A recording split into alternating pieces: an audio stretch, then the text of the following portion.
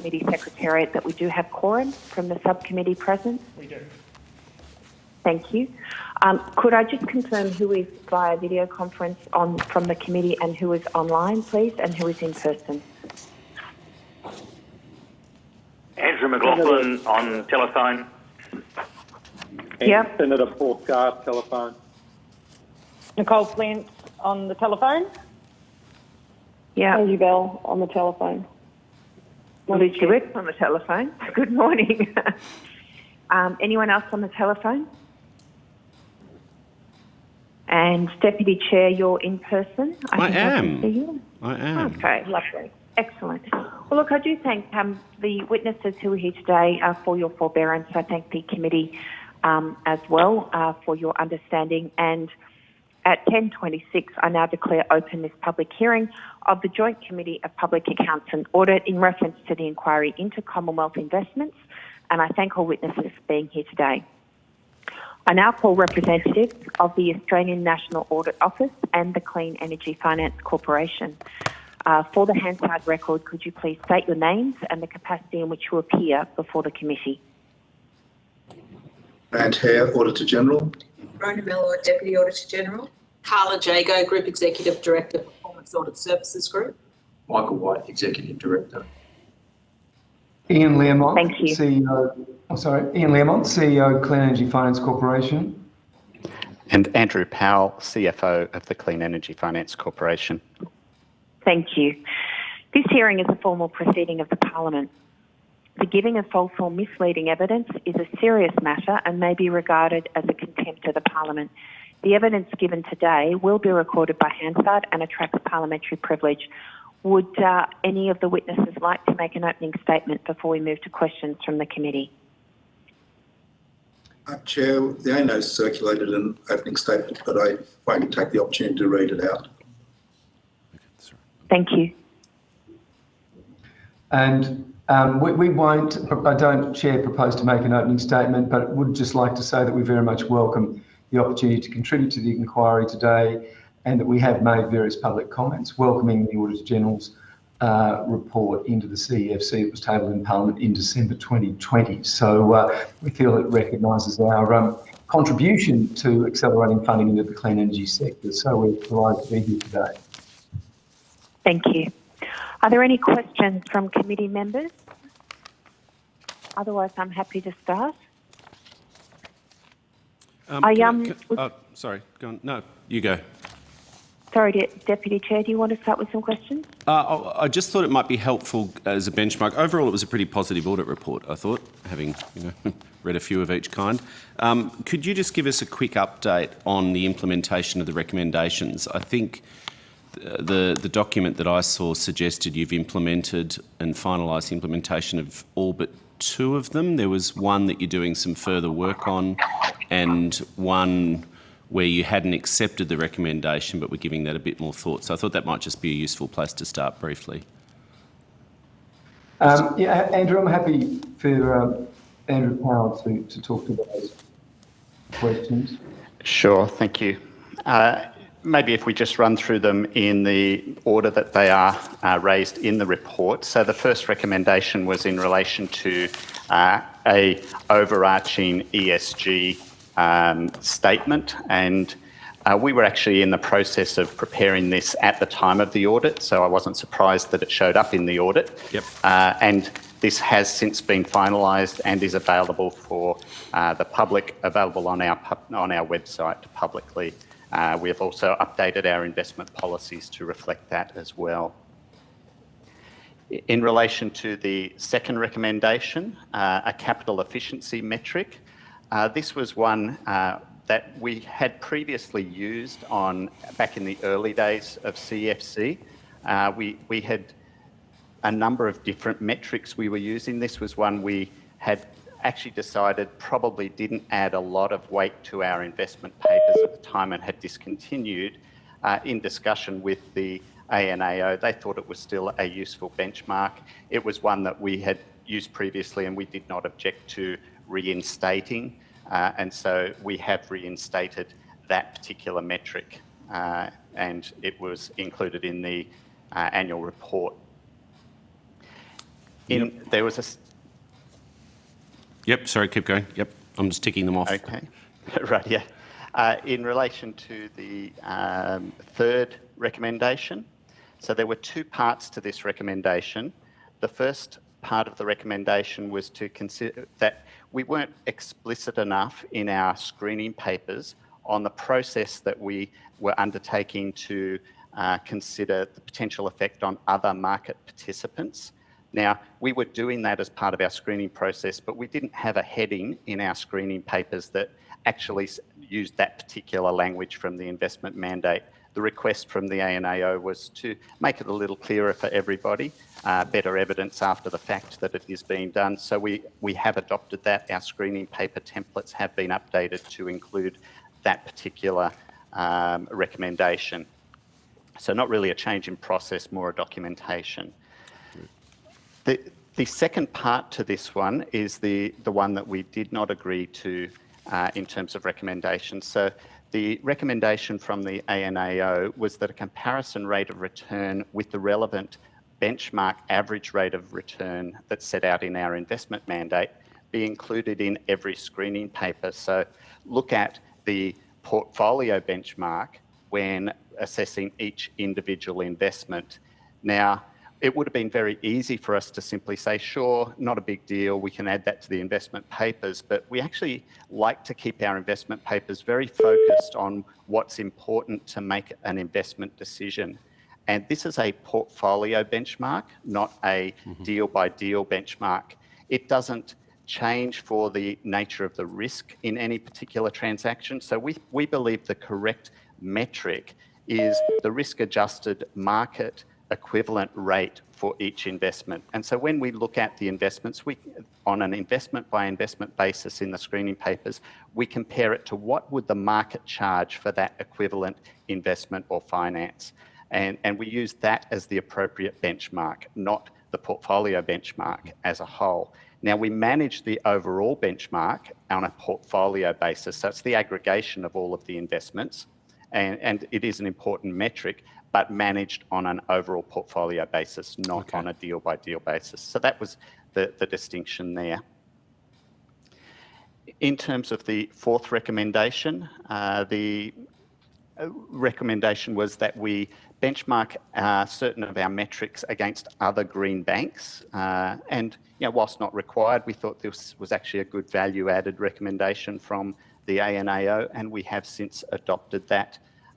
The New York Green Bank is probably the most logical comparison for us. Now, it's never a perfect comparison because every country will have different sectors that they're investing in, different grid intensity that they're comparing to for carbon and the like.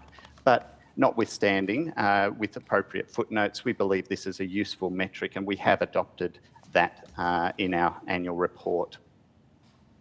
Okay. The fifth recommendation, the first part of that recommendation was that we ask responsible ministers to clarify in the investment mandate the requirement to invest $1 billion or make available up to $1 billion for the Sustainable Cities Investment Program. Now, this was a request by the ministers to make available up to $1 billion. Well, this is actually core business for the CEFC, investing in the sustainable cities. The cities make up the majority of our population. Most of our investments would actually qualify as an investment for a sustainable city. So just doing our normal business, we have actually exceeded that $1 billion.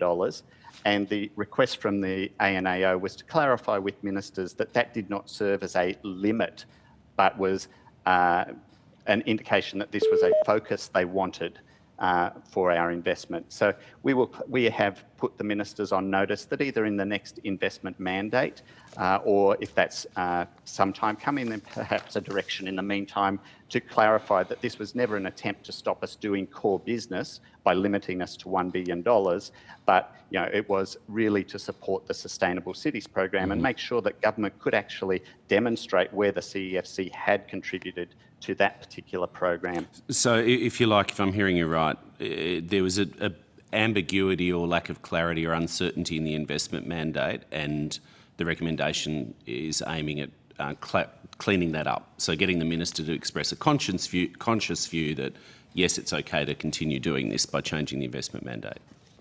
That is correct. So Okay. in the next iteration or a revision to the Sure. current investment mandate to clarify. Okay. The second part of that was in relation to the number of funds that we have in our investment mandate. Certain of our investments actually qualify under multiple programs. So if we were to invest in a solar farm in the reef catchment area, it would qualify under 2 different investment funds. So the recommendation from the ANAO was to clarify more appropriately in the annual report and various other reports where we report these statistics to what extent there is duplication, and we've actually adopted that as a sound practice. Yep. The 6th recommendation, this was a request to document both the source of data and also the basis of the calculations for our benchmark calculations, benchmark returns, and various other places where we report returns. Now, for us, the benchmark return is set forth, the calculation is set forth in the investment mandate and the explanatory memorandum to the mandate. So we had not separately documented that, but saw this as kind of administrative cleanup and a good idea. So we have since updated our calculations to reflect both the source of the data and also the basis of the calculations to make it clear for anyone following in our footsteps later on how those were calculated. The 7th recommendation was that we keep responsible ministers informed of action we are taking to meet the target rates of return. Now, there are a number of target rates of return in our investment mandate. There's actually 3, one for the hydrogen fund, one for the innovation fund, and one for our core fund. The focus at the time was really on the innovation fund and the core fund when ANAO conducted this one. And we have not achieved at the point this audit was done, we had not achieved in either of those the target. Now, this is a long-term, a 10-year target, and so not surprisingly, at this point in time, we had not actually achieved that. Now, we're also on record with the ministers, and it's been, in fact, tabled in Parliament in response to various of our investment mandates, that we do not believe that the target rate of return is actually achievable, given the restrictions that CFC has in which it needs to invest. And that it doesn't mean we don't target it. We do. We work really hard to try and achieve a target. And it's nice you shoot for the sky and hopefully you hit the treetops. So it might be politely termed a stretch goal at the moment, in your professional view. Correct. Okay. All right. Is the recommendation? I'm just interpreting the words. Sorry, Chair. I thought this was useful just to get an overview of the sort of landscape before we delve into questions. So the recommendation is aimed at being transparent and clear with ministers about how you're tracking. Yes, and we do report to the ministers every quarter. They get the latest calculations of that. So there's no surprises. They're well aware of exactly how we're tracking on each of our metrics. In fact, for our innovation fund, in the last quarter, we've actually exceeded the benchmark on a cumulative basis. I might add to that, Chair, that we've also, in keeping ministers informed about our portfolio benchmark return, there's never been any concern from responsible ministers about tracking just a bit below the target in the core portfolio. But as we say, we keep them abreast about progress. Yep. Okay. On to the final recommendation. Sorry, question there, wasn't it? Yeah, just on. Oh, actually, that's okay. I might just note that I'd like the Auditor General perhaps to respond to that, to some of those comments, if that's okay. But perhaps finish on the final recommendation first. Then I might throw to the ANAO, if that's okay. Deputy Chair, is that okay? Yeah. No, absolutely. I just thought it was good to get an overview because this is an audit which, as I said, I think overall is positive, but there were a lot of recommendations, so it's good to get a baseline and understand where the Audit Office landed.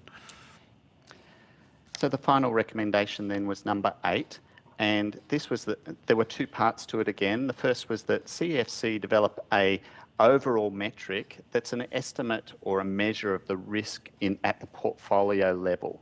Now, this is not an easy one. I think what they're really referring to is a value at risk metric. Now, value at risk metrics work really well in a pure debt sense. CEFC has a combination of debt and equity in its portfolio, and so there's not an easy single metric. CEFC actually uses quite a lot of different metrics to measure the overall risk in the portfolio, and the report or our response to this recommendation actually outlines a lot of those individual metrics. So this is one we are continuing to work on. We're continuing to investigate if there is a sensible metric we can use at a whole of portfolio level. And it's just one I can't say today that there is a easy answer to, given the nature of our portfolio and the fact that it is both debt and equity. Okay. The final part to that recommendation then was a request that the board make an explicit statement in the enterprise risk report that they had considered the overall risk in the portfolio and that it was in aggregate an acceptable but not excessive level of risk. So whilst the board considers risk at many different points, they've set our risk appetite and the like, there was a specific request to include it in one particular report, and we have adopted that. It now gets reported each quarter in the quarterly enterprise risk report. Okay. Okay. Chair, you wanted to go to the ANAO. I've got a few questions, but others may end up on the same questions because there's a couple of obvious areas to explore there. But yeah, I might just ask for a response from the Auditor General first, if that's okay. Obviously, we haven't gone in and audited and looked at the implementation of recommendations, so I can't comment on that. But I would say that you could probably, to some extent, group our recommendations into two categories. One was about clearer performance information and demonstrating sort of achievement against objectives. But a stronger theme in them was that the legislative framework under which the CEFC operates is the legislation and the directions that the Minister set out, which established the investment mandate. And a number of our recommendations were about ensuring that the processes that the organisation put in place for its investments were able to clearly demonstrate that they were in compliance and considering the issues, compliance with the mandate, investment mandate set out by the Minister, and considering the issues that the Minister had instructed the organisation to do and to achieve. And that goes to factors like the rate of return targets and things like that. They're not requests, they're directions of how the investment and risk policy of the organisation should be adopted by the owner of the organisation. We thought it was important that that was very clear and transparent. And with respect to the recommendation 3B, I understand the point that the CFC is making about you make individual investment decisions based upon the individual project. But to us, it seemed that if you weren't at every incremental point having an eye on what the big picture obligation was on the organisation with respect to investment returns, you might not see the forest for the trees, in effect, in how you're undertaking your business. So that sort of would be my response. Deputy Chair, I've just got a couple of questions around risk management. Sure. You okay for me to go now, or Yeah, do you want to go? Yep. Okay, just a couple of questions to the Clean Energy Finance Corporation. Firstly, the actions that you've undertaken to develop a metric to provide an aggregated estimate of risk at the portfolio level. And also what difficulties, if any, you may have encountered in developing such an aggregate risk estimate.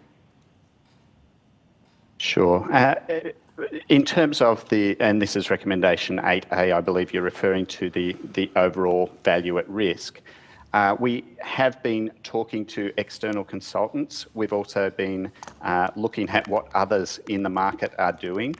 The most logical is to look at the value at risk metric as a proxy for this. The difficulty that I expressed earlier was in relation to that works well for debt, but less well when you've got equity in the mix. Now, CEFC can invest in non-controlling equity interests, and about 23% of our portfolio is actually in equity. So there's not a single metric that's we've come across in the market that will handle both that debt and equity piece, and that's what we're struggling with. And talking to experts in this field, we have our risk team actually looking at this at the moment as to what can we do that might actually achieve this. Thank you. And to the ANAO, just if you could outline some of the advantages of developing such a metric and whether there are any additional measures that you believe should be undertaken to manage risk across the Clean Energy Finance Corporation portfolio.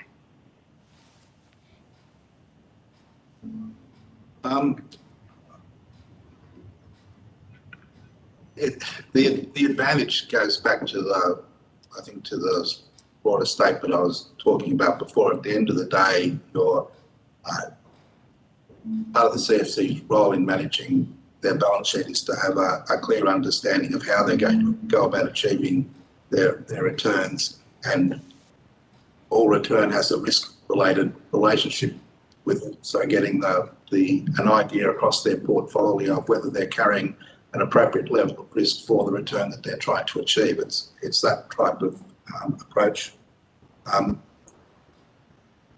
We didn't develop a metric for it. We indicated that it was in our reporting that it would be a valuable thing to assist their management of the organisation. CFC said they agree and they're looking at it.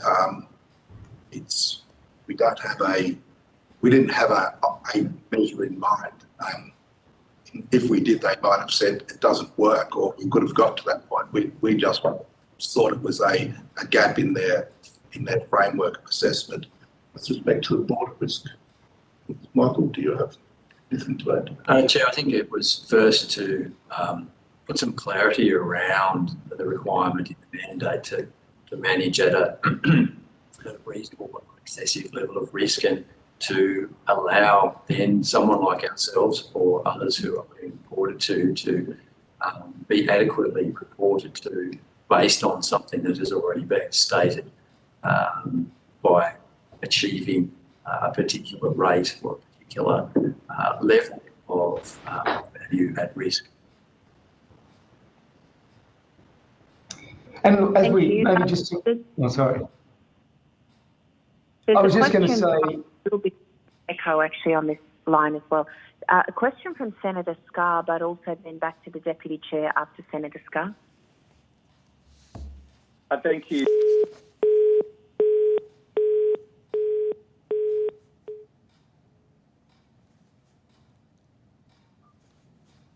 And there goes Senator Scarr. Chorus Calls is disconnected. We're just reconnecting it now. Oh, Chorus Calls has killed everyone. They're all going to come back now in a couple of minutes. I won't ask a question because then the colleagues don't have a chance to listen to it, so we can have a moment of silent reflection.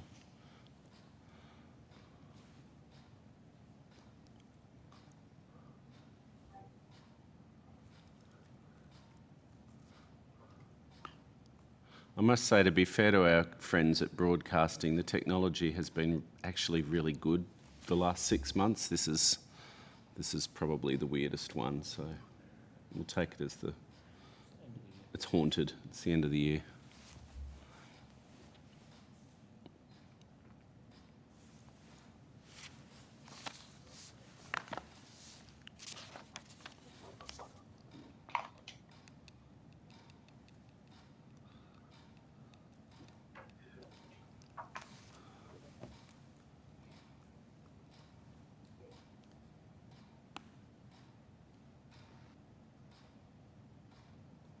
still on the line, yes. Okay. Just a reminder to those on the line that you will need to exit the phone. You'll need to exit the inquiry if you wish to, or you need to take another call and then rejoin afterwards, because otherwise we're placed on hold music. Thank you. Yeah, so if the Clean Energy Finance Corporation could perhaps articulate why the Auditor General's suggestion about looking at each investment from an incremental perspective in terms of its impact across the portfolio, why that isn't appropriate, at least to, you might not necessarily make a decision just on the basis of that indication, and I think that's recognised by the ANAO in their report, in particular paragraph 2.59, but I'm interested to understand why that's more problematic. Yeah, I mean, maybe I can add a few thoughts there. I mean, you know, as we say, we look at each transaction and we invest in a very broad range of different activities, from senior secured debt right through to venture capital. And you know, with senior secured debt, you obviously have an expectation of a debt-like return, you know, a swap rate plus a couple of percent possibly. And if you're investing in early stage capital in a clean energy technology company, your returns, of course, would be more like, you would hope, 15 or 20%. So there's a very, very broad range. So it is difficult, obviously, to try and pin any one transaction down to the portfolio benchmark return. But what we do in every, certainly in every monthly board paper, in our board papers, in the finance papers, we outline exactly where our performance against that benchmark is tracking. So as deals are coming up to the board for approval or noting, they will always see the return of all those individual transactions, and they will see the broader portfolio performance. So it's not as though it's ignored for a minute. It creates quite a lot of it, or we put a lot of focus and attention on it. It's just that we don't use it as part of a key metric for an investment decision, because you can't tie it to the peculiarities of a particular deal. Right, but so it's almost like we're talking at cross purposes here in a way, because it sounds like you're doing what I would expect you to be doing in terms of looking at the overall portfolio and how you're tracking against the relevant mandated benchmark average rate. But when you're looking at a particular investment decision, you're still going to consider, aren't you, what impact that's going to have on the overall portfolio? It's because you can't, if you don't, then at some stage you're going to be looking at how you're tracking against the mandate, and you're not going to be meeting the mandated benchmark average rate of return, and that's because of the collective result of all the individual decisions you've made before.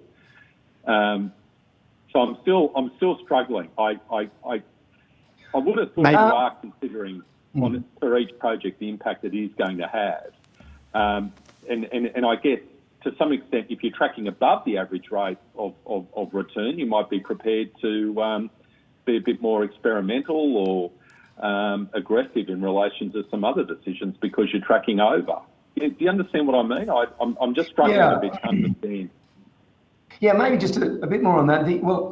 The cumulative benchmark return on the core portfolio, which is probably 90% of the investments that we manage, is currently tracking from inception to the end of September at 4.63%, and the target return, the PBR benchmark, is somewhere between 5.12 to 6.12. So it's not, got to keep in mind, we're not actually that far off. We're only about 40 basis points, 40, 50 basis points off. But yes, we do, back to your question, we do, and if we were doing a large transaction that was going to have an impact on that PBR, and that would need to be a $200-300 million style transaction, we would discuss that and its implications on the portfolio benchmark return.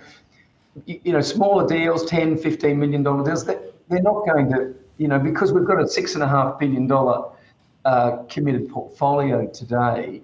But yes, we do think about it. You're right. But remember, one, we're not that far off, and two, smaller transactions, and we do a variety of different size deals. They're going to have such a small impact when you think about the very large portfolio that we have. Yeah. So just 2 points there. First, I'm not in any way criticising the rate of return you're achieving at the moment, because I think it's a very aggressive benchmark rate of return. That's my view. But you, in terms of the second element, I mean, that's what I'd expect. You've just outlined to me what I'd expect. And if you've got a whole range of small investments and a certain amount of the portfolio is going to be dedicated to smaller investments where projects simply wouldn't get off the ground without that support, and they're more risky. I understand that, and I think that's exactly as you should be performing, discharging your duty. But what you're saying is, in terms of a larger project which could have a material impact or a more material impact in terms of achieving your benchmark rate of return, then you would actually look at that issue of how the individual investment impacts the portfolio. Is that correct? That's correct, yeah. Okay, so I guess I'm just left, and I might leave interest in the Auditor General's views on this interchange, but I'm sort of left with the view that you're not too far away from what the Auditor General is suggesting in practice, if not in theory. It just seems to me that you're doing a lot of the things I'd expect you to be doing. So I'm interested in the Auditor General's reflections on that interchange.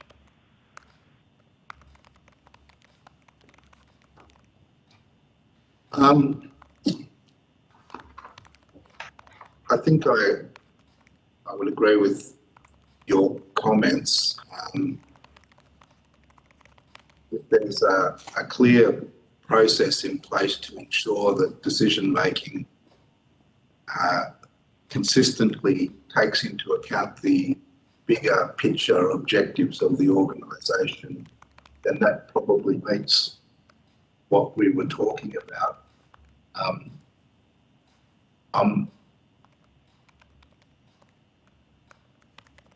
Certainly, larger investments are likely to have a larger impact than smaller investments. But that depends on how many smaller investments there are as well when you're making these decisions. I would agree with you that there's not a significant difference between saying that in reporting up on individual projects, there is a consideration in the report, documentation of the relationship between the investment return and the target return for the portfolio, and saying that the decision makers have in front of them the portfolio, aggregate portfolio return, and bear it in mind when they're making the decisions. I would have thought it's easier. Put it in front of them on every decision. At the end of the day, it's the responsibility of the accountable authority to make those decisions.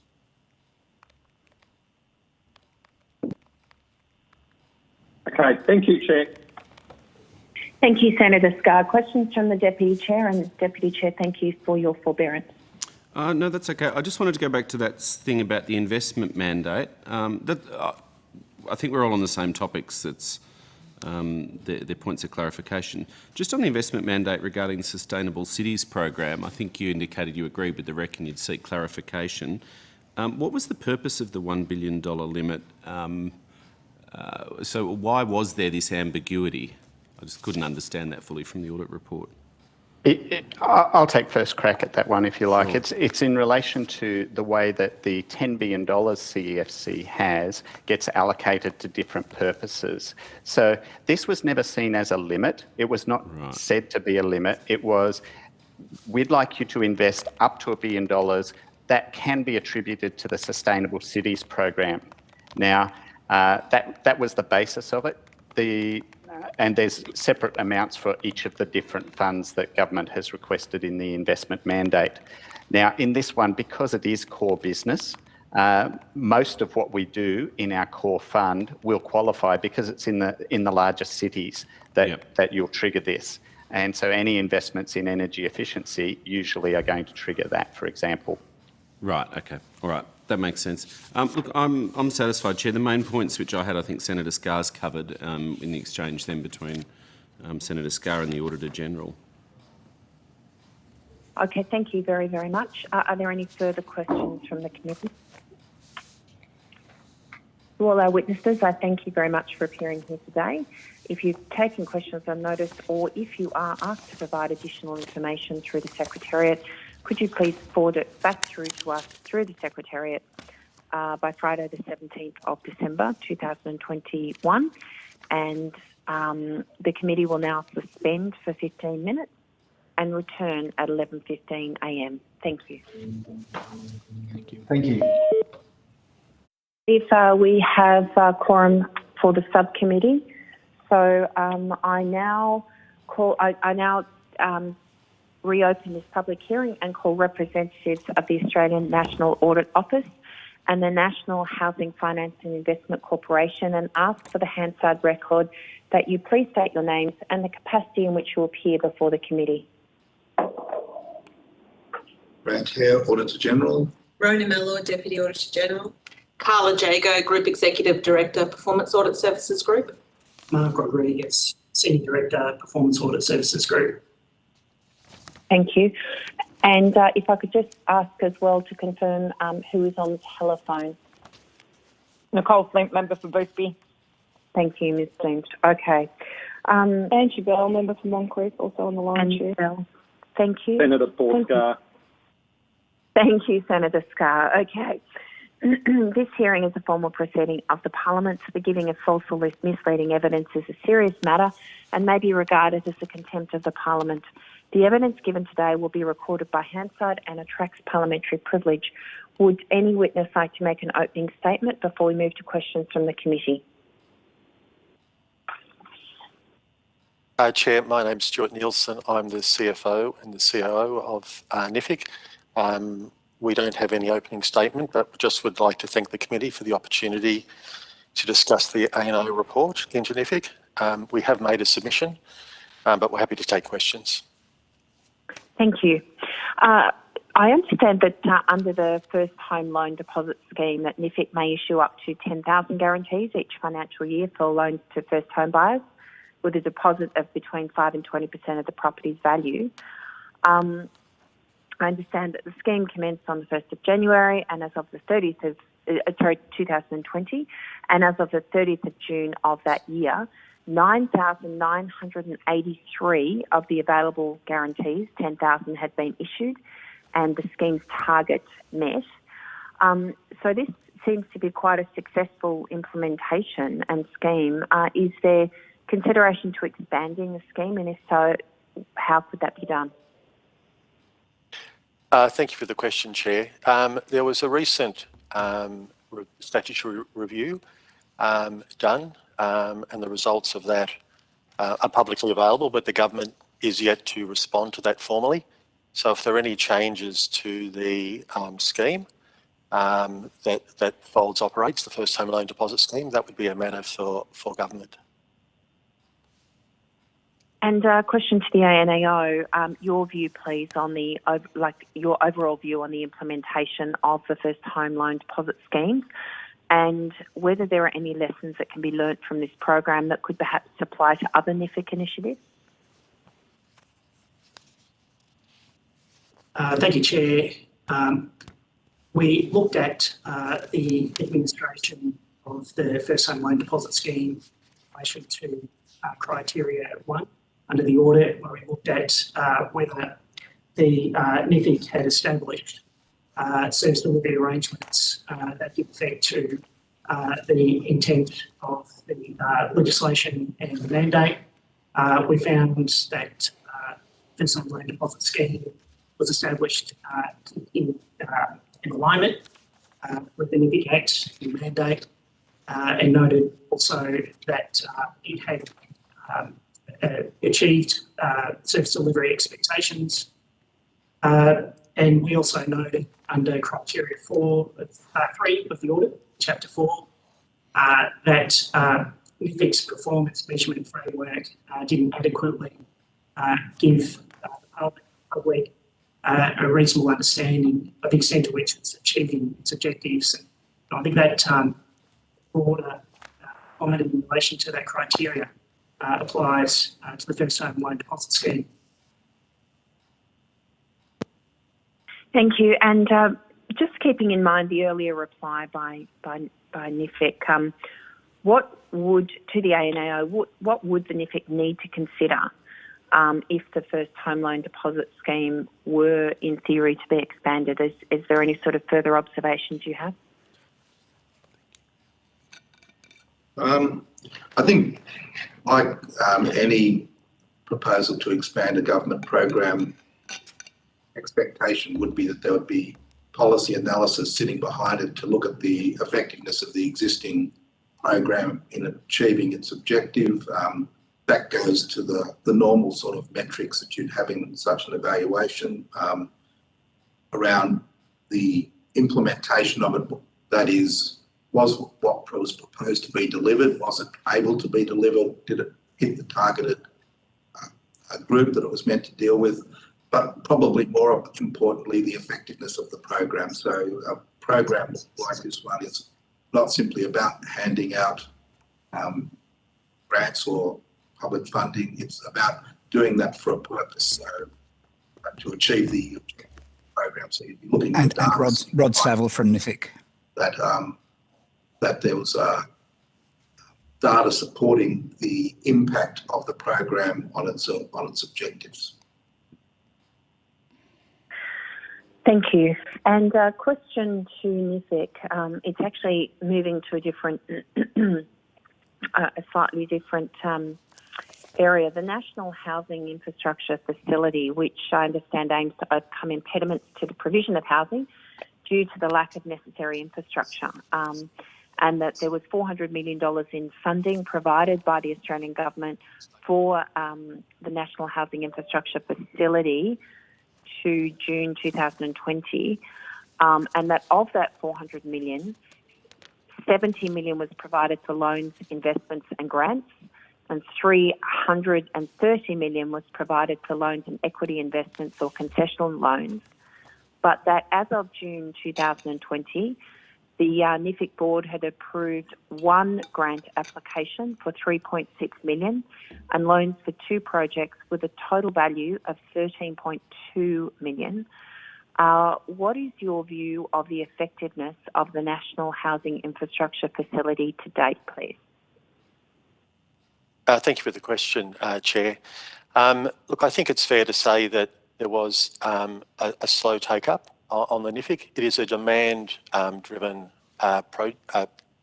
scheme, and there are eligibility requirements under the scheme to qualify for NIF funding. I just don't have the numbers in front of me at the moment, Senator, for the NIF loans, but certainly there's NIF monies that are allocated on over 5 years, and the monies that you referred to are a gradual appropriation that come in. At the time today, I think there's about $380 million worth of approved loans under the NIF facility, which is certainly a significant increase from the loans that were approved potentially at the time of the audit. So certainly there's been a lot more momentum in the NIF. There's been a lot more loans that have been approved by the board and cash that's gone out the door. Is it an issue of demand, or are you saying that demand is now being seen? I think it's both, Chair. There is, as I said, there are various rules in terms of eligibility that have been identified as part of the scheme. So to get a loan under the NIF, you need to meet the eligibility criteria. That eligibility criteria was set as part of the ongoing requirements of the scheme. So sometimes there may be projects that are already underway they wouldn't necessarily be eligible for NIF support. So these are more for kind of greenfield type of infrastructure developments. But we have signed a number of umbrella agreements with various state governments to provide funding under the NIF. So there's kind of pre-approvals to help garner support for that. And I said there's been a lot of momentum that's been gathered in the last, particularly the last 12 months. Mm. And has NIFIC taken any steps to broaden the program to redeploy perhaps the unused funds, or how does that sort of work? Are there any sort of steps that have been taken to, in consideration of the demand sort of balance? Thank you again, Chair. Look, the A&O report did note that there'd been some discussions previously at board level around the NIF. But I mentioned earlier that there's been a statutory review that's been done, and the NIF was looked at as part of that statutory review. So we're waiting for the government to respond to that review, and if there was going to be any changes to the NIF, I imagine that would be covered under the government's response to that statutory review. Thank you. And again to NIFIC, the Affordable Housing Fund, can you just outline briefly for the benefit of committee members or those people listening what the purpose of the Affordable Housing Fund is? The Affordable Housing Fund was something that was being contemplated by the board. I don't believe the fund was ever set up or established, Senator. There was some, Chair, there were some, said there were some discussions around that, but I don't think there was ever any action on that, and that would be a decision for government. And just a question to the ANAO, what the ANAO's view of the National Housing Infrastructure Facility is, and whether you can make further suggestions as to how to improve the implementation and demand for this initiative. Sure. So, Chair, we looked at the National Housing Infrastructure Facility under Criteria 1, the audit, along with the other programs that NIFIC administer. In relation to that particular program, we found that the operating model used for the program aligned to the investment mandate. There are operational and financial models to build capacity and capability in relation to the program. There was a clear plan for maturing the program that had been developed and approved by the board. Policies and procedures have been developed to support operations, but the program had fallen short of expectations in relation to the take-up of NIF funding. I think we'd agree with what the NIF state. This is a demand-driven program, and at the end of the day, you can only allocate the money in these types of programs if someone applies for it. We found the structure that they were set up was effective, how it was established, but the only thing you can do is make sure people know the money's available and whether it's on appropriate terms to encourage them to take out a loan. It's mainly dealing with state governments at the end of the day, and they have other loan access availability as well.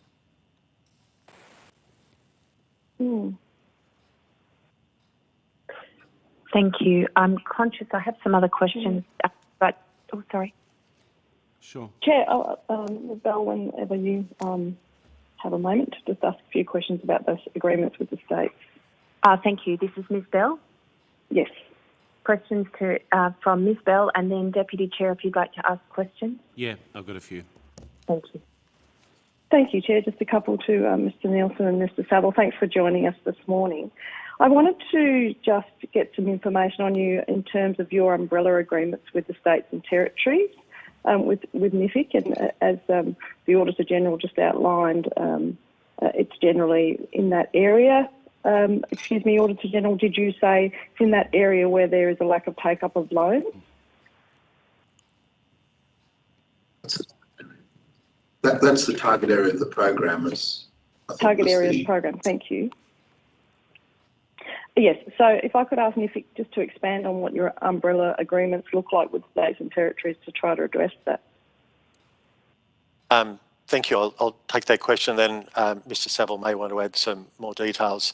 The umbrella agreements really are not necessarily a pre-approval, but they set aside NIF funds for particular projects that may need to be developed in conjunction with the states. So what it does, it effectively earmarks some money. So, for example, there was a $100 million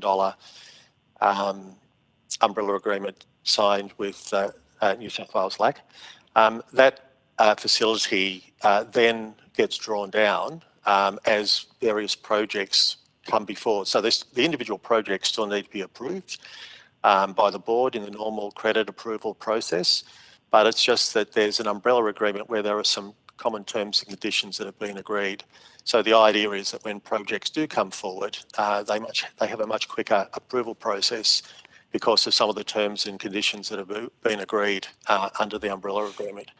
Though the first umbrella agreement, as I said, was with New South Wales. Since then, we've actually established umbrella agreements with a number of the other states, as well as that has proven to be an effective way of encouraging project proponents to take up the NIF facility, and it actually also helps streamline some of the processes. But Mr Saville would have been involved in some of that.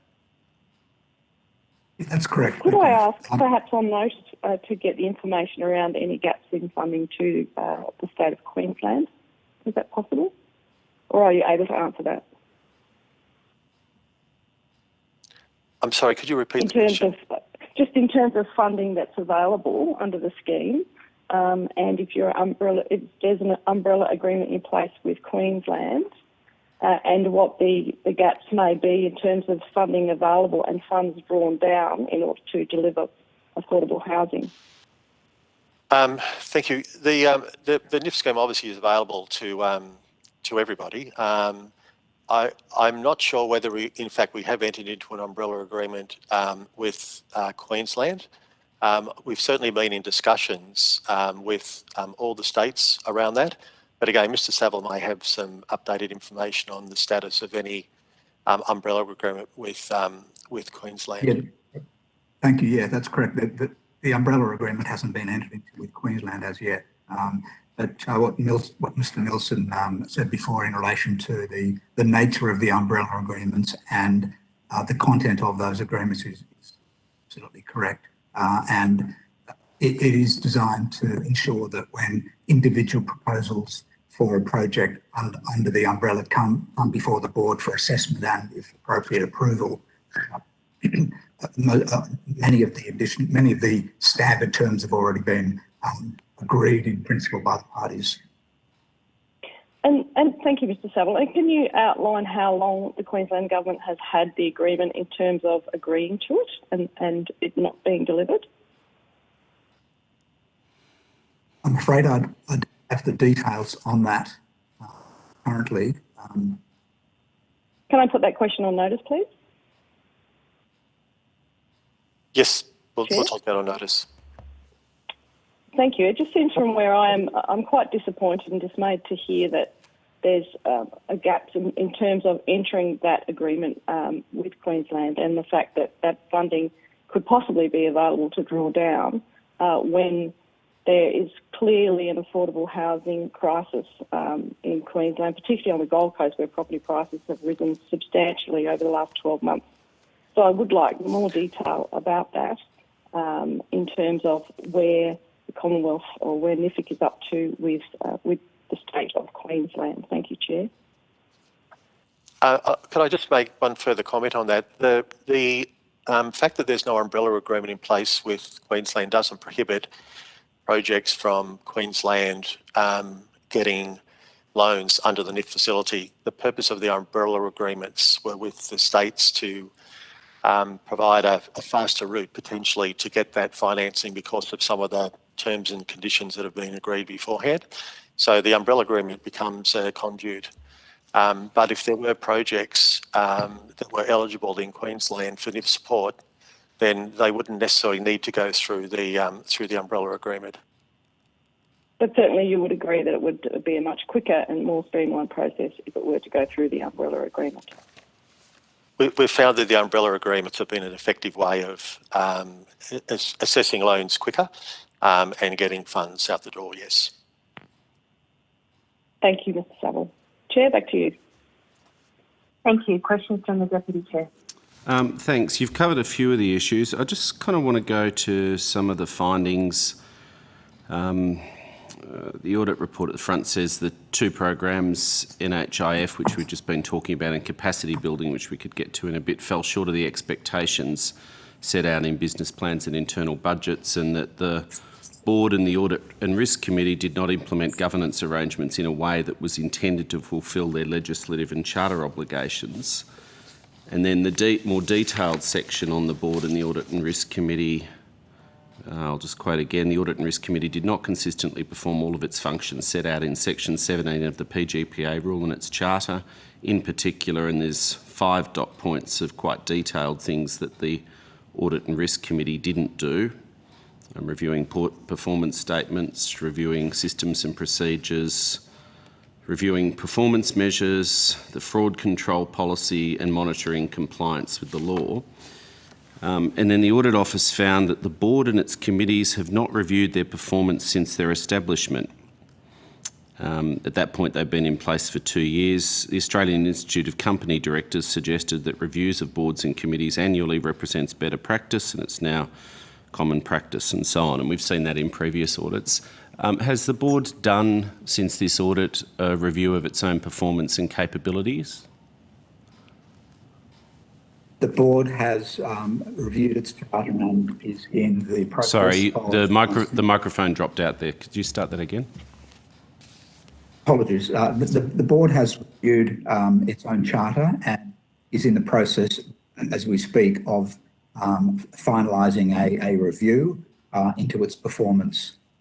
You will recall there were changes to the Board composition in the first half of this year, yeah, and it was considered appropriate to conduct that independent review, which is underway, as I said, in the second half. So can you just tell us a little more about that? When you say a performance review, what does that mean? Is that against a capability matrix? Is it individual performance assessments of board members? It's generally in relation to the performance of the board, whether it's performing as was intended, and whether the board members themselves are contributing and in a position to ensure that the board meets its charter and PGPA obligations. Can you take on notice and provide us with a copy of the terms of reference and the contract for that review and the methodology? Yes, I can do.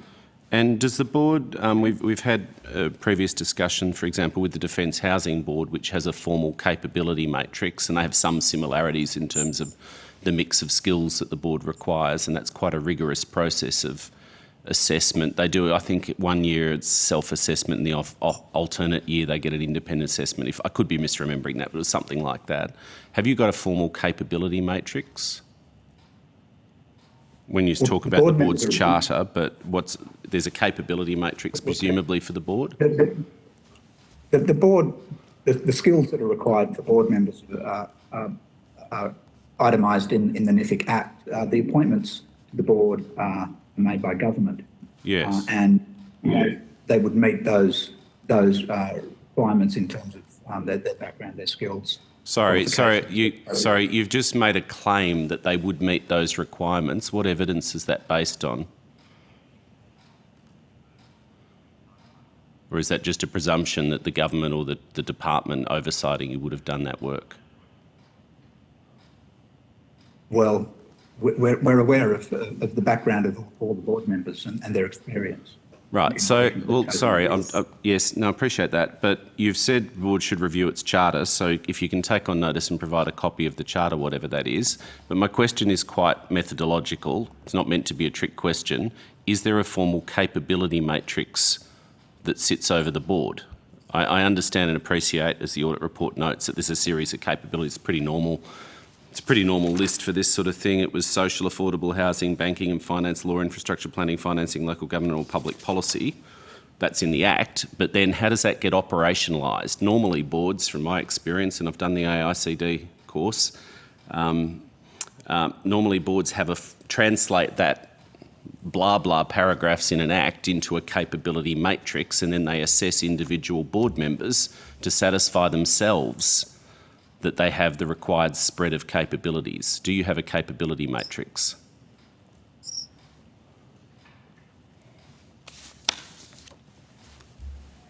We have, to answer the question, we do, as I've said, we are familiar with the background and experience of the board members. That will be conducted as part of the second phase of the review, which is underway. So it will. So sorry, you're not being very clear. I'm sorry. Firstly, it's a very direct question. Can we just do yes or no? Do you currently have a capability matrix? I've asked it 3 times. I don't have a capability matrix. Okay, so there's no capability matrix that exists for the board, to your knowledge. You've then suggested that there's a review of the charter underway and a performance review. Fair enough. And then suggested to me that a capability assessment might be done as part of the second phase. Is that what's your evidence there? Well, that's correct. That's part of the second phase, a skills capability assessment by the independent reviewer of the skills on the board. Right. Okay. Well, that's good. Oh, well, is that going to be? Am I going to understand the scope and timing and methodology of that when you give me the? Yes. Yeah. Okay. Terrific. Yeah. So you should. That's all contained within the scope of the. So, given you don't have a capability matrix and you've referred a few times to the experience of the board, so there's been a new chair appointed since the audit, Mr. Harrington. I note that he's a close personal friend of Scott Morrison's. They attended university together. He was one of 6 people, you might like to know, sitting in a small study with the Prime Minister at the Lodge when the 2019 election results rolled in. And a public media article by The Australian, I quote, "Another friend, Adrian Harrington, was tapped to join NEFIC board, illustrating a Morrison tendency to recruit contemporaries and promote allies into key roles. Harrison and Morrison remained close after working together at the Property Council. He'd previously been appointed to the Prime Minister to chair Uhuru. Does he have experience in social and affordable housing delivery?" Senator, I think that would be a question for Treasury. Oh, but you just told me that you were confident in the skills and experience of the board and that you knew them. Is that not correct? No, that's not correct. I mean, Mr. Harrington was chair of a hearing. Yeah, that was a controversial appointment of a mate, jobs for the mates too, wasn't it? If I recall. I'm not sure I can answer that question. Oh, we might go to another one. We could go to Tony De Domenico, OAM. He was a former Liberal member of the ACT Assembly, a politician, and then Liberal member for Brindabella. He was Deputy Chief Minister of the ACT in that short-lived government. What's his experience in delivering social and affordable housing?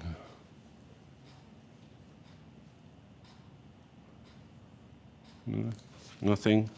Phil Barassi, he's another one. This is good, isn't it? He's a former Liberal federal MP, member for Deakin. I've read his bio. What's his? He served on this committee, actually. That's nice. What's his experience in delivering social and affordable housing? Madam Chair, could Mr. I just interrupt for a moment, please? Yeah, Madam Chair. First of all, I'm just going to point out for the record that people sit on boards with broad ranges of... Yeah, it's not a commentary. I've got the call, Nicole. We can run interference later. Order, Deputy Chair. We can run interference later. These are legitimate questions questioning the evidence that the witness gave. I'm just going to point out as well that A little bit if sensitive. you seem to be suggesting that anybody who has any political affiliation should be barred from. No. Chair, this is ridiculous. You need to stop this and bring some order. I am not suggesting anything. That's the inference you're drawing from the hacks that you appoint to boards. I am asking very clear questions based on the evidence that the witness Madam provided. Chair, that's offensive. You can't call any. That's very unparliamentary. Julian, We've got former members of Parliament. I'm simply asking about. The Deputy Chair. I'm simply asking about their qualifications in a very sensible Deputy way. Chair, I'd like to finish speaking, please. Sure. Now, Ms Flint was making a point. I'd ask her to be heard with respect, so that I can. Well, if we're all going to respond, interrupt each and then I other's will flow, give the that's call fine. back to the Deputy Chair. Sorry, Ms Flint. That's okay. Thank you, Madam Chair. I'll ask some follow-up questions when the Deputy Chair has completed his interrogation of the witnesses. Sure. Deputy Chair? No, I'm in no way, just to respond to the inference, and I'll continue the questioning, I'm not suggesting that former politicians, Labor, Liberal, failed, successful of any type, or mates of politicians don't have capabilities. I'm trying to understand what the rigour around the process is, because when I look at a board with, 8 or 9 people, and all the blokes literally are mates of Liberals or former Liberal MPs, and all the women seem quite competent and don't have known political links, it looks like jobs for the boys. And so I'm trying to understand, and we've just heard there is no capability matrix, doesn't exist. So we've also got Kelvin Ryan. We might just ask you to continue your questions. Sure. We've also got, we saw the same pattern in previous boards, but we'll keep going. We'll get to the AAT one day, that'd be good. We've also got Kelvin Ryan. He's a mentor to Ben Morton and close to the Prime Minister, the same faction as Michael Sukkar, apparently.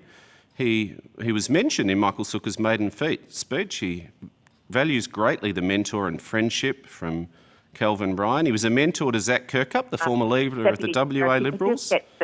If you could get to the question without adding... No, Chair, you don't get to control how I get to the question. I'm reading things that are in the public domain, trying to understand it. Zach Kirkup wouldn't have stood for pre-selection without her, either of them. He said he's hosted press conferences with Malcolm Turnbull. He's been photographed having a coffee with Michaelia Cash. Has he got any experience in social and affordable housing that we know of? Deputy Chair, the decisions of appointing directors to the board, as you understand it, is the Minister. We don't have any involvement in that process, and as Mr Saville said, that's a matter for the government in terms of the various skills that they have. As you've highlighted, we don't have a skills matrix. Part of the review of the board that's being undertaken at the moment is going to do that. So I can't really comment on the individual appointments that the Minister has made. Okay, fair enough. The Treasury get involved, or who's your parent department? Is it Treasury or...? Department of Treasury, yes. Okay, cool. Do they get involved in the review of the Charter and board performance and the development of the capability matrix that you've said will be undertaken? Seems a bit strange to do it 3 years into the organisation, but there you go. Well, Deputy Chair, it was one of the recommendations from the recent statutory review into the operations of NIFIC that there be a skills-based audit for the board, and the board has responded to that and was looking at doing that anyway. So there has been somebody appointed, and that review is currently, will be progressing soon. So that's the process that the board are undertaking. Okay. Look, I won't... The women on the board look eminently qualified and don't seem to be partisan hacks or failed politicians, or former politicians. Picking up Ms Flint's point, we won't be pejorative about it. Could you point me to who the social and affordable housing experts on the board are since the previous chair retired? Again, as I said, Deputy Chair, it's the Minister who appoints... No, that's not the question. No, I understand that. And it's fine if you can't. I genuinely appreciate the position that you're in terms of you're not responsible for appointing the board. And we did go around a similar set of questions, say, with the Defence Housing Organisation and the board and the organisation. It's a more mature organisation. I say that very genuinely and fairly. And, you know, they've got systems and capability reviews in place. But can you point me to any of the current board, since the previous chair retired, who have social and affordable housing? Well, the bios of each of the board members are on the website, Chair, and covered in our annual report. Yeah, no, I've read the bios, hence the question to you, because I was none the wiser after reading the bios. Anyway, look, I think I've made my point, and if we could take on notice, I suspect in a couple of years there'll be a more mature capability matrix, but it's pretty disturbing that there isn't one, that the board, pretty much every man on the board has known and publicised links to the Conservative wing of the Liberal Party. None of the women do, and we're unable to point to a single member of the board looking at affordable housing who has any demonstrated social or affordable housing expertise. But that, I appreciate, it's not your issue. Do you want to share the call around, Chair? There are just one other thing, if it's okay, Chair. I flagged earlier, you covered the National Housing Infrastructure Facility, and then Ms Bell asked some questions on it. Is there an evaluation of that, or is that something that Treasury would do? And I'm not actually having a go at that. I used to run metropolitan planning in a former life and growth area infrastructure planning in Melbourne. So I get the point you make, the policy intent about trying to put it critical enabling infrastructure in. Brian Howe did it in the Better Cities program in the 1990s. It's not a new concept, it's a good idea. But sometimes when we experiment with public policy things, they work or they don't. What's the evaluation over it? Is there a point at which we'd scratch our heads and say, with the best will in the world, the government, to their credit, have had a crack and they've tried this? Is there a point at which we say, actually, it's not working? I'm just curious what the evaluation cycle is, because I think sometimes we don't experiment enough in the public sector and get scared of failure and think, oh, well, we have to keep doing it even though it's not working, whereas sometimes you just go, well, that didn't work, let's do something else. Deputy Chair, in the recent statutory review that was covered, I think the time period, I don't have that review in front of me, I think it was in 2 years' time to have a look again at the operations of the NIF, and if the NIF scheme wasn't operating effectively, then that would be a consideration for the government of the day. Yeah, okay. Oh, well, I think the programs which you're running are well conceived. You know, I think as long as you've got the evaluation over them. Just the final question, Chair, is the capacity building program. That was also one which was assessed as not meeting expectations. I think you had one exceeding, two on track, and a couple that weren't quite there yet. Can you just tell us a little about the capacity program and then invite the Audit Office to comment on that?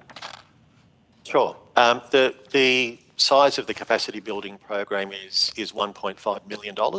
So it's not a big program. At the time of the audit, there were 7 grants that had been approved for a value of about $268,000. I'm pleased to report at December, there's been 17 grants approved in total, and 10 sector-wide grants, and the total amount spent and committed is $857,000. So that means there's about $640,000 available. Similar to the NIF, the capacity building program is demand driven, and there was initially not necessarily a slow take up. We've administered that scheme through CHIA. There's been a lot of positive feedback from CHIA and from the people that are benefiting from that program. So despite a slow start, there seems to be quite a lot of traction now and a number of grants going out to help various CHPs in terms of their proposals. Okay. All right. So it's a relatively small program in the scheme of your operations. That makes sense. Thanks, Chair. Please state your name and company now. Oh. Thank you. You can assure the Chair that I was very, very nice and polite and that we finished a very sensible question with a very sensible answer. Thank you. Thank you, Deputy Chair.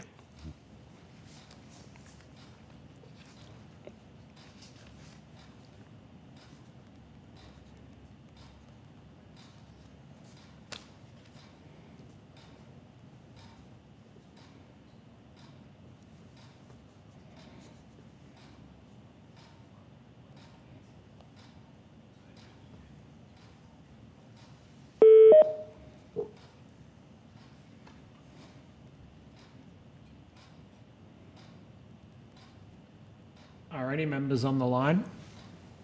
Yeah, I've just rejoined in, Mr. sorry. Bateman. The line was dead for a couple of minutes, so I've redialed in. I could hear I could see Mr. Nielsen speaking for about a minute or two beforehand, and the Deputy Chair responding, but we couldn't actually hear anything. That's fine. I just said to Mr. Nielsen, I've got witnesses here that I was very polite and I asked a very sensible question about the capacity building program and got a very sensible answer. In essence, it's a small program. It was partially mature and it's kind of seems to be heading in the right direction now. That was my reductionist version. There were some actual facts in the answer which will be in the Hansard unless you want to go over it again. Well, no, thank you, Deputy Chair. Have you concluded? Yeah, I've concluded. I handed the call back to you and then we realised you'd disappeared. Yeah, thank you. Okay, questions from Ms. Flint. Thank you, Madam Chair. Perhaps to the ANAO first. I note your comments that NIFIC have agreed and taken on board your suggestions about improving their mechanisms and especially around the board appointments, as the Deputy Chair just discussed at some length. I am just interested to know from your perspective, ANAO, whether you consider board members with housing, real estate, funds management, financial and legal backgrounds to be completely appropriate appointments to this board, given the nature of the work and the policy implementation that NIFIC do. Thank you. Our commentary on the nature of the board is in paragraph 249 of the report, where we note the makeup of the board and what's required under the Act, and our assessment at the time of the audit was that we simply described what the requirements were and that the NIFIC board seemed to meet the requirements under the Act. When we looked at the qualifications of them.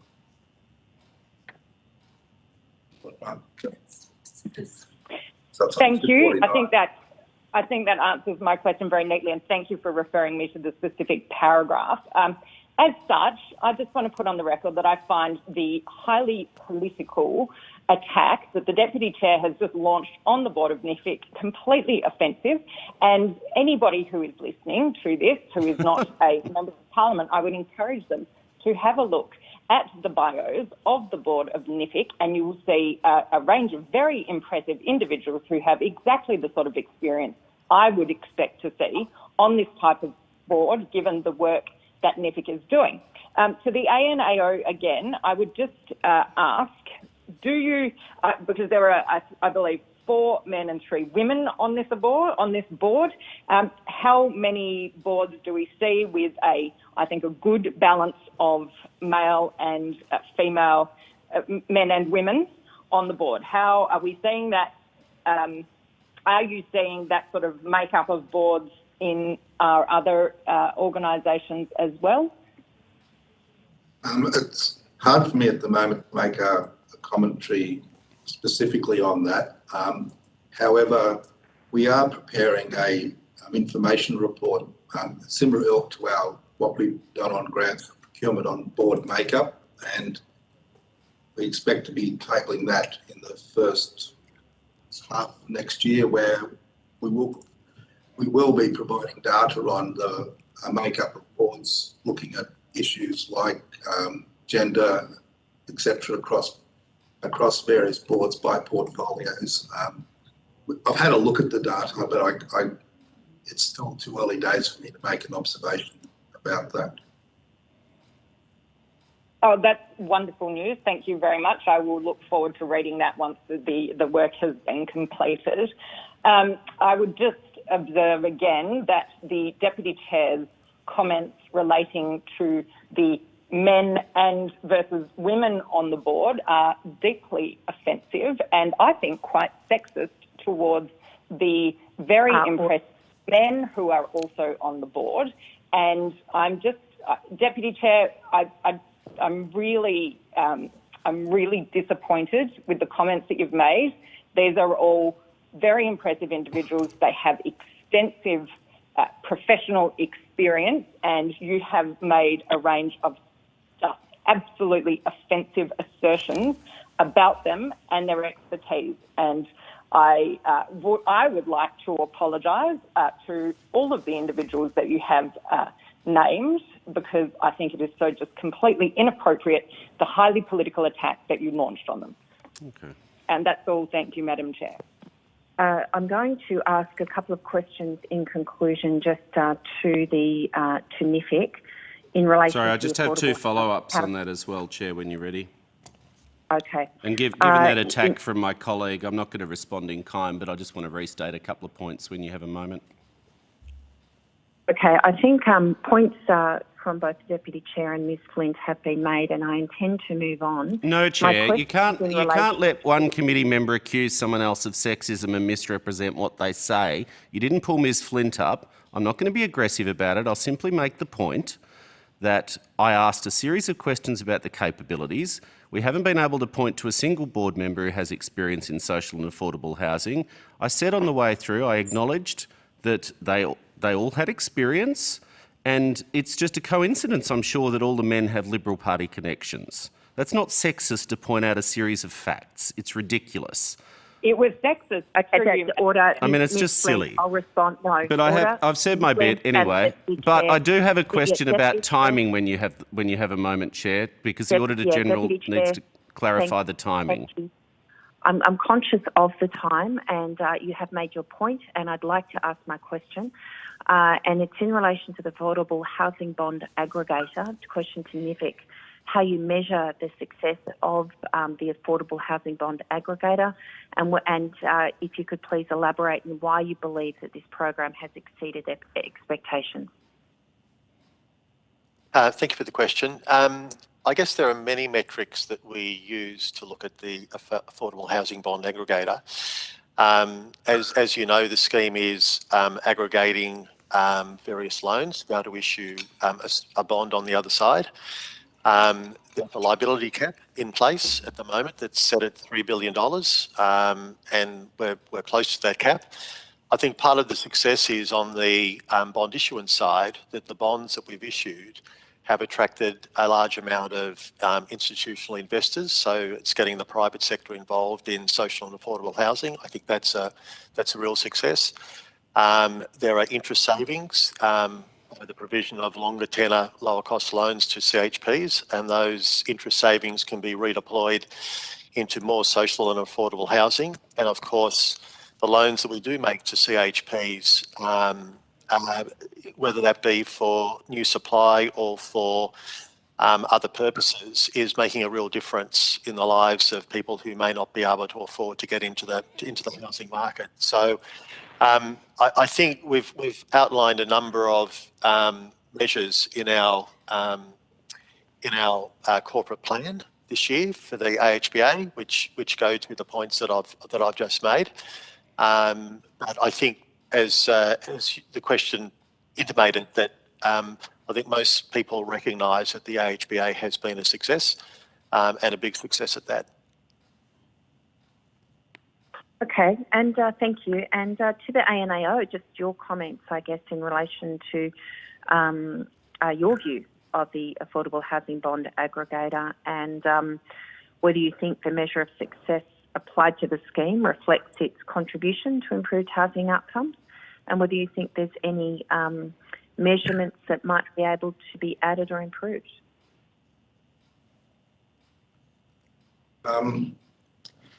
Some of the key recommendations that we made in this report went to the capacity of NIFIC to demonstrate that it's having the impact expected of it in terms of availability of affordable housing under its objective, and our recommendations indicated that we were of the view that the performance reporting framework in place at the time wasn't fit for purpose in being able to demonstrate that. We haven't reviewed the new corporate plan and made an assessment of whether that's moved to whether it's improved the framework. Mark, would you like to make any additional comments? In addition to what the Auditor General just said, I'd just like to add that it's important that entities have regard to the broader objectives and their purpose. In this case, it's improving housing outcomes, and it's worth considering how individual programs such as the First Home Loan Deposit Scheme contribute to that. Are the recipients, for example, of the First Home Loan Deposit support, as the people that should be targeted to fulfil the purpose. I think that goes to questions around additionality and being able to demonstrate that the public funds that you're using don't simply replace funding that was already in place. For example, the extent to which loan programs do refinancing of existing investments, how do you count the impact of that to some extent? If it goes to that and just looking at the margin, that is the interest rate saving, rather than the totality of the program. So that's a long answer in saying we didn't think the framework for assessment was robust enough at the time of the audit, but we haven't looked at the new framework.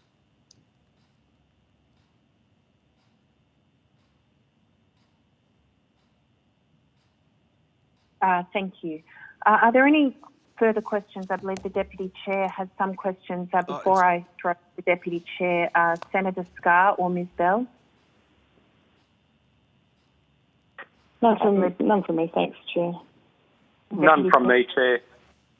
Thank you. Deputy Chair? Yeah, I just wanted to clarify. I had seen the line at para 249. That was as at when? Your passing comment, I wouldn't say it was an assessment from what you said, unless you want to advise me otherwise, but your passing comment that the board comprises a chair and 6 members. When did you do that? That was at the time the audit was completed. That was, the analysis would have been undertaken in late 2020. Okay, all right. I just wanted to get that on the record. You said at the time of the audit.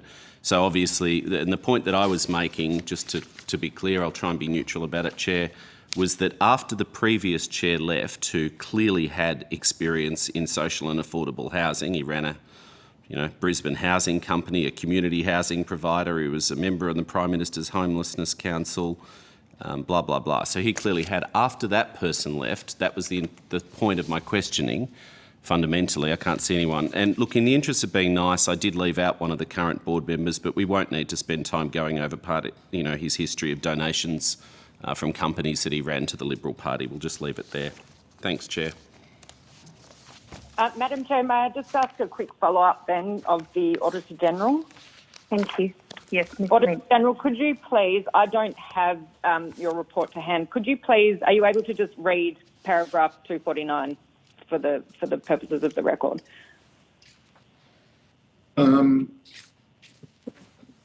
Let's get to it. The NIFIC Act requires the establishment of a board. The board should consist of a chair and at least 4 and no more than 6 other members. The board members collectively should have an appropriate balance of qualifications, skills and experience in social or affordable housing, banking and finance, law, infrastructure planning and finance, local government and or public policy. The NIFIC board comprises a chair and 6 members with skills and experience consistent with these requirements. Thank you very much, Auditor General. Greatly appreciated. Which was at the time you did the audit, and that doesn't relate to the current board's composition. The current board's composition is different. That's correct, isn't it? did the audit when we did the audit, Deputy Chair. Yeah. Okay, that's fine. I'm just joining the logical dots that the current board's composition, which was what I was focused on, is different. That's all. Okay. I'm going to thank... Sorry, Ms. Flint.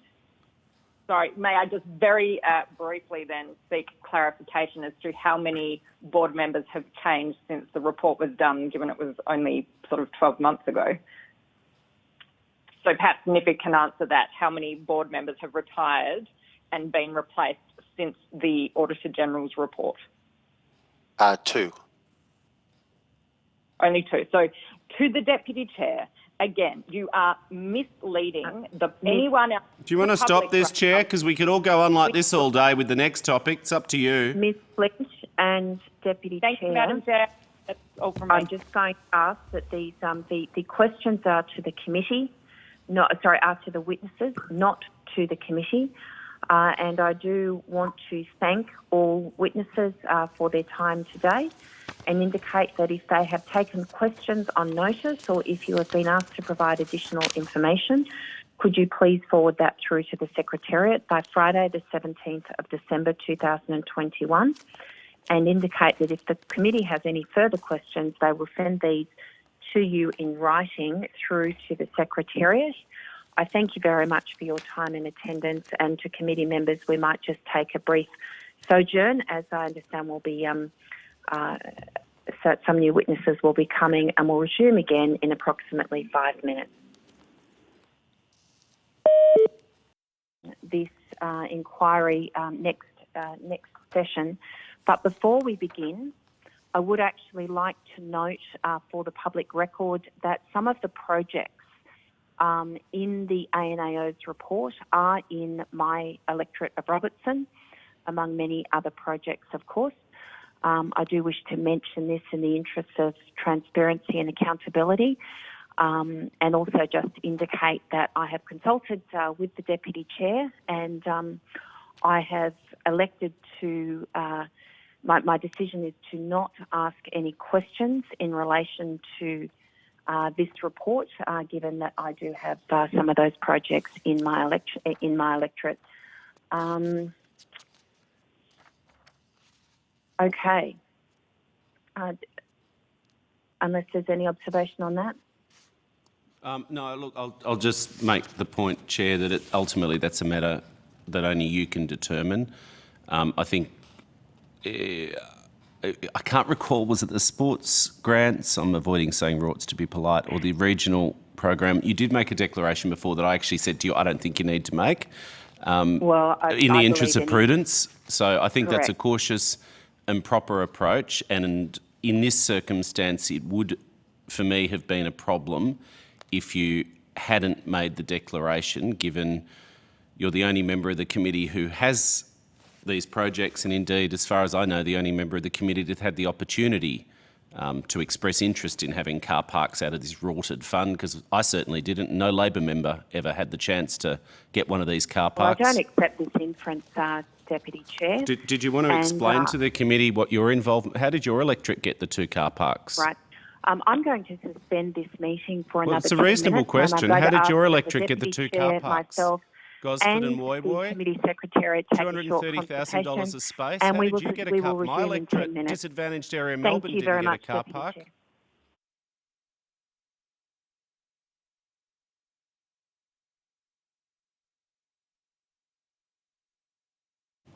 This meeting and indicate that I have spoken with the Deputy Chair and consulted as well. I would like to state that my position remains that I will not be asking questions in this committee hearing due to the nature of the fact that there were two projects in my electorate that were awarded under the car park fund. I would also indicate that I do not agree with some of the remarks made by the Deputy Chair prior to the suspension of the hearing. But I do want to note that this committee has always been a committee that operates in a very bipartisan manner, and that the intent of this inquiry is to focus on the matters at hand. And so therefore, the Deputy Chair and I have consulted and have agreed that the Deputy Chair, in the interest of this, will chair this next session of the inquiry, and that we have agreed that equal time will be given to members of Parliament. Deputy Chair, I hand the chair to you. Thanks, Chair. I'll just make a brief statement. I appreciate the explanation and your assurance that you've given, and I apologise fully. You didn't ask me to do this, but I apologise fully for any personal inference which my critique of the program may reflect on you in any way. That was not my intention. It was meant to be a critique of the program. And I'd say I've always trusted the Chair's integrity and honesty and fully accept her account of her involvement in these projects. I just want to make that really clear. She's also, in my 2 years here, chaired the committee with dignity and integrity and works exceptionally hard and takes the committee seriously. I think her decision to step aside is not required by the standing orders, frankly. It's not a pecuniary interest, and it shows your honesty and integrity, Chair. So I think that you've done the committee a service by putting any question beyond reproach, and you've gone far beyond what was actually required in doing that. I just want to make that really clear. Joel, have you got the little bits there? Sorry, it's a bunch of stuff too. Different fingers. So I now call, and other committee members, if you just want to use the WhatsApp group, given you're not in the room, and I'll make sure that there's equal time given. Yes, okay. I now call witnesses representatives of the Australian National Audit Office and the Department of Infrastructure, Transport, Regional Development and Communications. For the Hansard record, could you please state your names and the capacity in which you appear before the committee? Grant Howe, Auditor General. Rhonda Ballard, Deputy Auditor General. Carla Jago, Group Executive Director, Performance Audit Services Group. Tracy Bremner, Senior Director, Audit Services Group. Tiffany Ted, Director, Performance Audit Services Group. Okay, and infrastructure, if you can go around, and also I'll just note in doing so that Hansard have asked, unfortunately because of the way you're sitting at the table, Hansard are not going to be able to identify when witnesses speak. So at every point when you speak, you're going to need to say your name in advance, not obviously the department, but just your name. So if you could go around and just read your names into the Hansard now. Sure. Dave Hallinan, Deputy Secretary. First Assistant Secretary. Rob Bradley, Assistant Secretary, Victoria, South Australia. Lockwood Carey, Director. Beth Barr, Assistant Secretary, Program Policy and Project Branch. Okay. We've got two more. Two more. Sorry. Okay. Robin Legg, Assistant Secretary, New South Wales ACT and Targeted Roads Branch. James Savage, Director, Program Policy and Budget Branch. Okay, thank you. If I can invite questions. Auditor General, did you want to make an opening statement to start with? We've circulated one, Okay. Deputy Chair. That's been published, has it, Joel? Okay. To the Department of Infrastructure, did you wish to make an opening statement? Dave Hallinan, no, we don't. Okay, no worries. Okay, no worries.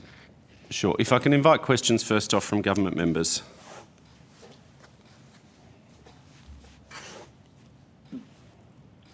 I'm happy to ask a few questions, Sure. Deputy Chair, if you like. Senator Sure. Scarr. Thanks, Senator Scarr. Thank you. I've noted that the audit report provides an update with respect to the rollout of the program as at, I think the date's 31 March. I note that some 7 months have passed since then. So I'm just interested from the perspective of the Department of Infrastructure, where the project's up to in terms of rolling out these car parks. What's happened in the last 7-month period, I think it is, in terms of funding allocations generally across the program. Sure. David Hallinan here. I'll just ask Philip Smith to talk us through an update. So, Philip Smith, just an update. 6 car parks have been completed. 5 are under construction. And obviously the remainder will be rolled out as they sort of come online. In terms of expenditure, the broader UCF, we've spent this was as of August, $550 million across the broader UCF.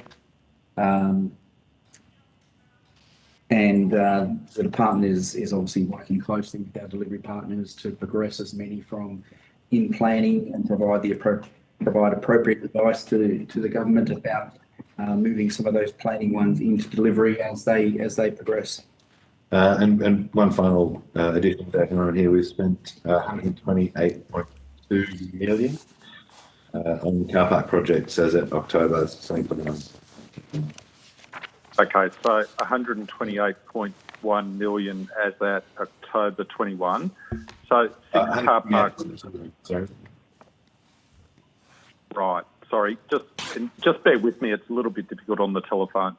So 6 car parks have now been completed. Is that correct? That's correct. Right. And 5 under construction. Do you have the completion dates or some sort of estimate as to where they are in terms of project timelines, in terms of completion for the 5 under construction? So they 12 months away from practical completion, 6 months away. What do you think the position is going to be, say, in 6 months' time with respect to those projects? We'll just grab that data. It does depend on the size of the car parks. So we will sort of work through that. But the ones that are under construction, just for the record, Berwick, Revesby, New South Wales. Sorry, can I just remind you for Hansard just to state your names again? Sorry. Phil Smith. So the ones that are under construction at the moment are Berwick, Revesby, Emu Plains, Ferny Grove and Water Gardens. Okay. So I'll come back as soon as someone passes me the detail of approximately how long they will take to construct. Okay, so I'm interested to know what obviously there's a lot of preparation that has to occur in terms of planning, design, etc. before you start construction. But presumably once you start construction, then things can progress reasonably quickly. So keen to know how far away those additional 5 are from completion, which would then mean 11 of these car parks have completed construction. Yes, I'll just gather that information and come back to you. Okay.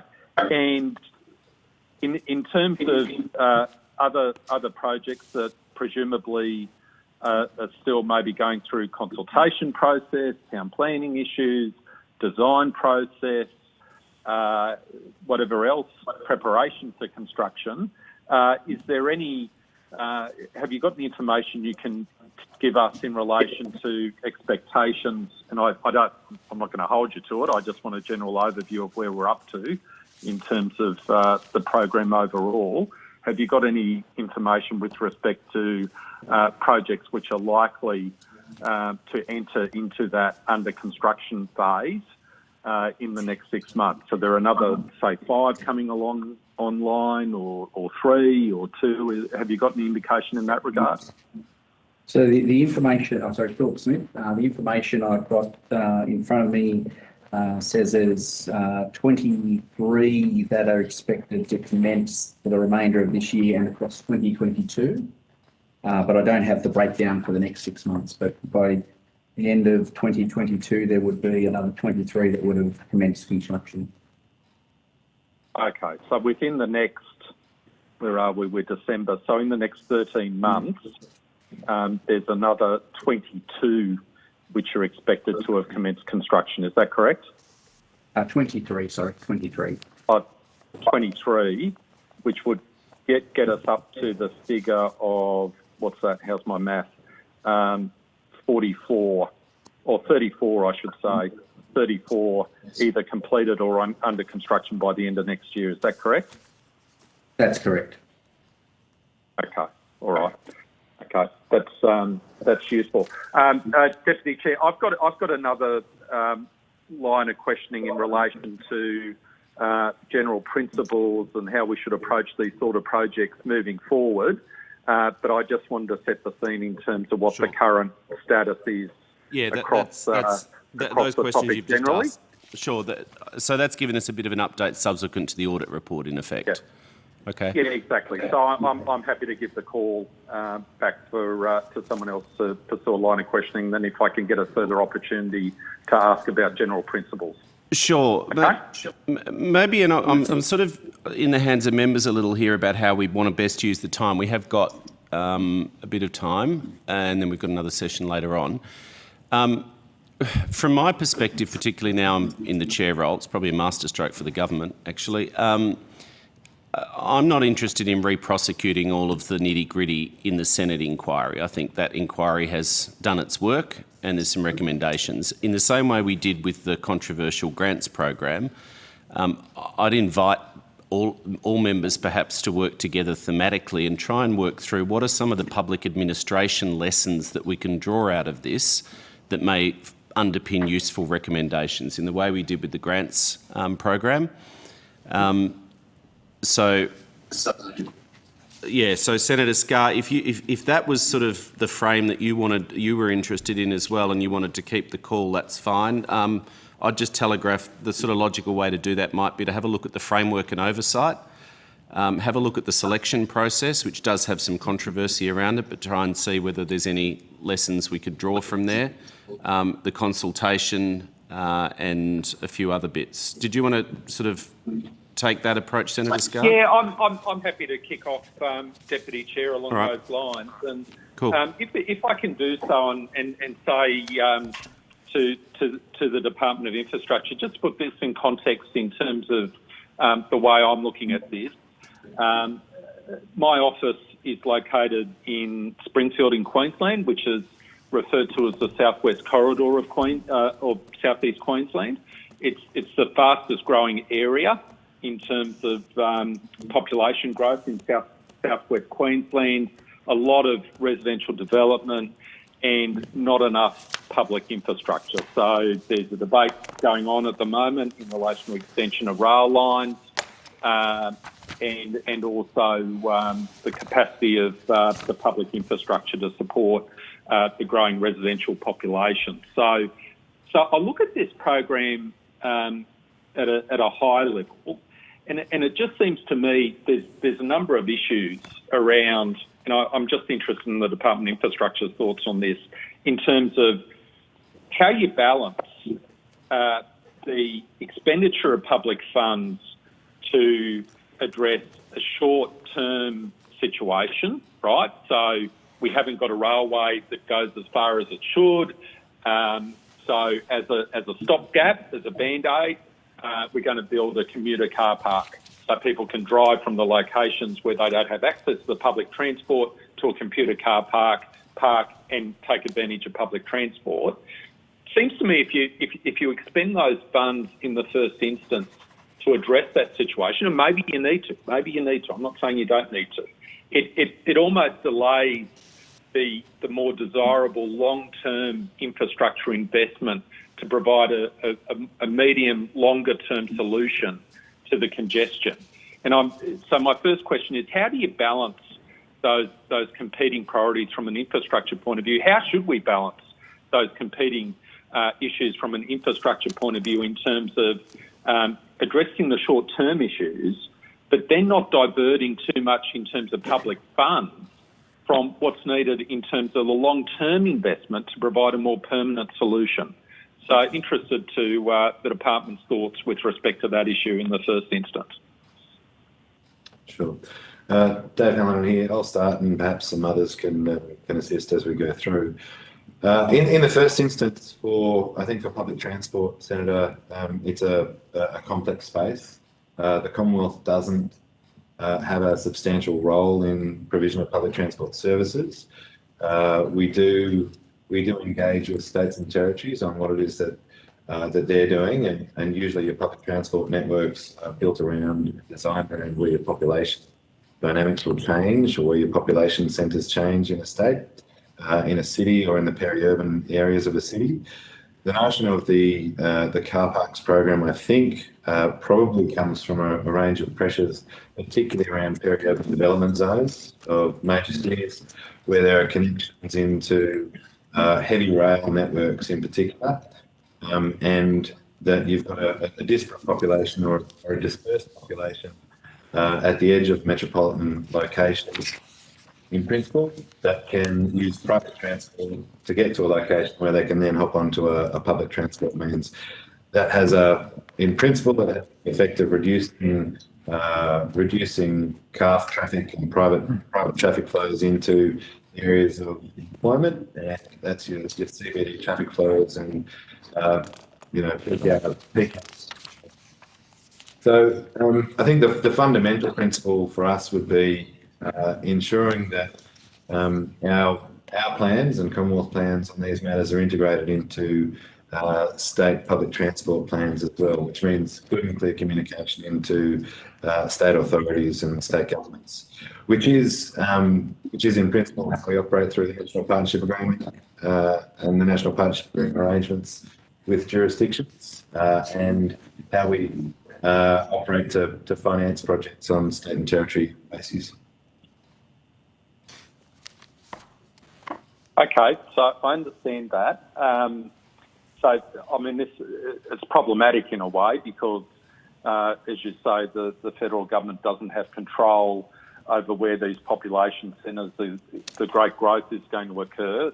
That's driven by certainly in the context of where I am, state government broader policy in terms of where they're identifying the population growth. So you're almost looking to complement the infrastructure that's there in a way. So then when you look at a commuter car park and assess benchmarks, and I think the Auditor General's report made a reference to how you benchmark a particular commuter car park A versus commuter car park B and the contribution it makes. What's the methodology to do that? It seems to me a very problematic exercise to some extent in terms of how you compare one to the other, because they're based on so many local issues, I guess. I'm just interested in your thoughts as to how you go about that from a theoretical point of view. Dave Allen again. I'll start, and again others might chime in. Fundamentally, the Commonwealth state payments are a way of dealing with the vertical fiscal imbalance in revenues, and we finance state functions. In this case, it's the infrastructure projects, either road, rail, intermodals, car parks, that provide some balance to the state books is a shorthand way of dealing with it. And in so doing, priorities in different jurisdictions are different because jurisdictions will have different asset bases in place, and that might mean that they've got a greater or a more substantial road network or a more substantial rail network, or they may already have commuter car parks in the locations where they think commuter car parks are necessary. So there's at play, the first part is actually the financing arrangements between the Commonwealth and the state, and that's something that's considered both in agencies like ours, where we're financing projects on a portfolio basis, and in the Treasury, where they're contemplating broader issues around financing Commonwealth state payments across the board. Then I think you end up contemplating as well, specific to a state, what are the state's plans for a location, what are the state's plans for population growth, and to what extent is Commonwealth investment going to help to achieve the best outcome for a location? And you work your way down into the detail of things like cost benchmarking or benefit cost ratios in a cost benefit analysis on a project by project basis. So starting at the macro level, you're dealing with a financing arrangement between the Commonwealth and the states. That must take into account the asset base within a jurisdiction and the complex investment arrangements that occurred in that jurisdiction over time. So no base is the same. And then you're contemplating on precise locations for, I'll just describe it. I'll just describe it as allocative efficiency within any location. Things like cost-benefit analyses, which help us to determine on an allocative efficiency basis where the best spends might be. And in a perfect world, you have all that information up front, but it's actually quite hard to get perfect information on all the projects that might be proposed to a government, either through an open process, if we had an open process, or through a targeted process, if we had a targeted process, or even through state-based proposals. There's quite a bit at play to try to balance the spend at the Commonwealth level on a portfolio like infrastructure against the other priorities in Commonwealth state arrangements and the asset base within a portfolio within a state itself. Sorry if that adds a little bit more complexity, I think, to the issue rather than clarify some of it.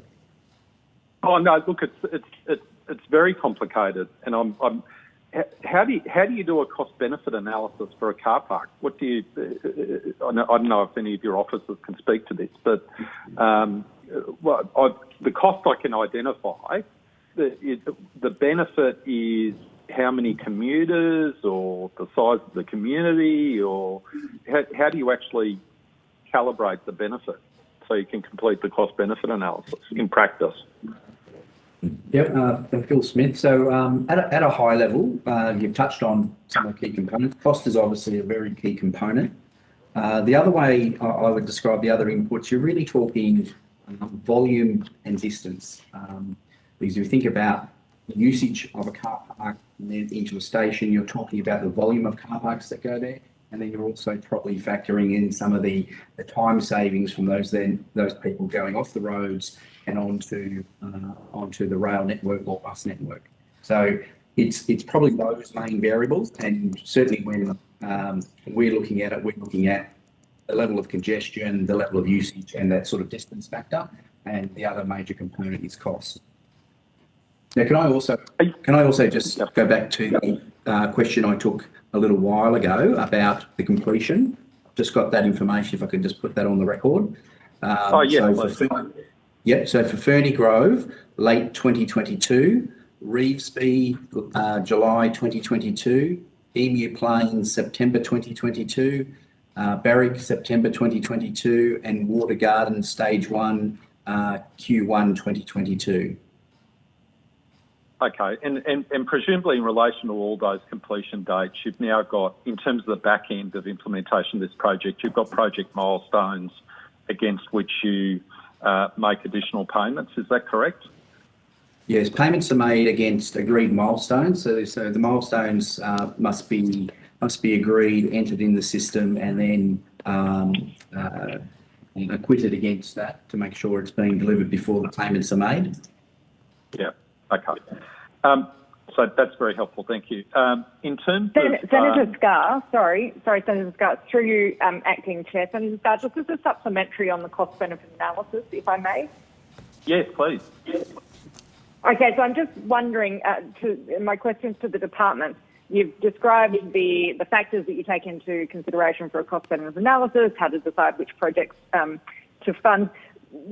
In this specific context where we're looking at, and it seems to me that most of the projects have gone to the cities facing the most congestion and population growth, do you take into account the size of the city? Like, does that factor in? So, for example, Adelaide's got no projects, which, so I'm just interested in your thoughts your advice to us as to does that factor into your considerations? So somewhere like Canberra, Darwin, Adelaide, Hobart that have smaller populations, is that part of your consideration? Dave Halloran here. Look, in this case, the department wasn't heavily involved in the selection of the project, so it wasn't something that we took into account in the project identification in any thematic way. I think theoretically, if we were to do so, Of course, the size of the city, the level of growth in a city and the existing asset base of the city is going to be an underpinning factor that would, they would be a series of factors that influence congestion. So if we were to do the pieces of analysis that were done in the early stages of this, which were about identifying congestion points, and that happens through, in fact, I might get some of my colleagues to assist with the detail of this. I think we had Vitch Lister and some others do analyses of where the hottest spots for congestion were in the major cities. Both ourselves and Infrastructure Australia undertook similar analyses to identify congestion locations in cities. I think it's fair to say that the size, population size and growth of the cities are probably the underpinning factors that lead to congestion, particularly where there's not either been a substantial change in the nature of public transport networks or a concomitant increase in, say, road transport networks, for instance, establishing larger motorways, those sorts of things to move people into employment centres. Can I just intervene for a second and just make a procedural note? We were due to break at 15:15. Are members and witnesses happy if we just go through to 1:30? Everyone's okay from a comfort point of view? Because we had a little delay. That's fine with me, Chair. Okay, all right, that's fine. Sorry, Ms Flint, and I think the department was passing from one witness to another who was about to state their name before they spoke, I'm sure. That's right. I'm going to say Phil Smith. I'll probably get that wrong 27 times. So Thanks, apologies Mr. if I state my name. Just assume it's me if I forget. So just building upon what Mr. Hallinan said, certainly when you look at state modelling, you would certainly consider population growth. You would look at the density, geographic changes. You would look at mode preferences in those areas. There is some areas where there's probably a strong preference for public transport, other areas where there's a preference for vehicles, and you need to sort of balance up in, I guess, your broader investment around those things as well. Time of congestion is important, but also the cost of congestion. You might have 100% of people on a road suffering congestion, but if that volume is quite small, then it may not be as economically efficient to invest there. But it's another area where might only have 30% congestion, but there's a much greater volume of traffic, and so you need to sort of weigh all those things up. So I don't think there's an exact science around it, and I think that's why when you look at say Infrastructure Australia's reports, there's multiple tables, multiple spreadsheets, and you need to sort of work your way through it. That's why I guess from the department's point of view, we do use people like Vitch Lister to try and help unpack the modelling as we go. Ms Flint. Thank you. That was very helpful. Thank you. Okay. Senator Scarr, did you want to finish off on this topic? I'm happy. I just have one last question, I think, in relation to this topic, and it's perhaps for the department and the Auditor General, and that is in relation to the proportion of projects located in Melbourne as opposed to Sydney. The observations made, 64% of projects were located in Melbourne, representing more than 2.5 times the number of projects located in Sydney. Notwithstanding that Infrastructure Australia had identified the majority of the most congested roads in Australia are located in Sydney.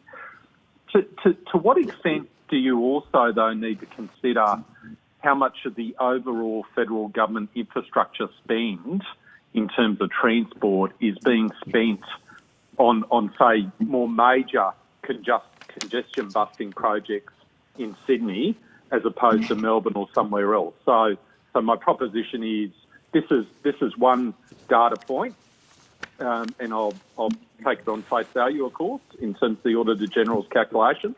But to what extent do you also need to consider whether or not there's a major congestion-busting project being undertaken, say in the Sydney context, which is going to save maybe a number of commuter car parks having to be built at all, as opposed to maybe in another area where you don't have that major infrastructure spend occurring. So if I can, or major infrastructure project being supplemented. So if I can direct that question first to Department of Infrastructure and then to the Auditor General. Dave Hallinan here. Look, I think understanding the existing infrastructure asset base of a city or a state is an important thing to do. To some extent, though, while we can have a good understanding of those matters, what in terms of project identification or location identification for where you might commit funding to something like a car park, ideal information is really about where the key congestion is, which I think is a secondary point to that. So the notion that there are major infrastructure projects that it could be a tunnel or it could be a rail location, a railway line. Sorry, could you just pause for a second? Have we still got our chorus call connection? I think we've lost Senator Scarr again, and presumably Ms. Flint then. We just need to wait for a moment because we're not quorate without the participating members. I think I'll be prudent in that way. Hold that thought. Mid-sentence. Mid-sentence.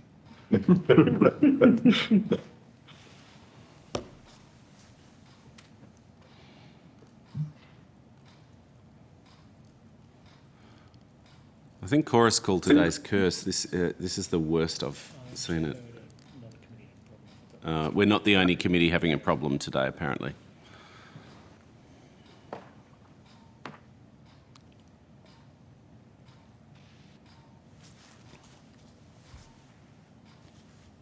I think this has become a relatively normal experience since we've figured out how to do remote work.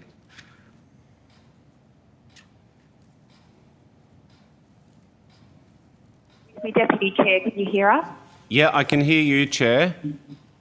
Okay. Okay, I think this is Nicole. Sorry, Chair, can you hear us? My apologies. Sorry, Julian, if you can hear us, we're back on. We had a moment where we could see you on the video conference. That's okay. We paused mid-sentence, so you weren't going to miss a word. Okay, back to the Department of Infrastructure, and I think Senator Scarr had then invited the ANO to comment when you finished. Yes, I have. Thank you, Deputy Chair. So I was just saying that I think the way that we would likely make an assessment, which is it's how we were doing the early investigations in this project.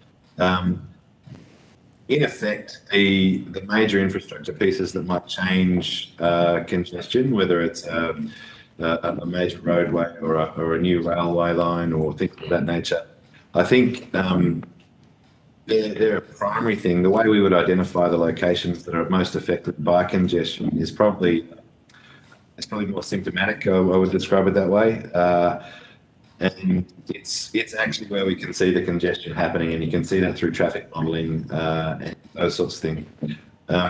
So, if you're looking at traffic modelling, I guess is the way I describe it, you would likely be picking up any effects of the existing infrastructure base, which is why it's probably a more efficient way of identifying where the pressure points are.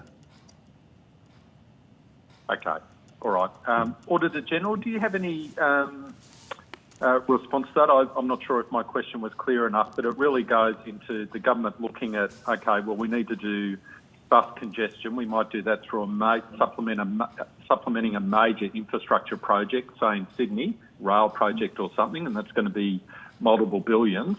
Or we might do it by constructing a number of different commuter car parks. So my question really is that another factor that really needs to be considered when we're making comparisons between how many commuter car parks are built in Sydney versus Melbourne?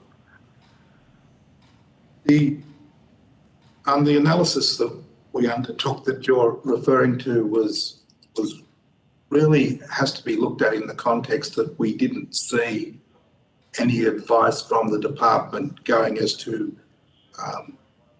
those issues. So what we looked at was what the question we put was, what was the distributional outcome? And that's a pretty standard question we do in these type of audits. And we identified what the projects were, and we were trying to get to, well, given that we couldn't find any advice from the department on a selection methodology around where the car parks could be, could we identify any other underlying theme? And we did a couple of tests, one of which you referred to try and get an underlying theme, but didn't pick one up. And there was no evidence put to us in the course of the audit that there was a consideration like the one that you referred to. And there certainly wasn't any documentary evidence from the department that went to that nature, which was why we came to some of the conclusions and findings that we came to. So there certainly are considerations, I agree with you. Okay, all right, I understand. Chair, I noticed we've ticked over to 1:30, so I'm happy to leave my questions there.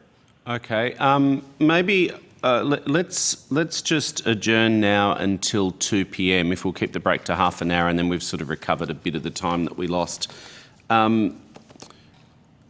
Maybe if we could just use the WhatsApp group, given we've got 1 hour left, and we'll try and figure out what the top 2 or 3 thematic topics might be. I'll leave that to members to tic-tac with each other, but we'll reconvene at 2 p.m. Okay, thank you, everyone. Thank you. Yep. Okay, we'll resume the hearing. We'll go to Ms. Flint. Thank you so much, Acting Chair. And I do just want to formally thank you for your opening comments, because I think it is important that we focus on the processes and procedures. And I guess because that's what we're here as a committee to do, is to try and improve those where we can. I guess as I think we all know, I'm a marginal seat holder. So just want to tease out a few really practical considerations that are faced by governments, ministers, departments, and then also the Auditor General when the Auditor General is looking at how we make decisions. As a marginal state MP, I don't believe that I'm doing my job if I'm not lobbying ministers hard for projects. And that would be the same whether I was part of the government, which I've been fortunate and grateful to be part of a government, or whether I was in opposition. So I'm just interested to hear from the Auditor General. In a perfect world, every single decision would be made according to very clear, transparent rules. But then what would that mean for smaller states like mine, like Adelaide, that don't have the congestion issues that Sydney and Melbourne do have right now, and even Brisbane and I guess Perth, which is where a lot of these projects have been delivered? Does the Auditor General, the ANAO, have advice to us as the committee? And again, getting back to the bipartisan and process and procedural nature of what we should ideally be recommending, how do we get around those considerations? And it's not even really the politics of it, it's the fact that we have 2 territories and two to three smaller states, being WA, SA and Tasmania. And, would we ever get any projects at all if it was purely the sorts of assessment earlier on in terms of a cost-benefit analysis? Because probably it's in Hobart or in Darwin or in Canberra or Adelaide if you were taking a very strict or regimented approach. And I guess my final observation is that both the Labor Party when they're in government, the Coalition when they're in government, of course, all parties make sort of discretional decisions. So, Auditor General, how do we actually get around that for all of the reasons that I've just outlined? I mean, should we not be making election commitments at all? And how do we look after the smaller states, given that we would probably lose out badly if a very strict approach was taken to allocating funding, because my final point being, every single community has needs. Every single electorate has needs, understandably. But in a city like my home city of Adelaide, our congestion isn't as bad as Sydney and Melbourne, but it doesn't mean it's not bad from a local perspective. So, Auditor General, just I guess some broad observations I would welcome from you as to how we, both major parties in particular, get around this, because we are both accused of the same things from time to time. How do we get around it from a practical perspective? Auditor General. Okay, I think it's obviously a good question. What I should say up front, and I think it's clear in our report, ministers make decisions on things, and that's their prerogative as ministers, and they're in a situation where they do and should take into account a broad category of issues in making decisions. When we do audit work, what we're looking at is largely the support and advice provided to them by departments in assisting them to make those decisions. But I don't think ever you should see a framework where ministers are expected to simply tick off the advice of bureaucrats at the end of the day, because ministers are the decision makers.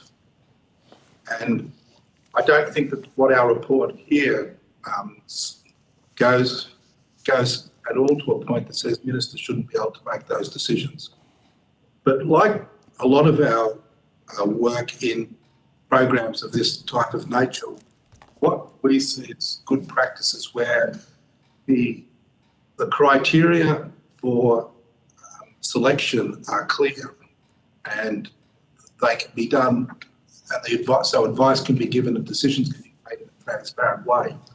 And we regularly see programs where there are decisions within the framework that the allocation of the resources, allocation of funds has a geographic approach to it as a premise to the process. So that could be, we've seen grant programs where it says that every electorate should have something. We see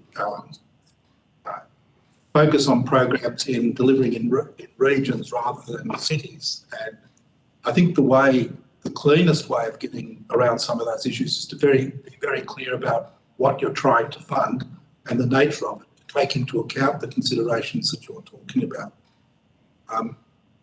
And where that is clear, and even if it's not, there's a strong expectation, I think, on the public service supporting ministers in making decisions to provide them the best possible advice in assisting them to have the information base to make those decisions. So starting is good criteria helps, and the criteria can take account of the type of thing we talked about.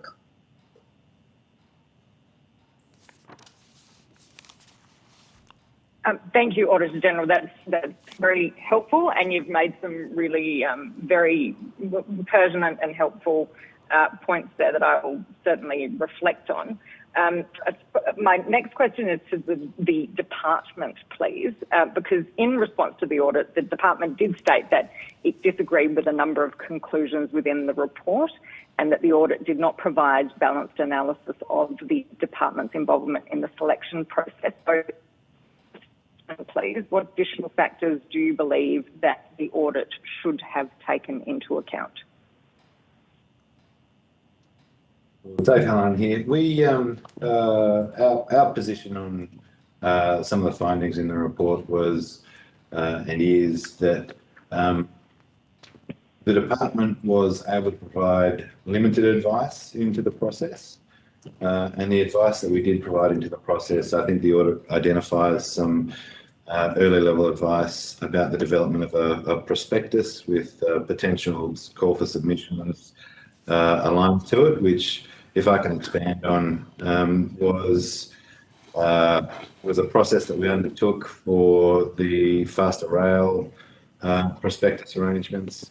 In effect, at that stage, we were describing it as an informed investor approach. Now, I wasn't here for it, but what we would do is undertake research into a particular area. In this case, it would have been urban congestion.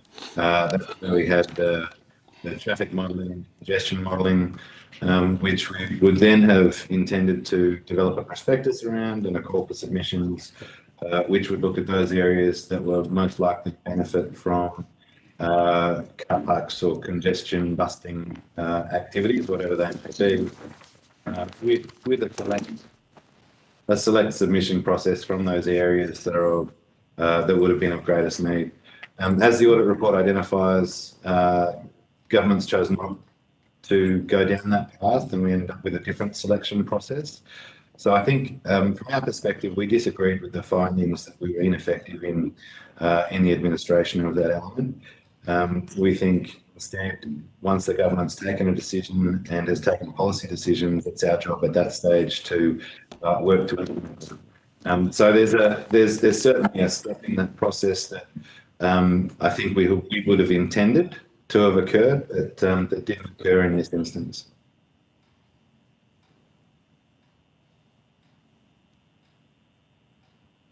Thank you, and I believe some of my colleagues might have some supplementaries on this. I might just throw in a question, then I'll pass to Ms. Bell. We're just trying to work through sort of thematics. So just picking up, I suppose, the two areas that have been covered around cost benefit and project selection, if you like. The thing that troubles me, I'll avoid all the political talk of rorts and all that stuff and just keep it kind of neutral. The thing that troubles me from a public administration point of view, looking at this is it's a lot of taxpayer money, and I totally get and I appreciate actually the point that Ms. Flint was making, that it's a bit of a dilemma sometimes how you balance geographical imperatives. But how can the Parliament be satisfied that this was the best suite of projects selected? That these were the best projects in the country that were actually going to bust congestion, thinking about the cost-benefit discussion earlier, and why wasn't a competitive process of some sort adopted? Are there other processes that could have been adopted or should have been adopted, probably to the Auditor-General?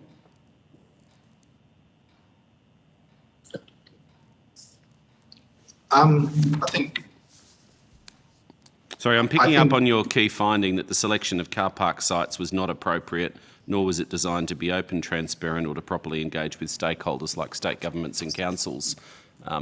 Would you expect to see state governments and other partners actually engaged in the project selection? I think it's Rona Mello, Deputy Auditor General. Sure. I think, Mr. Bill, governments sometimes decide to do things in a certain way. What you'd expect is that the public service steps up and gives its best advice, including other options. So advice about other... In a scenario like this where the government is selecting potential projects through a mechanism, engagement with the states and territories, looking at other priorities that might have emerged through other processes, giving detailed advice about things like the impact on congestion through certain projects.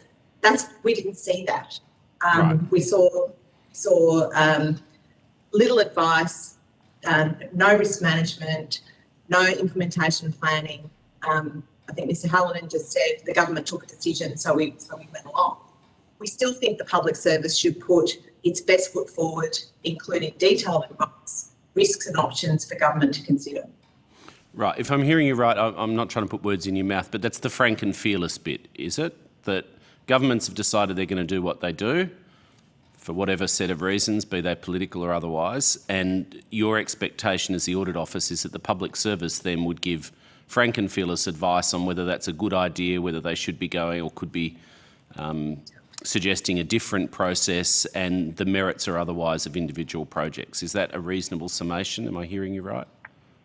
I think it's more, I'd typify it more as sort of detailed analysis and support right. Context. And with respect to part of your question about the approach to selection,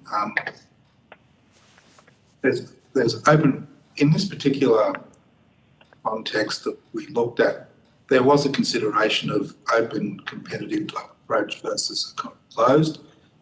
the government, and it's set out in the report, the government went down the closed process. There's nothing inherently wrong with that as a process of selection where you know who the proponents are.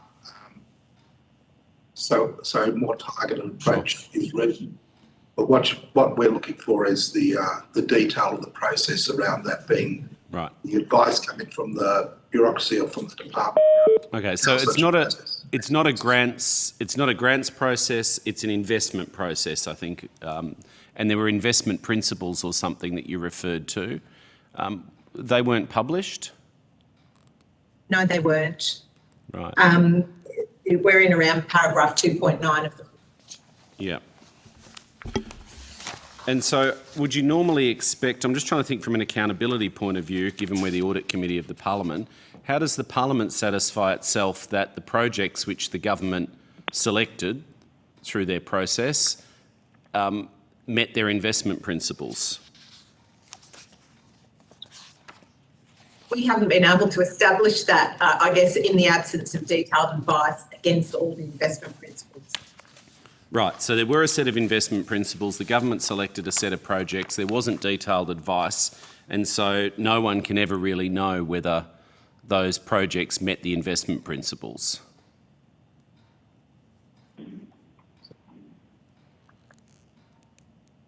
Thank you, Bremner. That's one of the reasons behind our recommendation to have an evaluation plan and key performance indicators specific to this program, because you've got specific investment principles in order to find that obtain that information and provide it to the Parliament. Right. And even if it was a non-competitive process, states and councils could or should have been given the chance to put forward their ideas, or that would have been possible or desirable?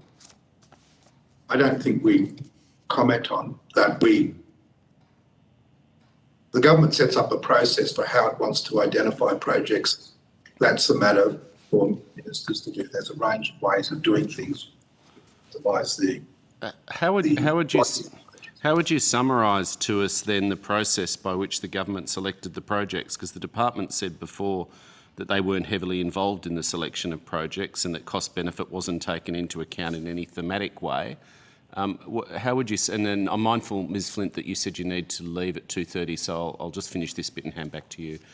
So how can the committee understand this somewhat mysterious and, to use an understatement, controversial process by which these projects were selected? I think that's set out in the report on page 53. 53-54. Right. Paragraph 3.54. Minister would identify projects through ongoing engagement. With members of, I'll finish this, which included members of Parliament and other political representatives. But there were only a certain, again in the chair, so trying to be sensible about it, there are only a limited selection of federal electorates that were canvassed for this, is that correct? Yeah, that's set out in ongoing paragraphs. Okay. Ms Flint, did you want to finish your questioning before you leave? I just dropped out. Oh, sorry. Are you there, Nicole? Oh, you're buzzing. Yes, hello. Is that better? Hello, yes, I can hear you. Okay, that's fine. We can hear you clearly now. Did you just want to finish your last bit of questioning before you leave? I was just conscious you said you needed to leave at 2:30. Yeah, thank you. Thank you, Acting Chair. Yes, and look, I just dropped off for about a minute. I'm back. Someone might have already asked this, but I was just wondering what aspect of the audit does the department agree with? Someone may have asked that. No, no one's asked that. Can I throw to the department on that question then? Sure. Dave Allen here, but I'll also ask for a colleague to add. I think we've agreed with all the recommendations in the audit report. There are certain findings that we've disagreed with. Difficult to hear, Chair. Sorry, we can't hear you. Can you hear me now? Yeah, you just need to keep speaking steadily at the microphone because it cuts in and out otherwise. Okay. So look, we've agreed with the recommendations in the audit report. There were a couple of areas where we disagreed. If still there, I seem to have lost everything. Sorry, can the people on the chorus call hear? Yes. I can hear Chair. Okay, thanks. Sorry, back to the department.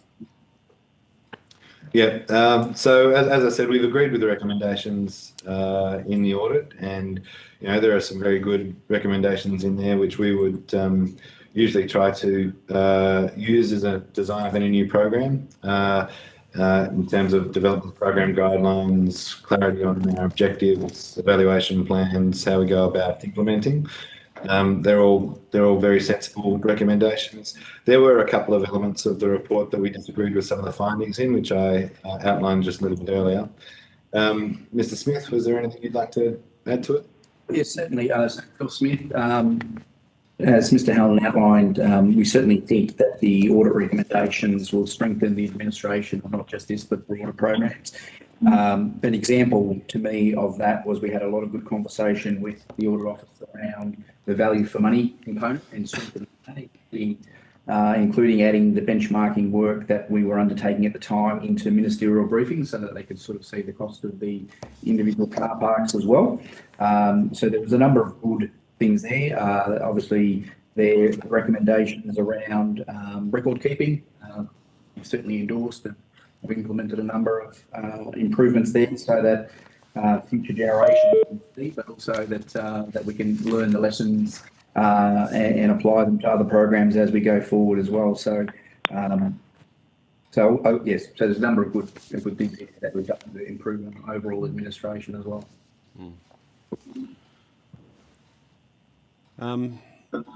Okay, so I think does that answer your question, Ms. Flint? I think she's gone. Oh, look, I'll just observe because we are pressed for time.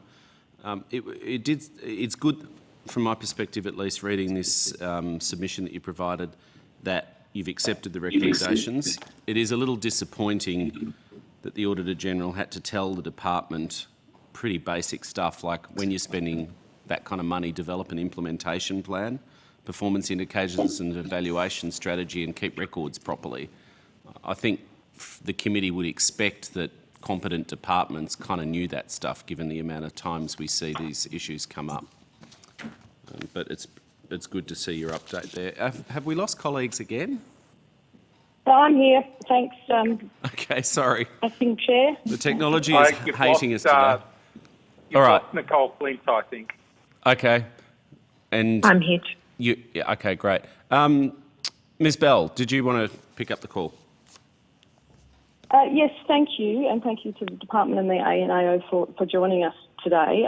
Just following the member for Boothby's point about fulfilling needs of communities, I know that when deciding at my local level, when we have to put together a local committee for the allocation of funds for various community funding rounds, I'm doing my job well when I'm looking at all the organisations across my electorate, regardless of their, say, state political colours.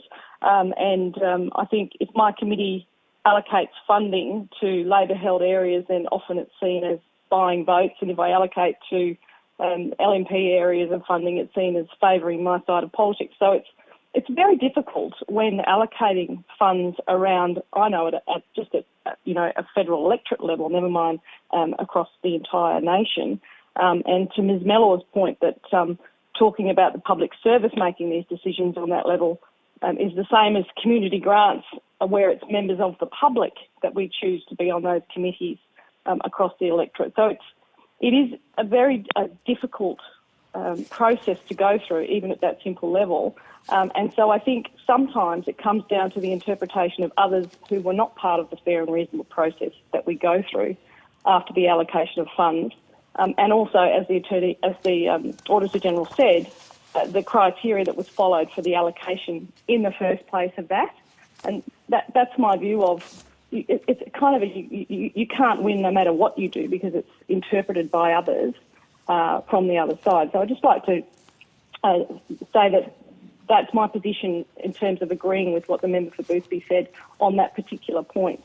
I would just point to some of the quotes in the A&O report on this and then ask for further detailed comment, if appropriate, from the department.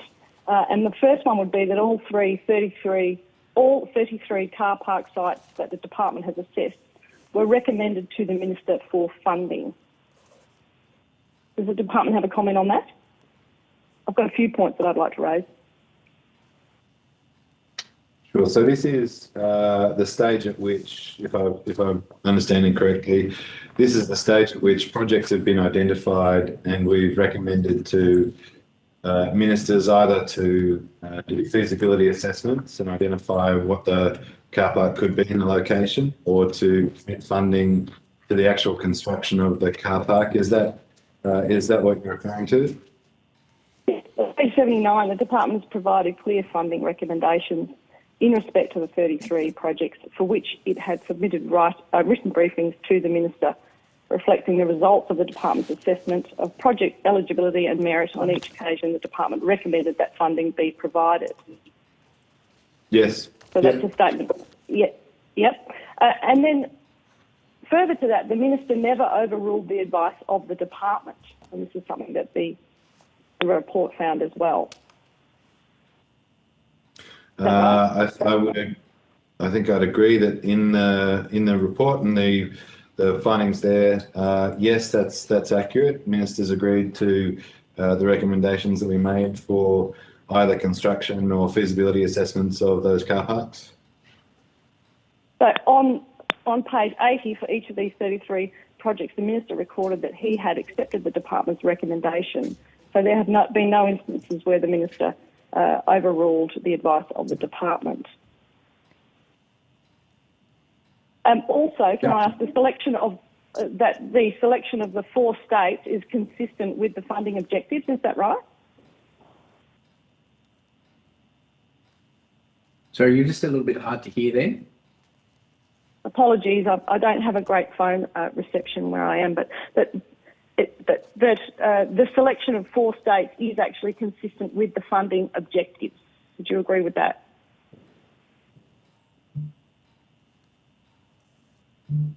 Well, can you hear me? Yeah, we can hear you. They're just contemplating the response, I think. And just remind Department of Infrastructure to mention your names. Yeah. So sorry, that was the 4 states in which projects have been selected. But the selection of 4 states is consistent with the funding objectives in this case. On page 55, there's a table outlined, table 3.3, that indicates that the selection of the 4 states was actually consistent with the funding objectives. If you'd like to expand on that, please go ahead. Phil Smith, there's certainly nothing in the principles or the National Land Transport Act that limits the state, so that would be consistent. These are all areas that the ANAO report found that the department was entirely appropriate in what it was undertaking. So infrastructure investment decisions can be made at any time. Would you agree with that? Yes, yep. So under the infrastructure investment program arrangements, the Australian government may commit funding to an investment project at any time for any phase based on information it deems appropriate, and committed funding to a project that will be listed in the schedules to the National Partnership Agreement. The projects may be listed individually or collectively. So these are all quotes from the ANO report, or sections from the ANO report, of which you agree that the department conducted itself entirely appropriately. Yes, the projects identified and added to the NPA schedules were done so, I think, in keeping with the Land Transport Act. I think with one exception, which we've agreed with the Audit Office, and we're looking at whether there's any solution we can arrive at for that particular location. Is there any other detail that you would like to expand upon with those points that I've made? No, Senator, I think the point's well made. Lucky for me, I'm not a senator, but thank you for that. I do have one final question for the ANAO, and I'll just for the record restate on the member for Moncrief. How would the ANAO respond to the audit report in terms of what lessons the department should focus on?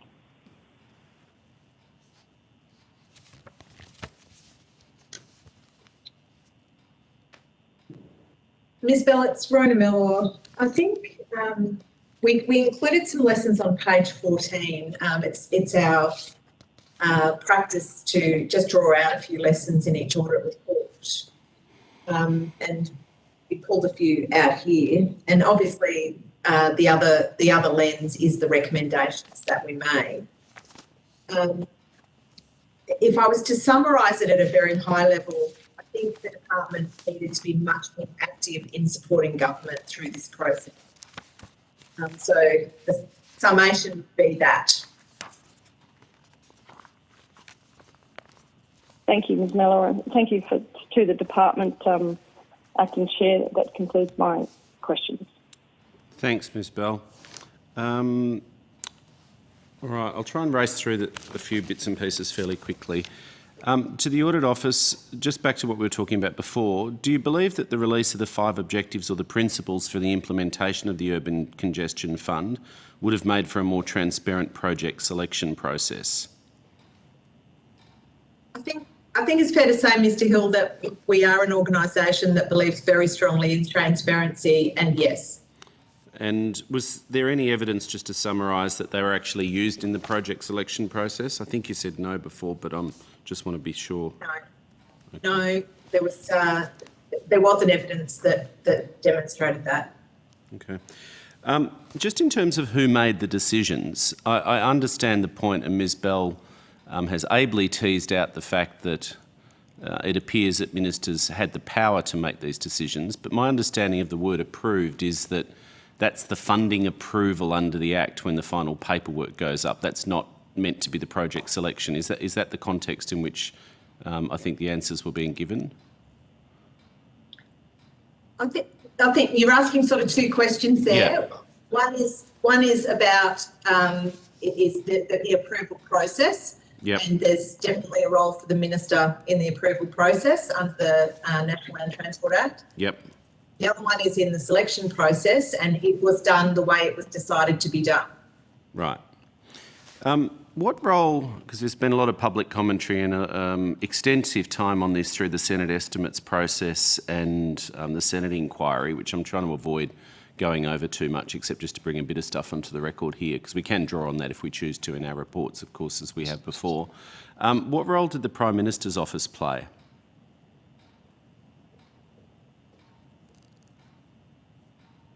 Is that a question for the ANAO? Yeah, it's a question. Sorry, it's a question to you, to the ANAO. I think we've put facts in the report that the Prime Minister's office was involved in consultation and there were approval processes, and we would note that that's not unusual within government for ministers and the Prime Minister to be involved in those processes. Yeah. What was the top 20 marginals spreadsheet in the to-do list of target electorates, which has been referred to through public processes? I think we referred to a description within a document that was part of the evidence base that we gathered. Right. And that's not a public document. Was it a document made by the Minister that guided the selection process, or the department? It's my recollection, we've given evidence in another place about this, was that there was a document that referred to a term of that nature that was being used by advisors in offices to sort information to assist their ministers. Right. I'm just having a look at the Senate Hansard from the 25th of October. Auditor General, you were there, and I'm not going to go over. I respect the discussion which has been had, that it's not the practice of this committee to try and bust documents out of you that breach the trust you have with departments.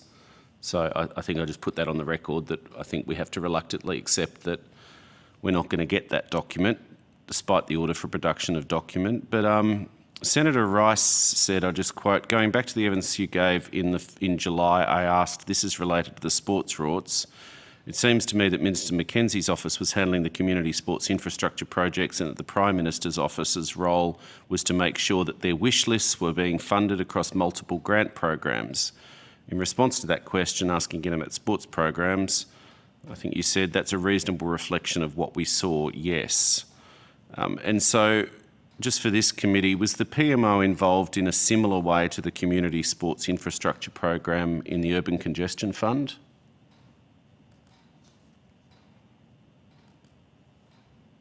I think this is an entirely different program because of the nature of how proposals were put forward. So I don't think so. Right, because that was a grants program and this is a opaque investment program. It's an open application process as well, so they're entirely different programs. Right. Have people dropped out there? Yeah. For some reason, I think the Parliament might not have paid their chorus call bill or something, because every 45 minutes now it seems to drop out. We'll just wait.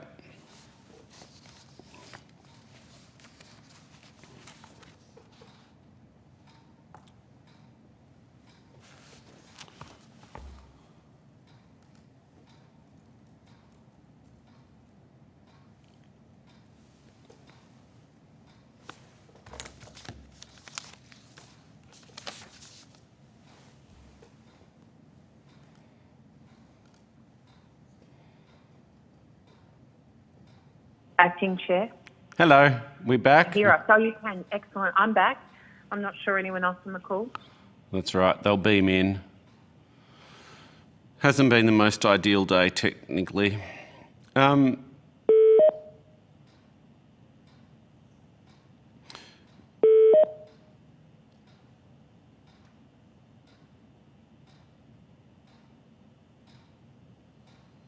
Are you back online, Senator Scarr or Ms Bell? Yes. I'm back. Ms Bell. Yeah. Okay, terrific. Yeah, back online. Back online.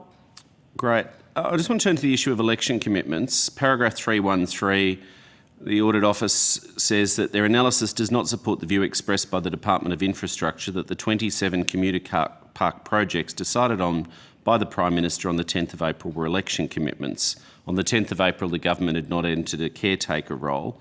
I think that's an important administrative issue just from this committee's perspective, just to tease out and understand it a little more. Could you just explain why there's this difference of view? Perhaps I'll ask the department first for your explanation. These projects were clearly selected, advised upon and approved. I think that final sign-off, the funding was approved before the government went into caretaker mode. And I think as the Audit Office says here, they were included in the bottom line in the pre-election economic and fiscal outlook report. And indeed, the Prime Minister, following his re-election to government, made clear that they were not treated as election commitments because they weren't included in his election commitment authority letter. So how can you claim they're election commitments? What's the basis of that?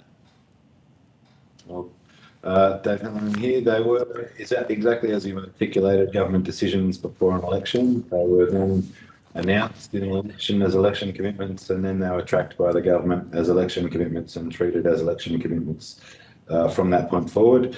They were in government reporting systems as election commitments. They were also identified in communications to portfolio ministers as election commitments. And that's information that we've shared with the audit team. I think there is a difference of opinion about whether or not something can be both a decision of government and an election commitment. We don't consider them to be mutually exclusive, and our consultations with the Department of the Prime Minister and Cabinet confirm to us, at least, that they're not mutually exclusive. Right. So the Prime Minister, as the head of the government before Caretaker started, made a series of funding decisions in effect. Audit Office, can you just step us through your view as to this issue? I'll start, Mr. Hill. I think, as we've set out in the report on page 42, it's a long-held practice in government where decisions are made that they are decisions. As you note, these were included in the pre-election economic and fiscal outlook. They were decisions taken and made by government. Other election commitments announced by a political party during an election do not have the same status.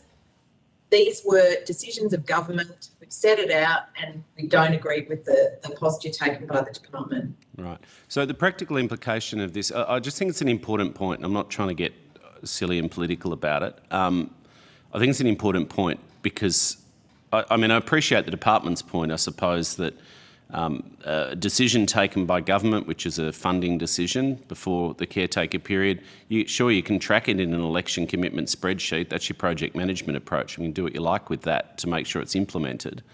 But from the committee's point of view, we may want to have a discussion, it'll be up to members, and try and form a view going forward as to how these things can or should be categorised, because it seems to be, I think I'm more persuaded by the Audit Office's view that there's a level of clarity around when the caretaker convention comes into effect, and there's a very formal process for the pre-election fiscal outlook, and things are either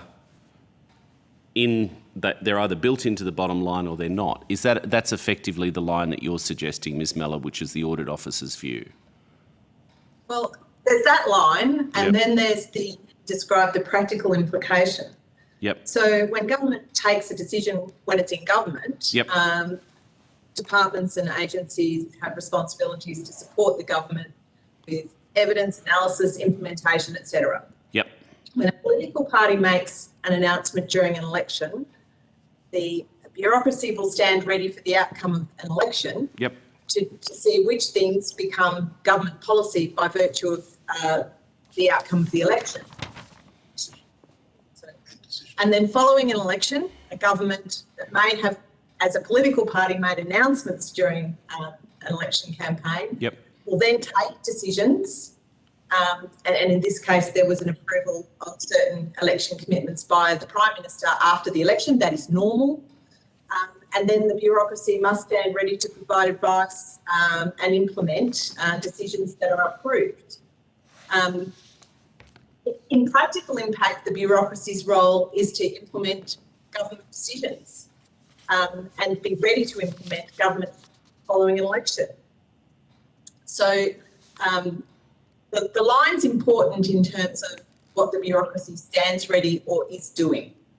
But in both scenarios, the bureaucracy has responsibilities to advise and implement. Okay. Just teasing that through, let's just so I understand. So in your view, the proposition you're putting in terms of a clear view is that if a government takes a decision before the caretaker period comes into effect, so it's a government decision at that point,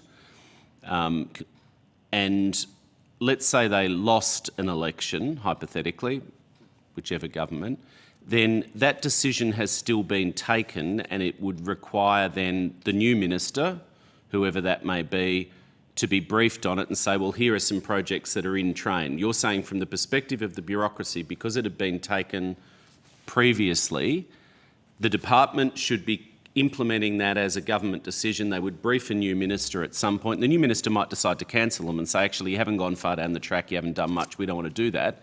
But it's a material and a difference, and it's a distinct thing as opposed to the red book, blue book. Is that? It's a decision. It's a decision that's on the book already. Okay, it's a decision that's both. Oh, actually, yeah, you're right. So it's a decision that's been taken that the department should already be gearing up to implement regardless of the election outcome because it was taken before caretaker. And from a budgetary point of view, a new minister would need to be briefed to say, well, this is already a commitment. So if you want to free up that money, you need to cancel that commitment because it's a valid commitment. That's the practical impact? I just think it's an important point. It's not a partisan point. I'm really trying to make it in a non-partisan way. It's an important administrative principle. It's correct. It's a decision that's taken. So if you like, it's already built into the budget. Yep. And in briefing a new incoming or returning minister, the bureaucracy would brief on decisions previously taken, and as noted, a new incoming or returning minister might have a different view, right, and then go through a process. Dave Allen, department here. We don't disagree with any of that. Right. That was my question. Terrific.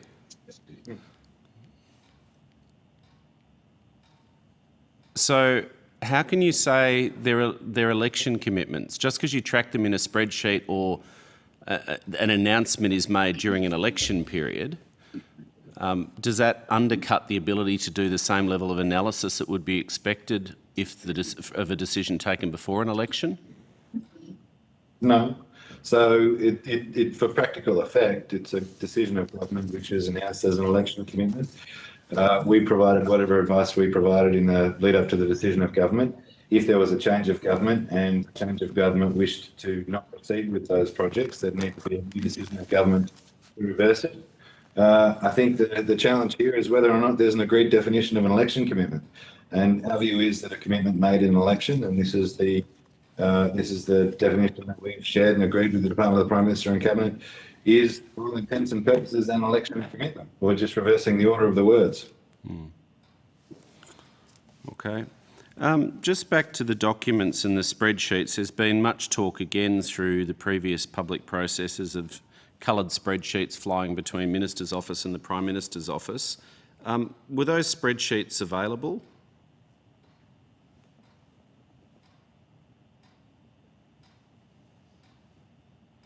Question for the ANAO. Sure. We relied on a range of documents. I'm not sure that we've referred to documents in this audit as coloured spreadsheets at all. Right.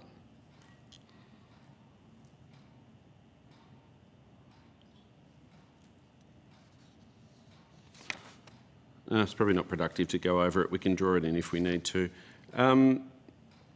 Just on the election commitment thing, sorry, I just want the ANAO's response there. The department said that the Prime Minister's department have set some rules around what an election commitment is. I'm just finding it difficult to reconcile that with your finding that the Prime Minister wrote an election commitment authority letter to progress these things, and it didn't include the projects which the department are claiming are election commitments. It only outlined 7 projects. Do you have any further comment on that? I just can't reconcile it. No, I don't think we have further comment. There were 7 additional car parks announced during during the election campaign. The others were already decided. Okay. What's the practical impact of this difference of view? Well, in my view, or in the ANAO view, Mr Hill, there should be none. The role of the bureaucracy, when in this case a government was returned, it had already taken decisions on a number of car parks prior to the election. The Prime Minister signed off 7 further ones that were announced during the election. And the department should do some heavy lifting to give good advice on both decisions taken before the election and decisions taken after the election to put the government in the best place to have the best evidence and analysis before it in relation to its responsibilities. Mm-hmm. Dave Allen from the department. We agree there's no practical difference. I'm just finding it difficult to reconcile your comment that the Prime Minister's department had signed off on a set of criteria which you're applying, and yet the Prime Minister's election commitment authority letter didn't include the projects in that way. I can't reconcile that. But perhaps if you want to provide us with a further note. I'll just answer it. Sure. Exactly as has been outlined, funding is provided for the decisions that were taken on the 10th of April in the bottom line, and that was published in the PFO. When the Prime Minister's letter on that particular point, there was more than one letter, but that particular letter from the Prime Minister was about allocating decisions or announcements in an election that did not have an authority within government, and ensuring that they were allocated to the relevant administrative arms of government, to the relevant appropriations as well. So they would have come then and been allocated to the Urban Congestion Fund and Commuter Car Parks element of it in the books for the next budget update. And it would be of administrative nature to make sure that they're allocated appropriately for the purposes of the public books. Yeah.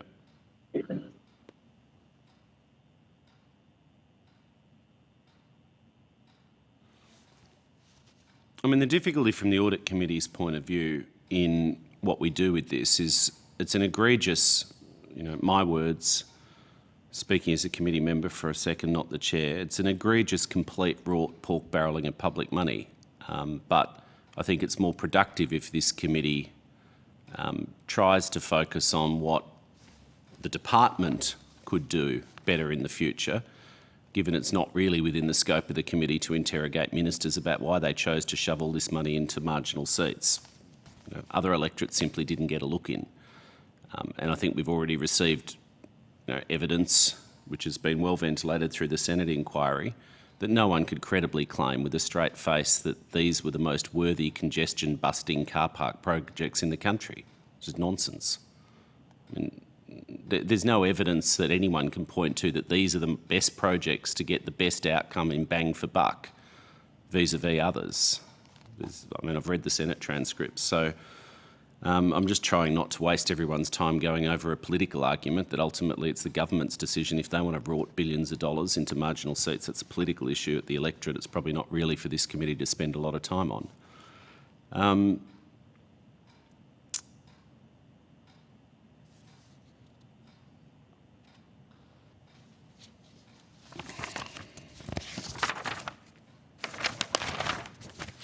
Sorry, there's a million questions I could ask. I'm just doing a bit of a scan to check whether there's anything we want to put here as opposed to on notice, given the frame that I've tried to put around my focus in this.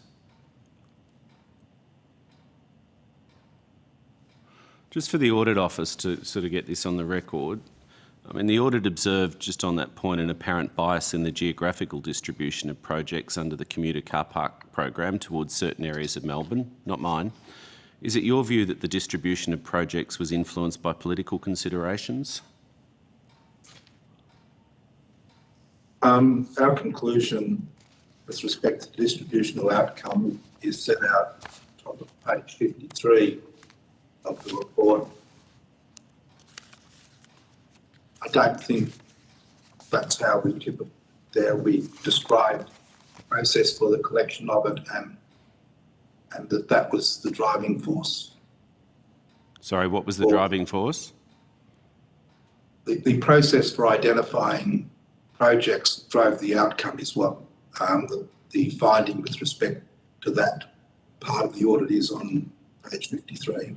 So your words here, that it reflected the geographic and political profile of those given the opportunity to identify candidate projects for funding consideration. The approach to project identification included canvassing the member of the House of Representatives for 23 electorates, as well as coalition senators or candidates for 6 electorates then held by the Labor Party or Centre Alliance.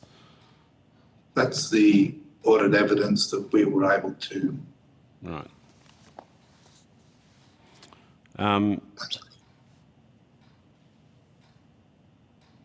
And so why, to the Department of Infrastructure, why did you not support a competitive selection process for this amount of taxpayer money?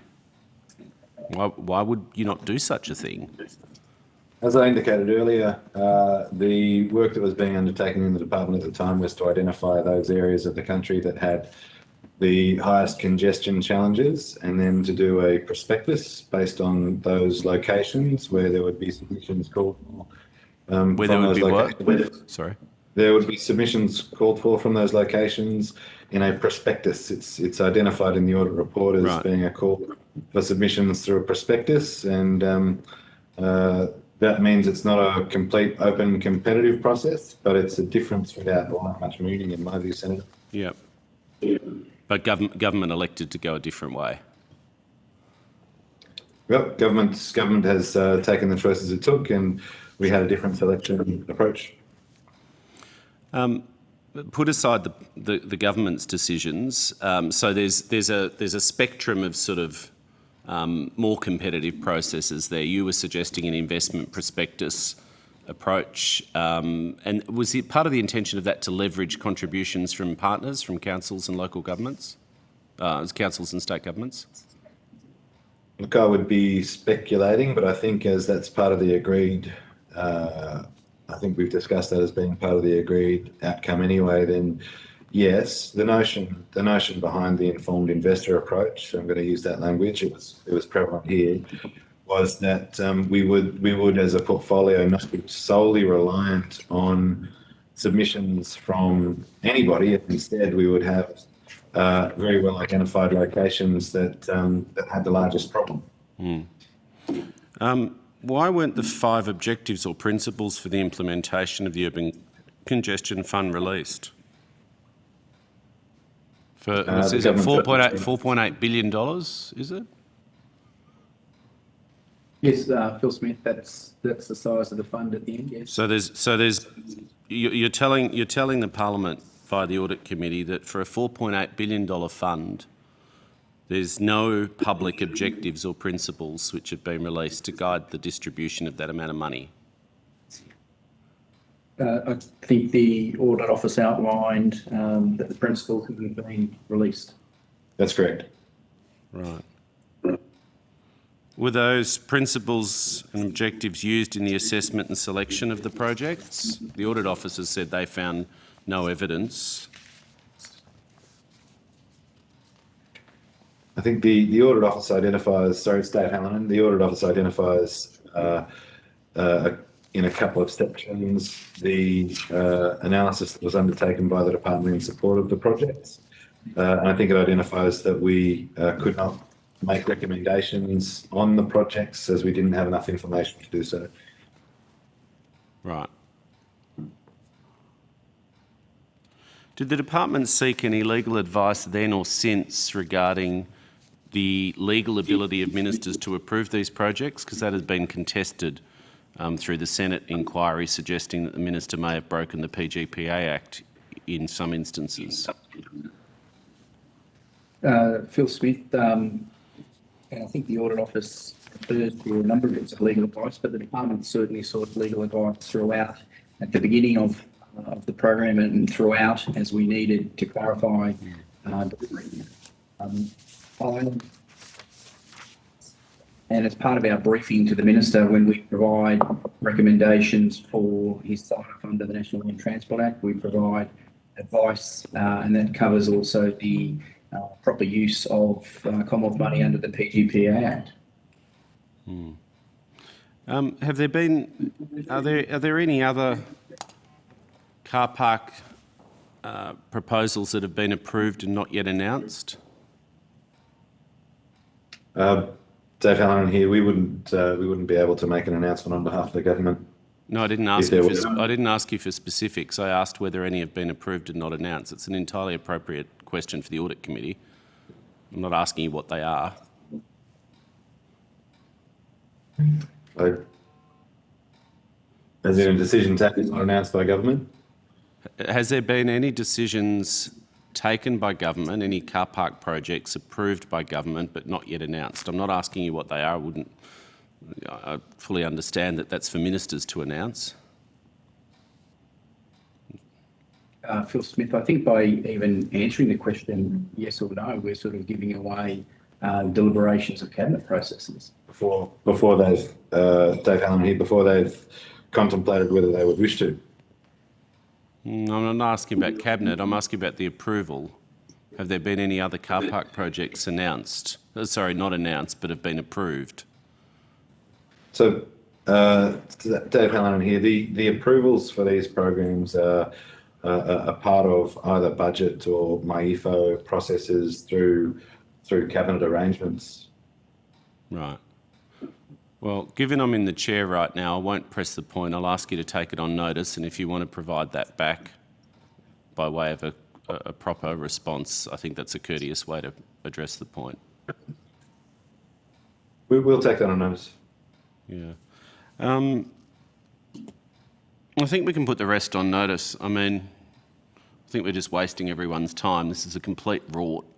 We've got almost over $4 billion of taxpayer money slushed around for political purposes to marginal seats. That much is clear, but I think the issues that the committee can focus on, we've tried to at least put on the table, and we can draw on the audit report and Senate Hansards and so on as we need to complete our report. I'm not sure, unless other committee members have more questions.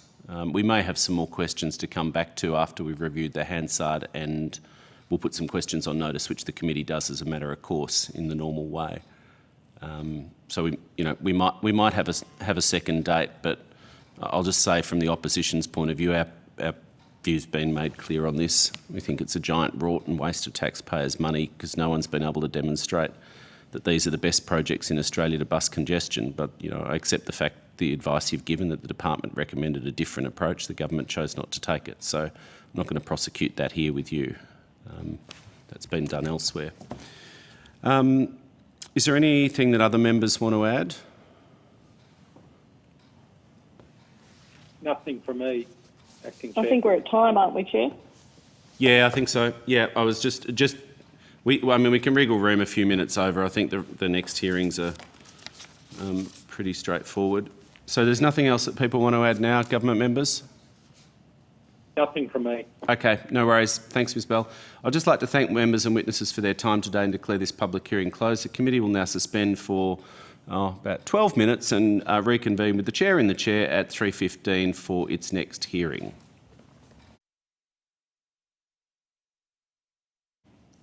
We now resume the public hearing of the we now declare open this public hearing of the Joint Committee of Public Accounts and Audit in reference to the inquiry into the implementation of COVID-19 measures, and I'd like to thank all witnesses for being here today. I now call representatives of the Australian National Audit Office and the Department of Health and ask for the Hansard records for you to please state your names and the capacity in which you appear before the committee. Chair, Auditor General. Rona Mello, Deputy Auditor General. Carla Jago, Group Executive Director, Performance Audit Services Group. Daniel White, Acting Executive Director, Performance Audit Services Group. Thank you. This hearing is a formal proceeding. Getting some echo. This hearing is a formal proceeding of the Parliament. The giving of misleading evidence is a serious matter and may be regarded as a contempt of the Parliament. The evidence given today will be recorded by Hansard and attracts parliamentary privilege. Would you like to make an opening statement before we move to questions from the committee? Chair, we've tabled opening statement earlier, so I won't read it out. Thank you. Professor Paul Kelly, the Chief Medical Officer. I'd like to make an opening statement, if I may, Chair. Thank you, Professor Kelly. So firstly, thank you for the opportunity to speak to the Department of Health's submission to the implementation of COVID-19 measures inquiry into Auditor General reports. Firstly, I'd like to acknowledge that we are on Ngunnawal land here in the ACT and to acknowledge their traditional owners and custodians, past, present and emerging, and acknowledge and respect all traditional owners in their continuing culture and contribution to the life of Australia. I would like to extend that acknowledgement and respect to any Aboriginal or Torres Strait Islander peoples who are here today. I will speak to the audits 22 and 39, which examined the function of the Department's National Medical Stockpile during the COVID-19 pandemic. During both 2020 and 2021, they have been two extraordinary years, which have seen a 1 in 100 year pandemic impact economies, health services and supply chains right across the globe. COVID-19 has challenged Australia's economy and put incredible pressure on our health system. Globally, no one was prepared completely for a pandemic of this nature, the scale of which has not been seen since the 1918 influenza pandemic. Australia's response to COVID-19 has been effective, and the National Medical Stockpile has been a critical component of Australia's national response. Despite the global supply chain disruptions, the Department of Health, with the assistance of other Commonwealth agencies, purchased enough personal protective equipment, i.e. masks, gowns and gloves, and medical equipment within a very short time frame to meet Australia's demand. More than 85% of the contracts for the supply of personal protective equipment and medical products were executed by the end of May 2020, despite intense competition for these products right around the world. This was acknowledged by the ANAO in report number 22, and I thank them for doing so. Since the beginning of the pandemic, the department has made over 7,700 deployments in support of healthcare workers, including making available approximately 71 million surgical masks, 43.5 million respirators, 23 million gloves, 8.8 million isolation gowns, and 8 million goggles or face shields. Australia has not, during this pandemic, been in a position where clinically recommended personal protective equipment has not been able to be supplied to a health worker. This has not been the case for many other countries in the world. Any consideration of the department's activities should fully reflect that the department was managing an entire system approach on the most critical national threat in recent history and responding accordingly. The two performance audits conducted by the ANAO commenced in May 2020, during the peak of the pandemic. Responding to these audits placed an additional burden on staff who were already working overtime to respond to COVID-19. At no stage during this period did stockpile staff fail to fulfil COVID-19 stock demands or respond to audit inquiries. Nevertheless, the department agrees with the 8 recommendations from the 2 ANAO audits and is progressing reforms to the National Medical Stockpile while continuing to respond to the COVID-19 pandemic. The department is building a modern, fit-for-purpose stockpile for the future and is taking into account the lessons learned from COVID-19 and the recommendations from the ANAO audits. A strategic review of the National Medical Stockpile has been completed and is also guiding mechanisms to reform and enhance capability for future stockpile. As indicated in our submission, the department has accepted the recommendations from each of the audits and is addressing them as part of the broader reform activities. This will ensure that the work undertaken to enhance and future-proof the stockpile also considers the broader purpose of the stockpile, including Australia's chemical, biological, radiological and nuclear, otherwise known as CBRN, response framework. In closing, the department is proud of how it has supported Australia and how it continues to support states and territories during this novel pandemic. It has been a steep learning curve for everyone, and the department is taking into account its experience and lessons learnt to build a fit-for-purpose national medical stockpile to respond to future national health emergencies. I thank the Auditor General and the auditors for their robust work in making recommendations to ultimately achieve greater efficiencies and effectiveness for the National Medical Stockpile. And again, thank you for the opportunity to speak with you on our ongoing response to the recommendations.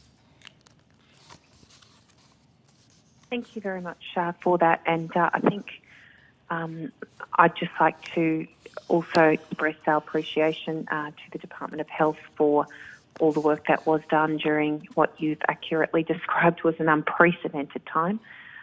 in Australian and indeed global history. So we do thank you for that. And I also thank all witnesses present for being here today, and I'm happy to commence with some questions unless Senator Scarr, Ms Bell or the Deputy Chair would like to start. No, I'd just like to, I'll just make a brief statement as well in the same vein, Chair. I just thank you for the opening statement. It's important that we all learn from these things, and I think the opening statement was not defensive. There's some things we can all learn and improve as the audit identified, and I think that's really welcome in such a difficult period. And actually that goes, and it is interesting, thank you Deputy Chair, and it is interesting when you look at some of the areas to tease out, around things like coordination with states and territories, which, we really required that sort of response, state, territory and federal government coordinated response in so many different areas and ways. And I note that the audit recommended that health seek agreement about the respective objectives of the Commonwealth and state and territory stockpiles and the roles and responsibilities of each jurisdiction, including for stockpiling specific items. Is in terms of a preparation of a formal agreement, have you got an update in relation to anything around that?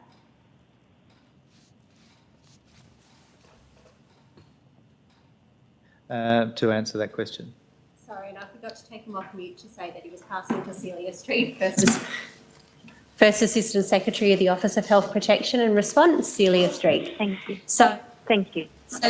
So in relation to that, so as part of the more strategic review, which is taking into consideration all the recommendations from the ANAO, but also thinking more broadly about the strategic reserve, we will be consulting and working with the states and territories. We have established a inventory management system, which we will use to ensure we understand what's in the Commonwealth and the states, but at this stage we haven't had that consultation with the states and territories. We have regular contact with them around the operational requirements of the National Medical Stockpile, but not in terms of where we take the strategic National Medical Stockpile.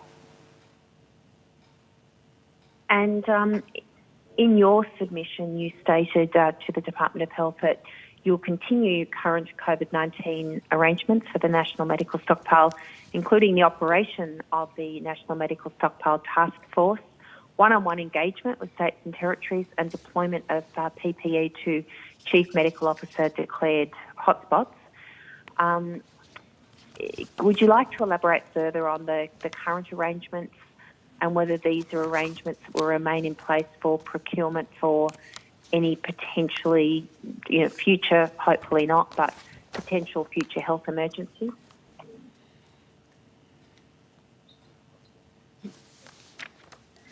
Thank you, Chair. So Paul Kelly, Chief Medical Officer. So in relation to hotspots, we do have a policy position at the Commonwealth, and we continue to meet with the states and territory chief health officers currently daily, again, through the Australian Health Protection Principal Committee. So they are fully across our stance here. So in terms of hotspots, we are attempting to retire that name as the vaccine rolls out. And so currently, once states under the National Plan for Reopening, once a state reaches that 80% vaccination target, then the hotspot definition will no longer be rolled out for a number of Commonwealth supports. However, in relation to personal protective equipment and recognising this transition phase that we're in, and particularly as we're learning to live with COVID, there will still be some support to the states and territories as they require in relation to personal protective equipment. So it won't be a technical hotspot definition going forward, except for those states that have not yet reached that target. But my colleagues may have more detail. Thank you, Celia Street, First Assistant Secretary of Office of Health Protection and Response. So we will be continuing to provide to the states and territories when they need it, but also to primary health networks and also to aged care. We will continue to do that beyond the declaration of a hotspot. So if they can identify that there's a need that they don't have the stock that they require. So this might be in a situation, for example, where their stock has been delayed due to some form of supply shock that they might want us to fill the gap in the short term. We're continuing to do that as required. So if there's an identified need that's signed off by the Chief Health Officer in the relevant state and territory, they'll be assessed by the department, but it would be provided if there was any gap in the PPE in the state and territory or primary health network or Aboriginal health organisations or the primary health networks. Thank you. And just to a representative from the ANAO, just your comments, observations or perhaps perspectives on the actions by the Department of Health in relation to improving procurement planning with various states and territories?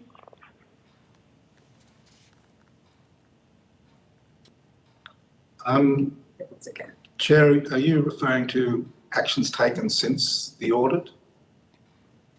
Yes. I'm sorry, but we really can't comment on that because we haven't looked at any of those changes since then.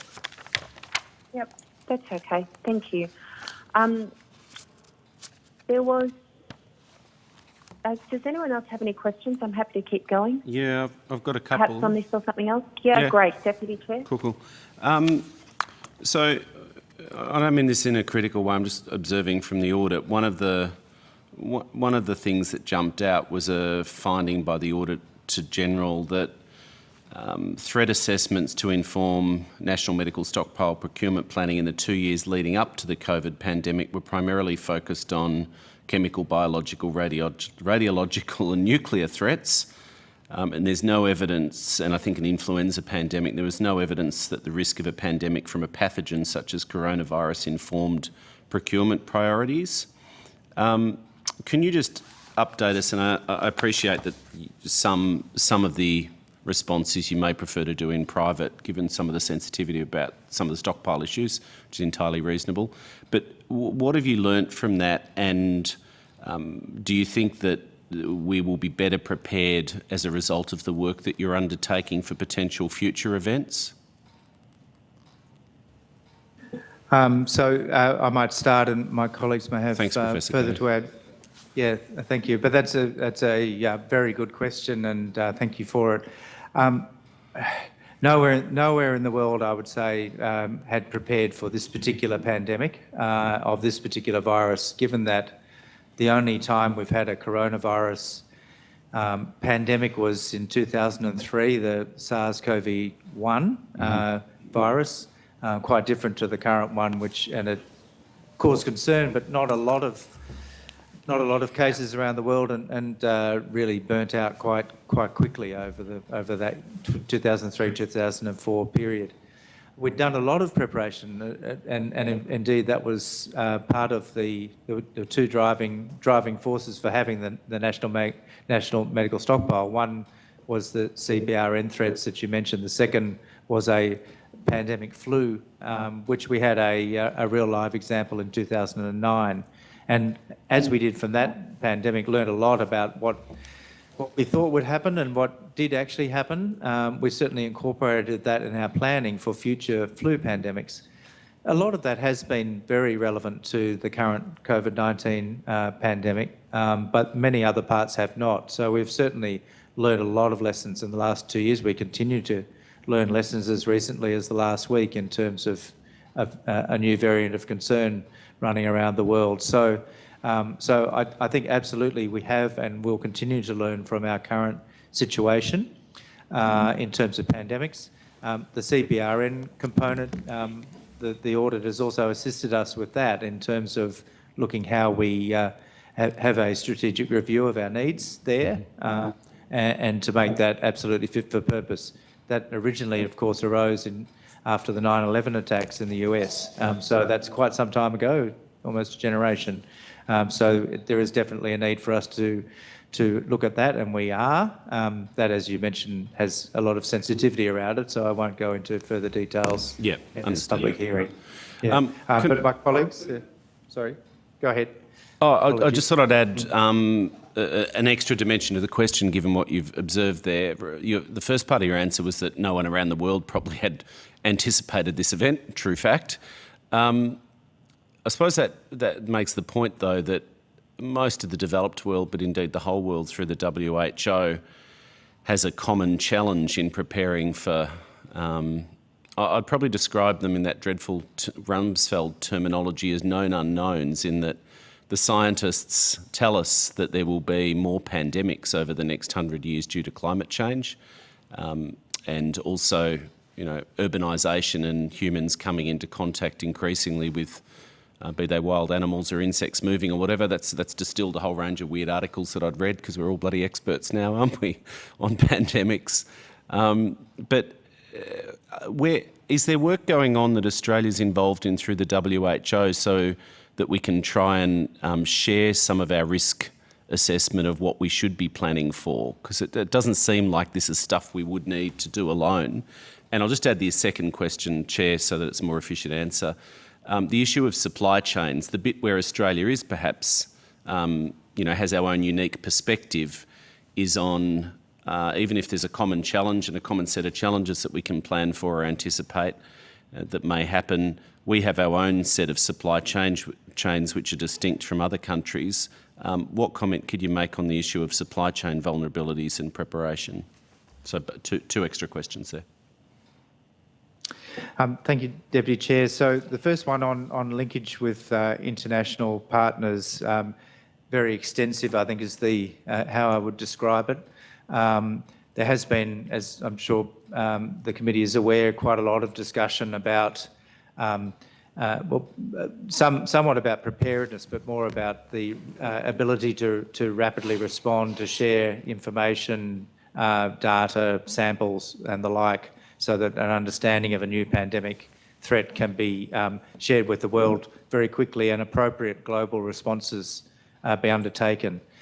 In fact, overnight, there was an agreement in the World Health Organization on the basis of work which is being co-chaired by Australia with Chile to look at a way of improving on what we've learnt over the last 2 years for rapidity of response, sharing and all those things that I mentioned. So I think that's going to be a crucial change to the, likely a crucial change to the international health regulations to allow that to happen.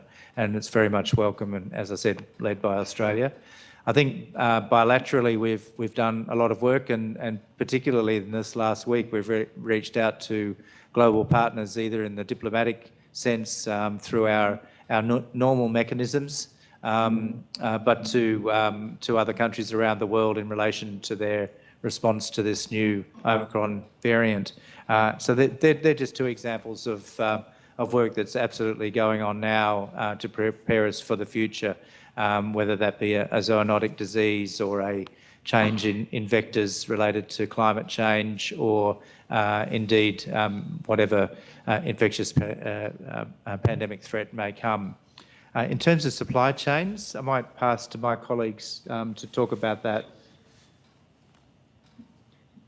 Yeah, and there's not a lot that we can say in that space other than that it is something that we're looking into. From the potential from the National Medical Stockpile, we don't purchase enough to be the main driver for there to be a presence in Australia. So because we're a strategic reserve, and going back to what the Chief Medical Officer said earlier, is that we are a strategic reserve. So in terms of that planning for a pandemic, that is very much in partnership with states, and would need to be in partnership with states and territories who were really there as a stopgap if they do need us and need to call on us. So we don't really purchase enough to really be the driver for a sovereign capability for the National Medical Stockpile, but it's definitely something that's been looked at in the broader considerations. Okay. Appreciate you can't add to that. If you could take on notice and just give the committee any additional information about those broader considerations, but that makes sense. You're not the key purchaser. They were my two main questions, Chair, and you've covered some other things, but thank you for your your constructive participation. Can I just also compliment you on one thing? It's a very rare phrase that we see in these audit reports at paragraph 18. When conducting the COVID NMS procurements, Health applied the Commonwealth procurement rules appropriately. So given I spend most of my time critiquing departments for another set of findings with regard to the procurement rules, I'd just like to point that out. Thanks, Chair. Unless the ANAO had any comment perhaps on that. Sorry, I should have asked. Okay. Yeah. ANAO, did you have any comment on those issues we've just covered? No, I don't think so. I think as you've seen with the audits there, our audits are pretty positive with respect to the how the department went with respect to the stockpile and the actions over the last 2 years in response. We thought they were fit for purpose. That basically means that there's a lot, you'll read in the report, there's a lot of findings where we'd normally be critical, but we're not critical because of the context in which the work was done. Most of our recommendations and findings go to the planning stage, and some of the comments made are very important about learning lessons and moving forward. Okay. Oh, well, I think that's a credit to you also then, Auditor General, that you've adapted your sort of lens to the context in which the department was in and the audit was conducted as well. Thank you. Thanks, Chair. Thank you. Just looking at some of the issues outlined in the ANAO's report, including around, I guess my personal observation is that we're looking at things in the context of an unprecedented global crisis. So I just want to make sure my questions are taken within that context, but also within the context of should something happen again, how do we look at the experiences of the last 2 years to ensure that we are best prepared for whatever may come in the next few years or several years. So just having a look at this issue around documented frameworks and protocols for due diligence to guide procurement teams. Just wondering, question to the Department of Health, whether you can provide some more information or outline about documented frameworks and protocols that are in place to guide the National Medical Stockpile procurement teams.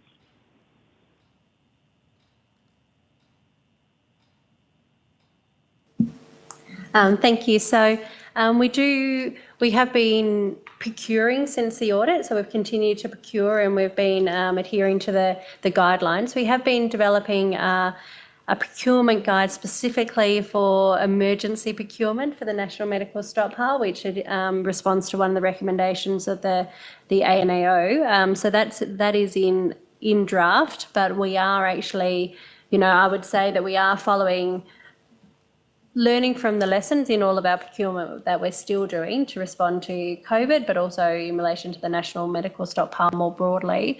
I think that the strategic review, and we'll be looking at things like how we make sure we can upscale and we can surge the size of the stockpile and how we can do that in an agile manner. And so we are looking at all of those elements from a procurement perspective, but also from a dispatch and how we know what we've got, how we know what we need at any given time. And I think that's probably the key. But we do know that there's a number of documents that we will be preparing. For example, the procurement in emergency situation in response to the ANAO audit recommendations. Thank you. And can you just take me through the processes that the department uses to assess whether a prospective supplier, relevant supplier, has got all of the relevant legal, commercial, technical, and other abilities to be able to fulfil the requirements of the procurement? And how do you sort of go about making sure these are all in place?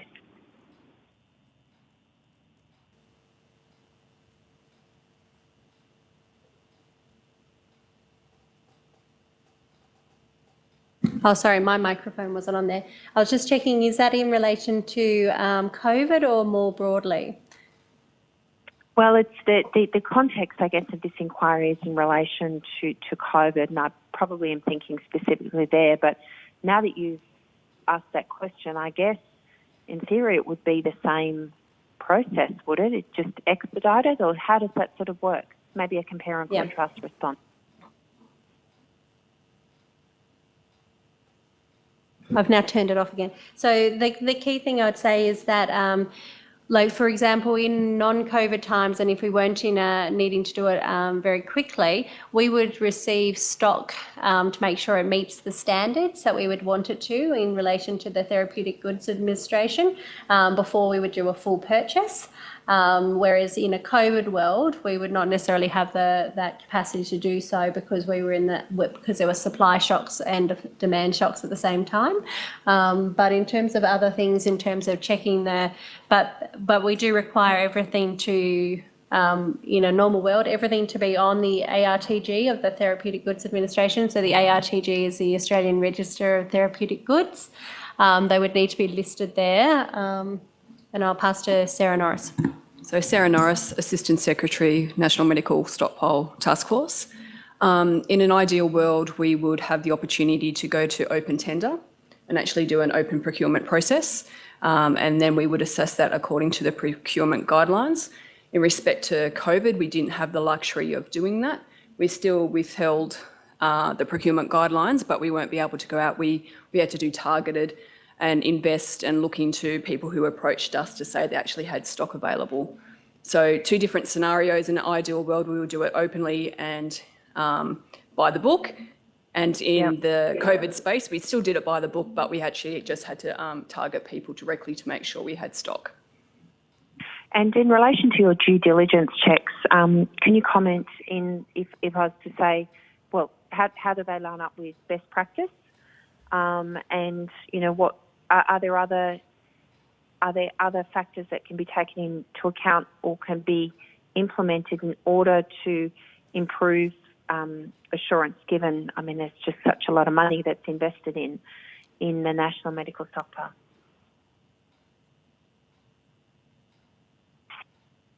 Sorry, I should clarify that question is to the ANAO.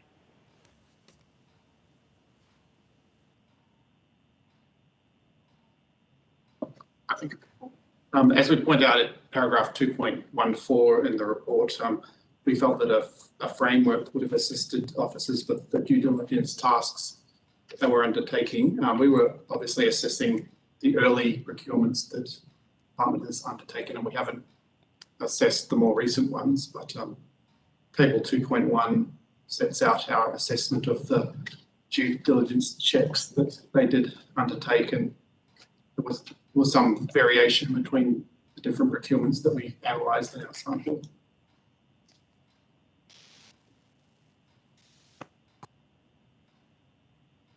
Thank you. Questions from the Deputy Chair or Senator Scarr or Ms Bell? I'm good. You've covered the state territory stuff well. That was the other thing I had, so, Okay. There's no bad thing in a short date at the Audit Committee. Thank you. Senator Scarr? Yeah, I just had one question, and it I think there were a few issues raised by Mr. Murphy in his response to the report. I think the Auditor General has covered off on the first one I wanted to raise, and that was that the ANAO recognises the extraordinary situation in which the procurement process was undertaken, the context, and I think that has been recognised, and it seems to me that included the fact that you had large state actors involved in the markets doing whatever it took to procure critical medical supplies. The second issue, though, that I wanted to raise was in relation to Dr. Murphy's comment in relation to the expectation placed on the National Medical Stockpile in the context where the primary responsibility for making sure you've got enough PPE is actually on the health providers themselves. So it's on the authority that's running the particular hospital or whatever the health provider is, it's their primary responsibility to access the PPE that's required. And accordingly, the query that was raised by Dr. Murphy as to whether or not it was reasonable to pose the question as to whether or not the so-called eligible groups received enough PPE at the right type and in the right time, given the primary responsibility was on the primary health providers themselves, which is not the Department of Health.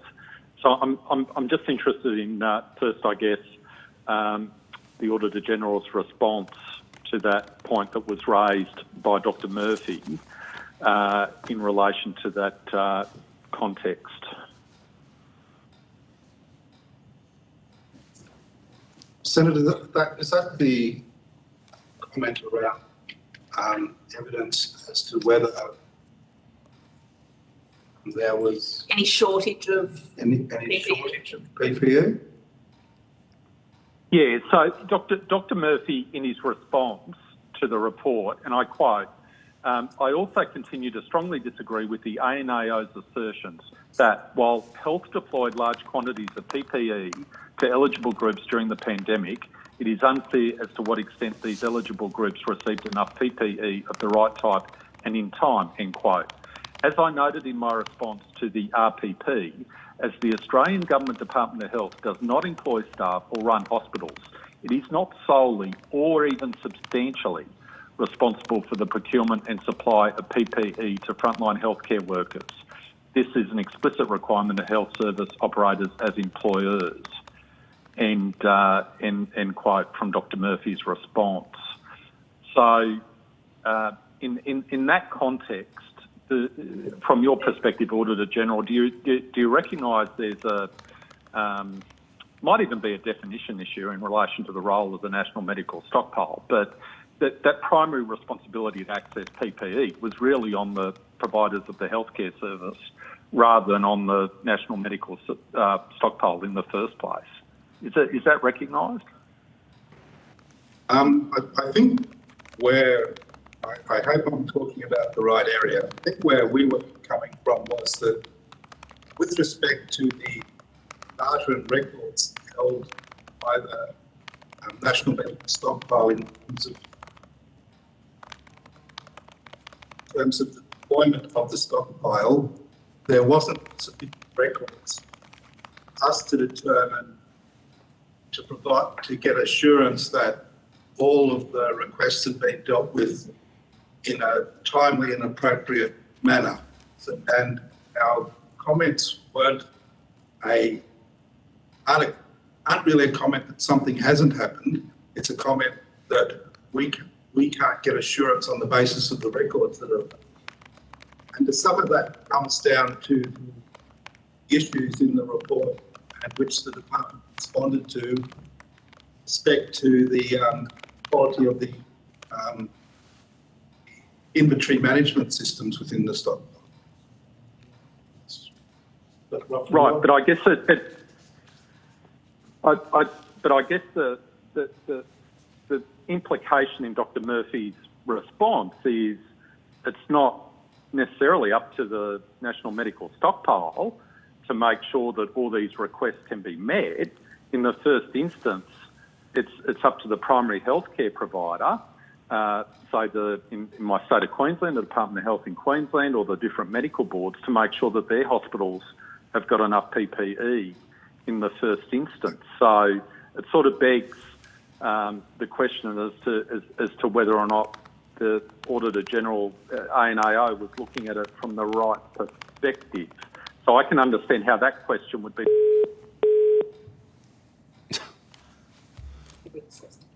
Welcome to Chorus Call. Are you still there, Chair? Oh. Lucy?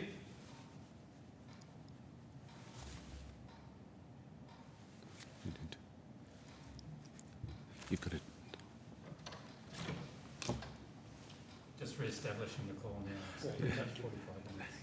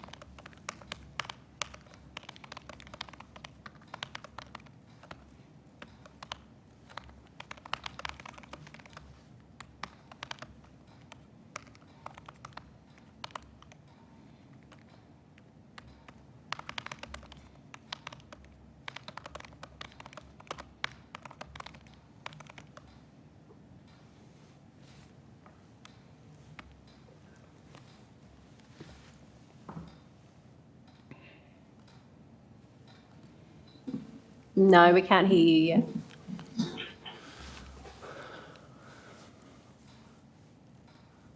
They're just... Can you hear us, Lucy? No, she can't hear us. No, I'm here. Oh, there you are there. Oh, okay, good. You're back. Excellent. Okay, so I'm back. Thank you, Deputy Chair. Is that Senator Scarr? Yes, I'm back. Bell. I think, and Ms Bell, Senator Scarr, I think you, me and Ms Bell were having a lovely conversation and no one else could hear it.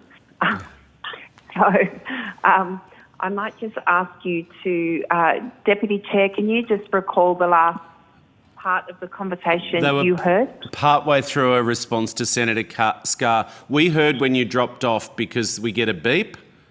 So I asked everyone just to pause then. So if the witness could just pick up where you were when we beeped. Thank you. Thank you. Okay, thank you. I think I can gather my thoughts to where I was. I think I would have. We're not disputing what the role of the stockpile is, and it is there as a backup to others. So there's two components, I would say, to some of our recommendations in there. One is about having enough knowledge of the state of the stockpile nationally, so you know whether what you've got is consistent with what the needs of the system are, which is what we were talking about earlier with respect to the engagement with the states. And the second is about having an effective enough information system to know so that you can document and be clear about how your allocation process is working. So our commentary is really about those two things, not about the responsibilities are different from what Professor Murphy. Okay, because I guess I understand that, and thank you for making that clear. Because from my perspective, the department operating the national medical stockpile, their performance shouldn't be reflected upon because, say, a state government hasn't made adequate provision of PPE within its system, and it's leaning on the national medical stockpile to fill a gap, which shouldn't be there, because if they'd done more work in terms of making sure they had sufficient PPE. Dr. Kelly, do you have any response to that issue? Oh, thank you, Senator Scarr. So I think you're spot on, and I agree with other comments earlier that the ANAO was very open to that line, and I referred to it in my opening statement. But we have done incredibly well here in Australia, where there has never been a time where PPE was not able to be supplied to fill those gaps. And that was the unprecedented nature of this pandemic and the effect on both demand, huge demand, but also rapid, almost complete supply shock. It was, the irony would not be lost on the committee that one of the key places where PPE is actually manufactured in the world is not only in China, but in central China, and specifically Hubei province, and specifically the city of Wuhan. So we had a triple shock, if you like. The key element, and we have stressed this with the ANAO, and they've accepted it, is that the NMS, the National Medical Stockpile, is a strategic reserve. It is not the shop front for all states and territories or other providers of healthcare for these materials. However, in the situation we were in 2020, early 2020, where these unprecedented times were, we did take on a much expanded role, and I think again that was the right decision as a national combined effort to supply these vital supplies to make healthcare safe and effective. It was much contrast to other countries in the world, for example, the United States, where there was a intense competition between the states, and which drove up prices and did not lead to an equitable distribution in that country, whereas in Australia that has not been the case. But going forward is exactly as the ANAO has observed. Important that is all worked out ahead of time, who is responsible for what, making sure that those supplies are and responsibility is shared with the states and territories as well as at the national level, and for us to go back to our original intent as the National Medical Stockpile of a strategic reserve when required. Okay, excellent. That's very good. Thank you, Dr. Kelly, and thank you, Auditor General. No further questions from me, Chair. Thank you. I'll just ask a couple of, in conclusion, unless anyone else has any questions, just a couple of questions, something that's been a consistent theme over the term of this Parliament with the committee in relation to interest declarations. And I note that the audit report observed that some interest declarations were late or incomplete, that in at least 3 of the procurements, the health delegate approving the expenditure had a material role in the identification, due diligence or assessment of the supplier. The audit report noted that health didn't have a documented policy regarding separation of duties in procurement. I'm just wondering if you have any observations as to why that may have been. Was it historically just if there is a reason for that, and also what the steps are that have been taken to address it?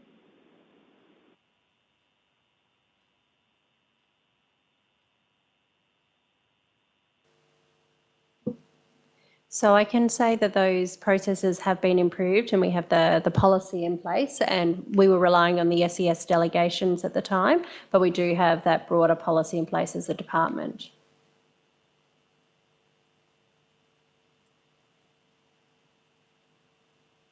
Okay. And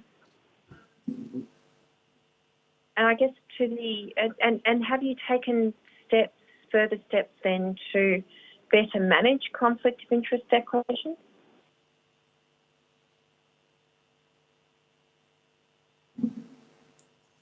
Yes, we do have the separation of those roles now in our policies going forward. Yes.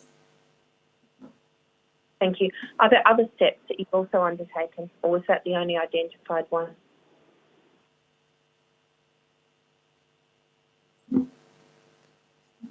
I'm not aware of any other specific actions in relation to that, other than the broader policy and making sure that there's a distinction between those two roles. And to a representative from the ANAO, could you just elaborate on the importance of such probity measures, and also if you have any observations about the effectiveness of the implementation of some of the measures outlined by the Department of Health in this area since your audit?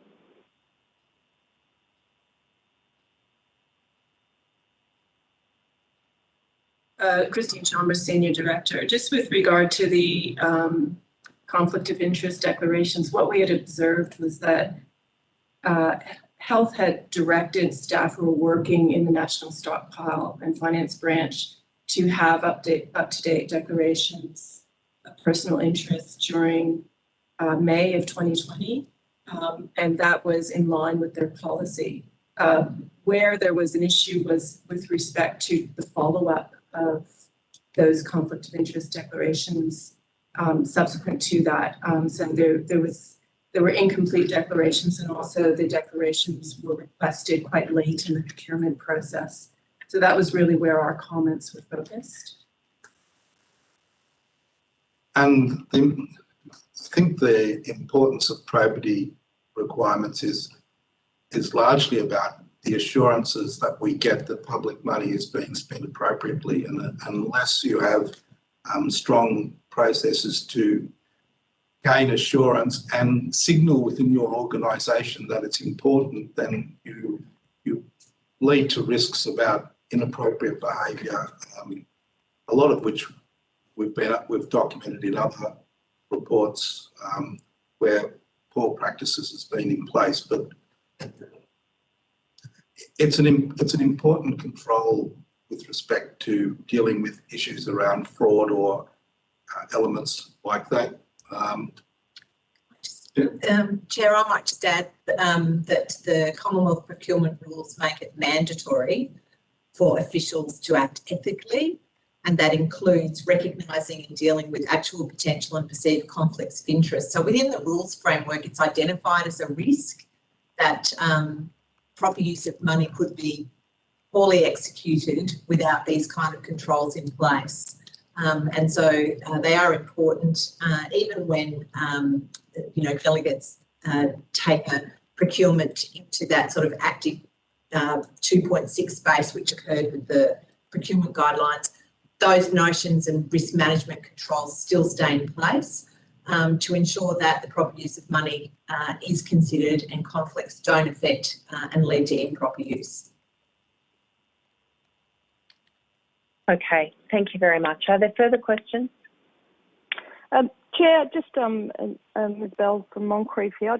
Just one brief comment, if I may, with indulgence, is just to acknowledge the work of the Health Department, the Chief Medical Officers, past and present, and also the now retiring Minister, to thank them for their efforts, for the dedication and the extra responsibility that you have stepped up to.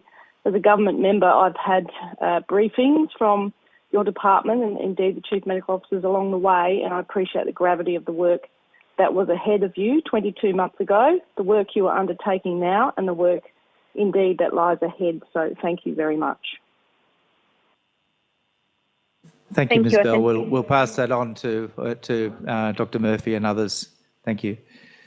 And also, Ms Bell, can I just say that we couldn't have said it better ourselves, so I think that's, we very much appreciate that. Thank you. Can I thank all witnesses for appearing today, and if you have taken questions on notice or if you are asked to provide additional information, to please forward it to the Secretariat by Friday the 17th of December, and advise that if the committee has further questions, they will send these to you in writing through the Secretariat. We're running slightly ahead of schedule, so I will suspend this meeting until 4:15 p.m. Thank you. Thank you, Chair. Let's commence, and I thank everybody for being here today. And I will just note that we have had some technical challenges and glitches, so we'll just roll with the punches on that. If we get cut out, if I could ask witnesses or committee members to simply dial back in again. I now declare open and call. I now declare the public hearing open again and call representatives of the Australian National Audit Office and Services Australia, and ask for the Hansard record if you could please state your names and the capacity in which you appear before the committee. Chair Rebecca Skinner, CEO of Services Australia. Thank you. John Kalakarinos, Acting General Manager for Governance of Services Australia. And Michael Nelson, General Manager of People for Services Australia. Thank you. Grant Hare, Auditor General. Rona Mellor, Deputy Auditor General. Carla Jago, Group Executive Director, Performance Audit Services Group. Peter Martin, Executive Director, Performance Audit Services Group. Lisa Creswell, Senior Executive Director, Systems Assurance and Data Analytics Group. Thank you. This hearing is a formal proceeding of the Parliament. The giving of false or misleading evidence is a serious matter and may be regarded as a contempt of the Parliament. The evidence given today will be recorded by Hansard and attracts parliamentary privilege. Would any witness like to make an opening statement before we move to questions from the committee? Chair, no opening statement from Services Australia. Thank you. Thank you. I will note that I have a number of questions that I intend to place on notice. I would like to ask, though, a couple of questions just in relation to ICT risk management, unless any committee member would like to ask any other topic first. Okay, just in relation to... Okay. It's a topic of interest, personal interest to me and a number of members of the committee, and the audit report found that during the pandemic, Services Australia made changes to its IT controls to allow the payment of stimulus funding and facilitate additional system access for staff members processing claims, and that during the review of the agency's financial statements for the year ending the 20th of June 2020, the ANAO reviewed the ICT security controls and governance and assurance systems in managing these changes and found some weaknesses in the risk management processes underpinning the ICT system. Firstly, to Services Australia, if you could just outline how Services Australia has addressed the ANAO's findings.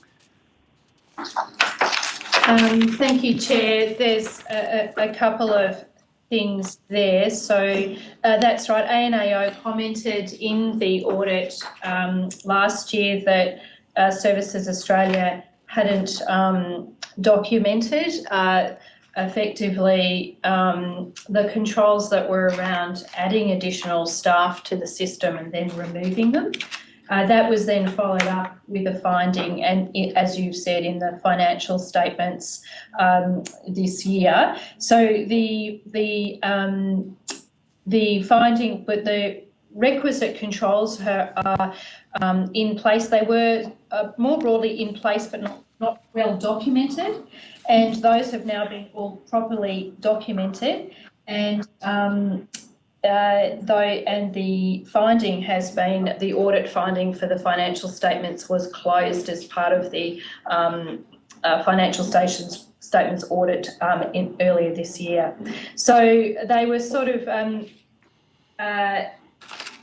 we had a lot of staff come on. This was really about adding staff to the system so that they could process claims and then closing them off the system when they left. And that's the piece that was not as well documented as it should have been. I think it's also worth pointing out that while we do need those, the risks that could have occurred didn't manifest, but at the same time, it's important to have those controls well documented and in place, which they are now. Thank you. And in relation to compliance with mandatory IT security policies such as the PSPF and the Essential 8, if you could advise us of any assessment of compliance there or just observations in relation to compliance? So, Chair, I can probably provide you a little bit more detail on that on notice. So Services Australia has many ICT systems.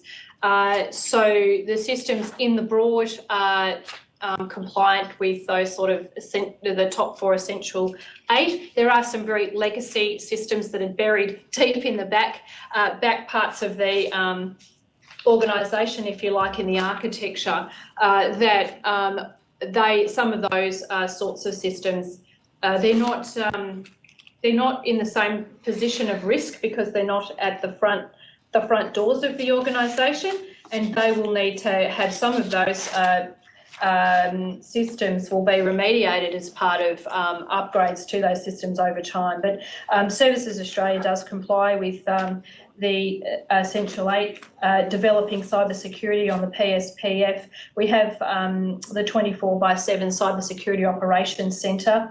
The other points with our cybersecurity is that all of the citizen data is encrypted at rest in essentially the equivalent of a top secret facility. So some of this conversation is around access, but in terms of where citizens' data is stored and how it's protected, it is protected with the utmost security we can provide. Thank you. I might throw to the Deputy Chair and then just flag I've got a couple of other questions. So Senator Scarr or Ms Bell, do you have any questions? I do, Chair. Okay, thank you. Yep. I have no questions, Andrew. Hello, Senator McLaughlin. And Senator Scarr, do you have questions? I just had a comment, Chair, and that was to say to the representatives of Services Australia, I think that Services Australia did an absolutely outstanding job, continues to do so, and I think that's brought out by the key facts in the report, which, amongst other things, refer to the over 800,000 additional Australians who received assistance in that 2-month period. between March and May. So I just give my heartfelt congratulations to Services Australia and all of their staff. Thank you very much for that, Senator Scarr. Chair, similarly, I have a very short kind of question as well, if you want to go to me next. Sure. One question from Ms Bell and then the floor to the Deputy Chair.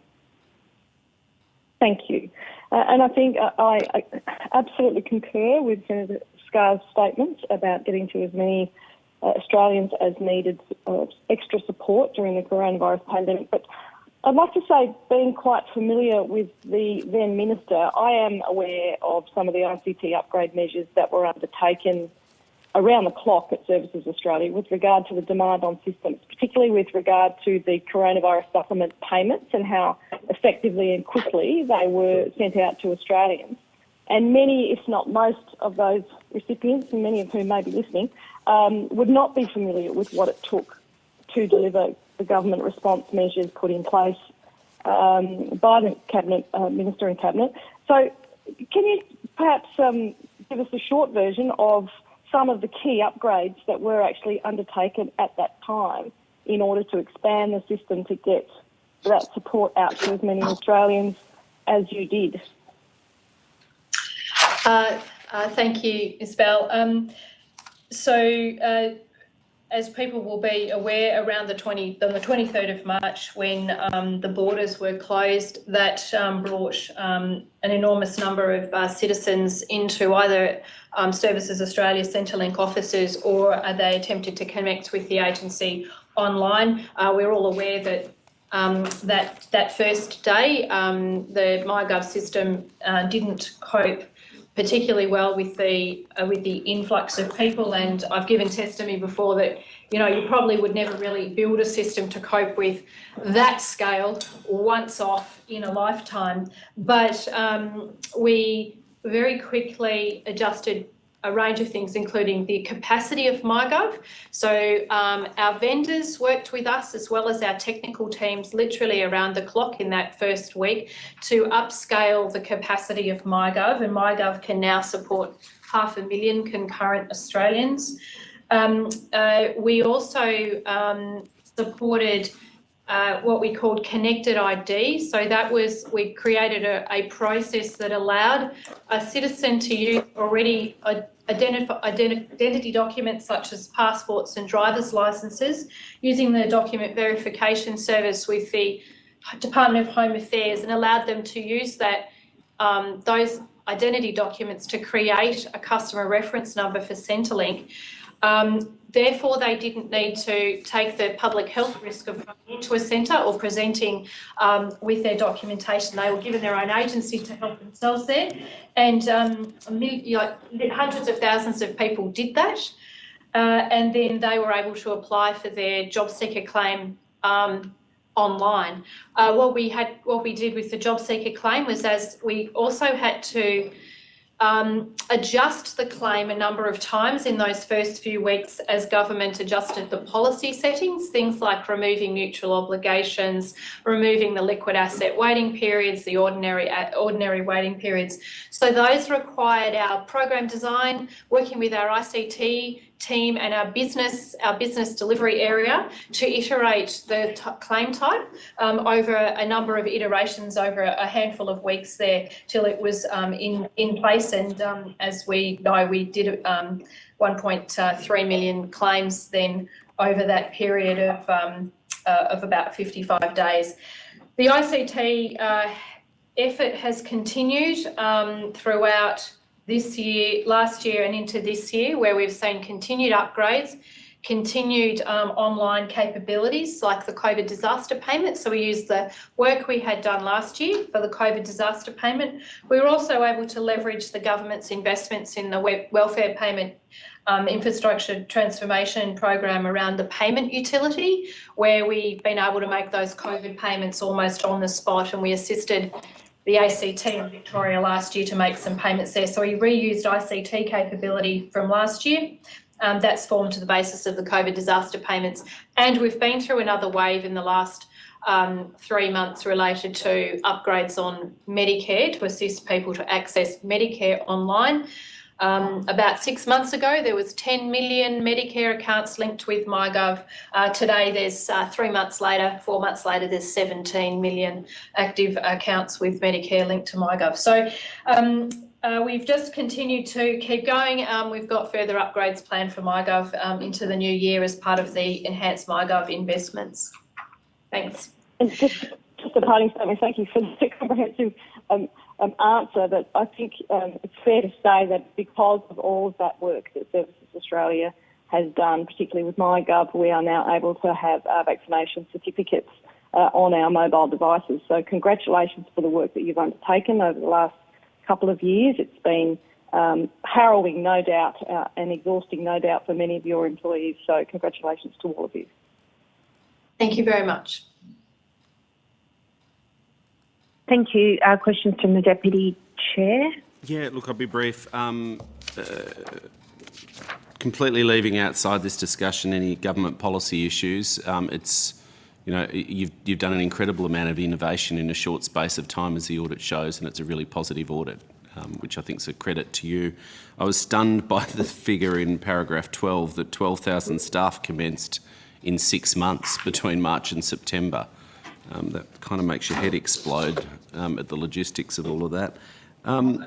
Just really 2 sets of questions. I'm just curious, and maybe you could take it on notice. I'd just be interested to see, given this audit report was completed 12 months ago, so a lot's kind of changed since then, could perhaps casting back to the start of the pandemic, could you give us something that gives us a sense in maybe a graphical sense or month by month? I'm not trying to talk to you with data, just a bit of a sense of your staffing profile from, say, February 2020 through to about now.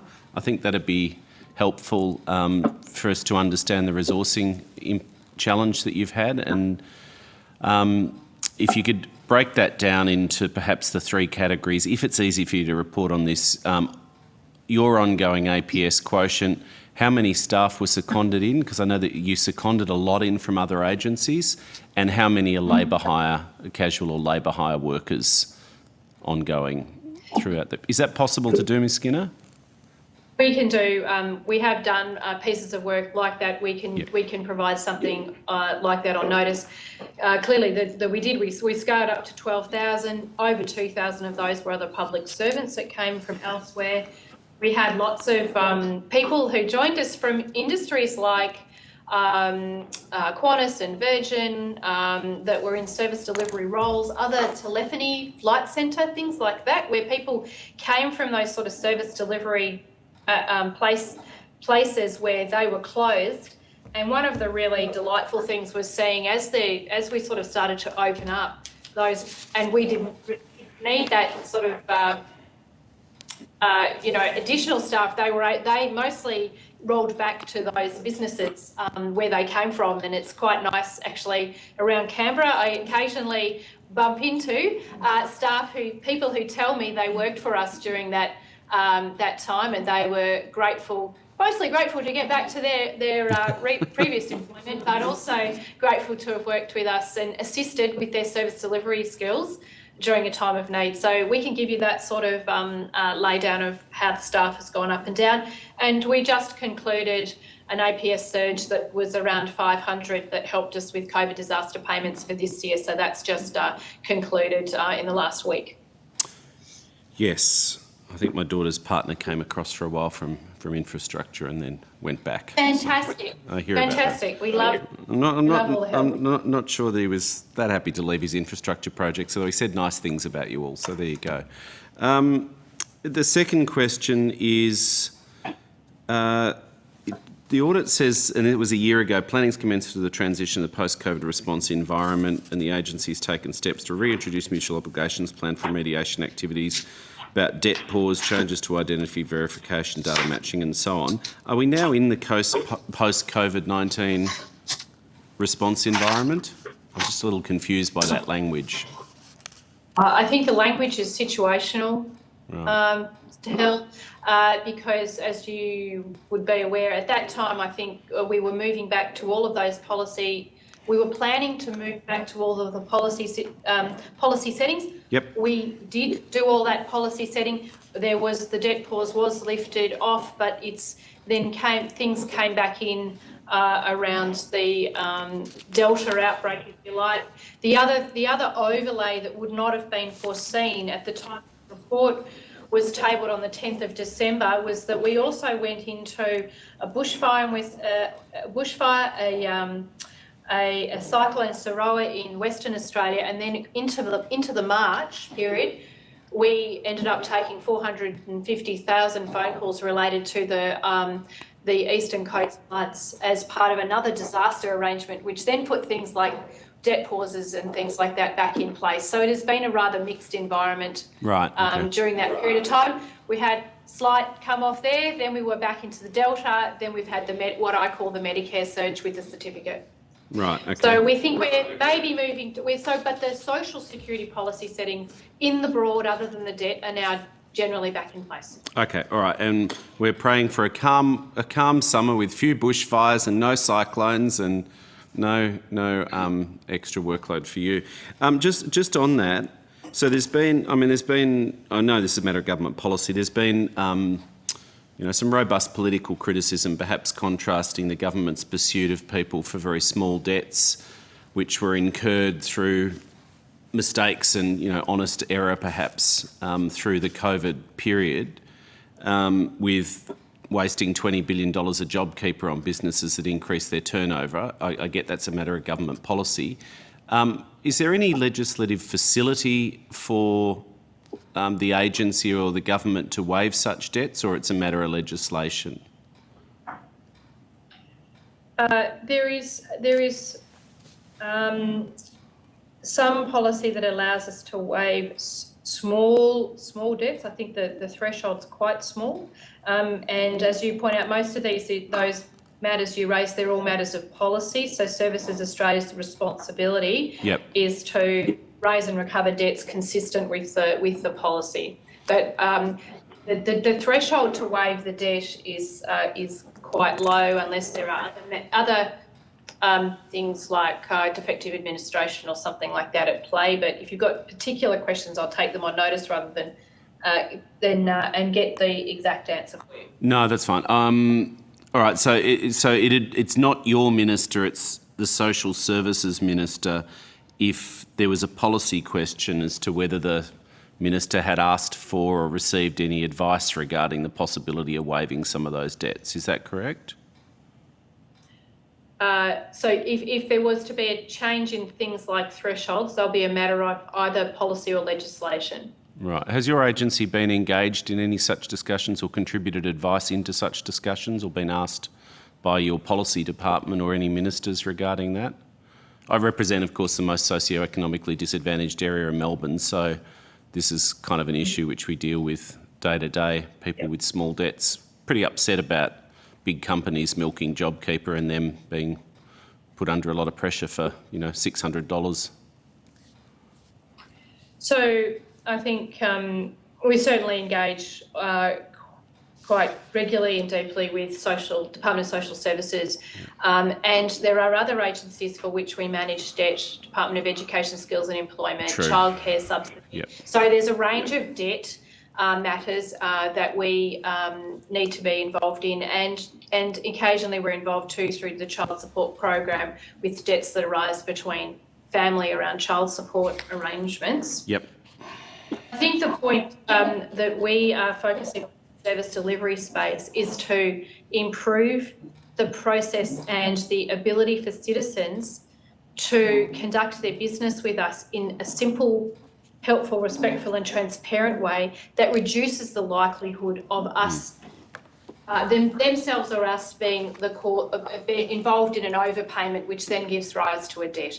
And that's the sort of work I think is the high focus, is ensuring that people's payments are what they should be getting and we don't have this up and down for people. Yeah, no, I appreciate that. Can you just take on notice and let us know, I suppose it's a point of genuine curiosity, whether the government, to your knowledge, turned its mind to the policy questions, whether you've been asked for any input to policy guidance, given, the government chose to whack $20 billion on the national debt for the next generation to repay and paying JobKeeper to companies to increase their turnover and profits in many cases. I'm just wondering whether they gave any consideration to waiving tiny debts for the most vulnerable people in society. Certainly they put in place a debt pause, but I'll take that broader question on notice. Yeah, I said waiving, not pausing, just to be clear. I appreciate that. Yes. Thanks, Chair. I'm going to flip to phone because I need to go and be somewhere else, but I will be with you, listening and giving you quorum to complete the hearing. Thank you. Thank you, Jeff. Okay.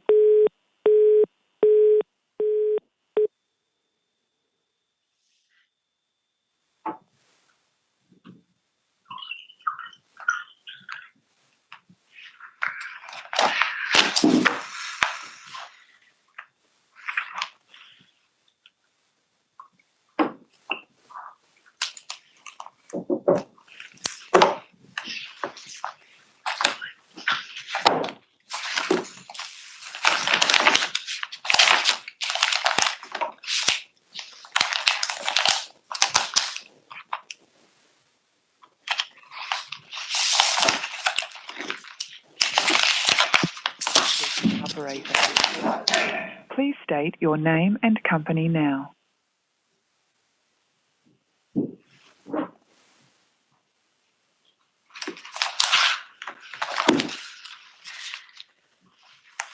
Thank you. Hello, can you hear me? Okay. I think given the lateness of the hour, we're at 4:45. I have some questions in relation to pandemic preparations. I also have some questions. Oh, hello. Isabel, thanks. Thank you. I have some questions in relation to internal and external review and preparations for the pandemic. I just flagged that unless any member would actually, we've got a couple of people back on. This seems to be happening fairly regularly. I'm happy to sort of ask some of these now and put the rest on notice. Committee, are you okay with that? Yes, Chair. Okay. I might just ask one set of questions in relation to pandemic settings and put the rest on notice, if that's okay.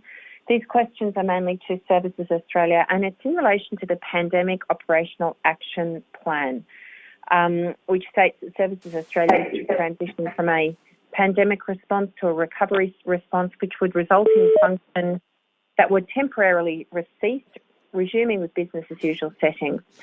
So question to Services Australia, have you been required to move to a steady state response in relation to this year's COVID-19 outbreaks? Chair, we can talk in detail about the pandemic preparation and the pandemic plan that we then adjusted, and we had broadly though, the governance arrangements and the operational footing that we put the organisation on last year, we have broadly maintained that through all of the literally since last year. So particularly we re-elevated it as we came back into the Delta, so the governance of our organisation includes the normal governance of the organisation that you would see with any institution, but we also have an executive and operational governance process that's running to ensure that we are staying on top of emerging issues, operational deliverables, and particularly around those really tight timeframes that we've had to deliver some of the things on. We mainly do that through what's called our executive check-in. That's a fully minuted meeting of the relevant executives responsible for the delivery of the operations in the organisation. That includes all the deputy CEOs and others. So that's how we run both that sort of operational track along with the the standard governance you'd expect in an organisation. Does that answer the question? I'm not sure if I've got that right. Yeah, thank you. And in relation, I guess, to this, to the operational action plan, to some of the governance settings you outlined, I guess sort of looking back and then kind of looking forward, Do you think you've got the settings about right? In other words, if you look at possible future outbreaks where you may potentially once again be required to administer programs with a very short lead time to stand up a massive, we were hearing 12,000 before, that's a pretty massive increase in employee numbers, or to, provide payments with very high levels of requests and very short turnaround times. What's your response in terms of how do you think those settings, your planning and preparedness is about right for any future, to help mitigate against any future potential needs that might arise? Look, I think so. We can't always foresee any, the nature of the next strategic shock, if you like. Okay. But certainly we've continued to adjust our planning, learn from the experience that we've been through. That has included being able to get more things online, allowing citizens to help themselves. And actually, if we were to move forward from here, we now pretty well have a clean set of Medicare information. People's data is updated, that millions of Australians have a customer reference number and have an identity in the MyGov system. So there's now some foundational things that most Australians are much more comfortable engaging with government through those channels. So we've got, I had a look at data today, 81 million times the certificate's been downloaded, for example. So I think the citizenry is also more ready to engage in the services that we would offer in terms of how we would offer services in the next generation of strategic shock or the next wave of pandemic. So I think we're ready. We know what to do. We continue to adjust our systems and processes, but also the customer base is actually more ready as well to engage in ways that they can help themselves quickly. Thank you. And just quickly to the ANAO, your view of Services Australia's settings and preparedness for, future potential outbreaks or even indeed application for large national disasters, for instance.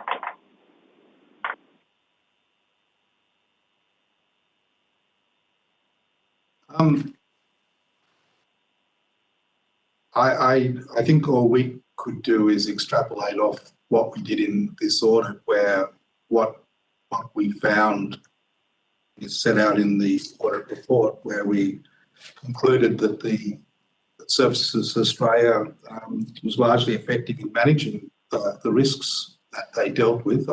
I think if there's a theme across all of our audits in the COVID space, there's probably two. One was the incredible, highly successful work that most entities did in responding to the pandemic, and the second is that some of the pandemic planning wasn't at the state you might have expected, and I think what you would hope to see coming out of this is a significant updating of some of that planning process. And I would assume, and from what Services Australia said, that that's what they've been doing over this process, taking the learnings out of where we've been to and building on those. Can I just add two things for you, Chair? The audit's positive, and one of the observations we made in this audit and the audit that we did of the tax officers gearing up and delivery was that leveraging off the governance that you already have in place it is helpful in an emergency. And as the Auditor General said, then dusting it off and making sure it remains fit for purpose should it happen again is important. The second thing, though, is in the Services Australia case, we had conversations prior to the big bang. We had, this organisation had been asked by the coup committee, which was steering the pandemic response across government, to put some thoughts together about insights into rapid implementation, which we did, and we had discussions with senior staff at Services Australia early about those insights. And since organisations like this have done such effective work, we've updated those insights in May this year. to help those organisations with broader insights than just their own. So I think we've benefited by the work watching what organisations like Services Australia have done and been put in a nice place to put messages out to others.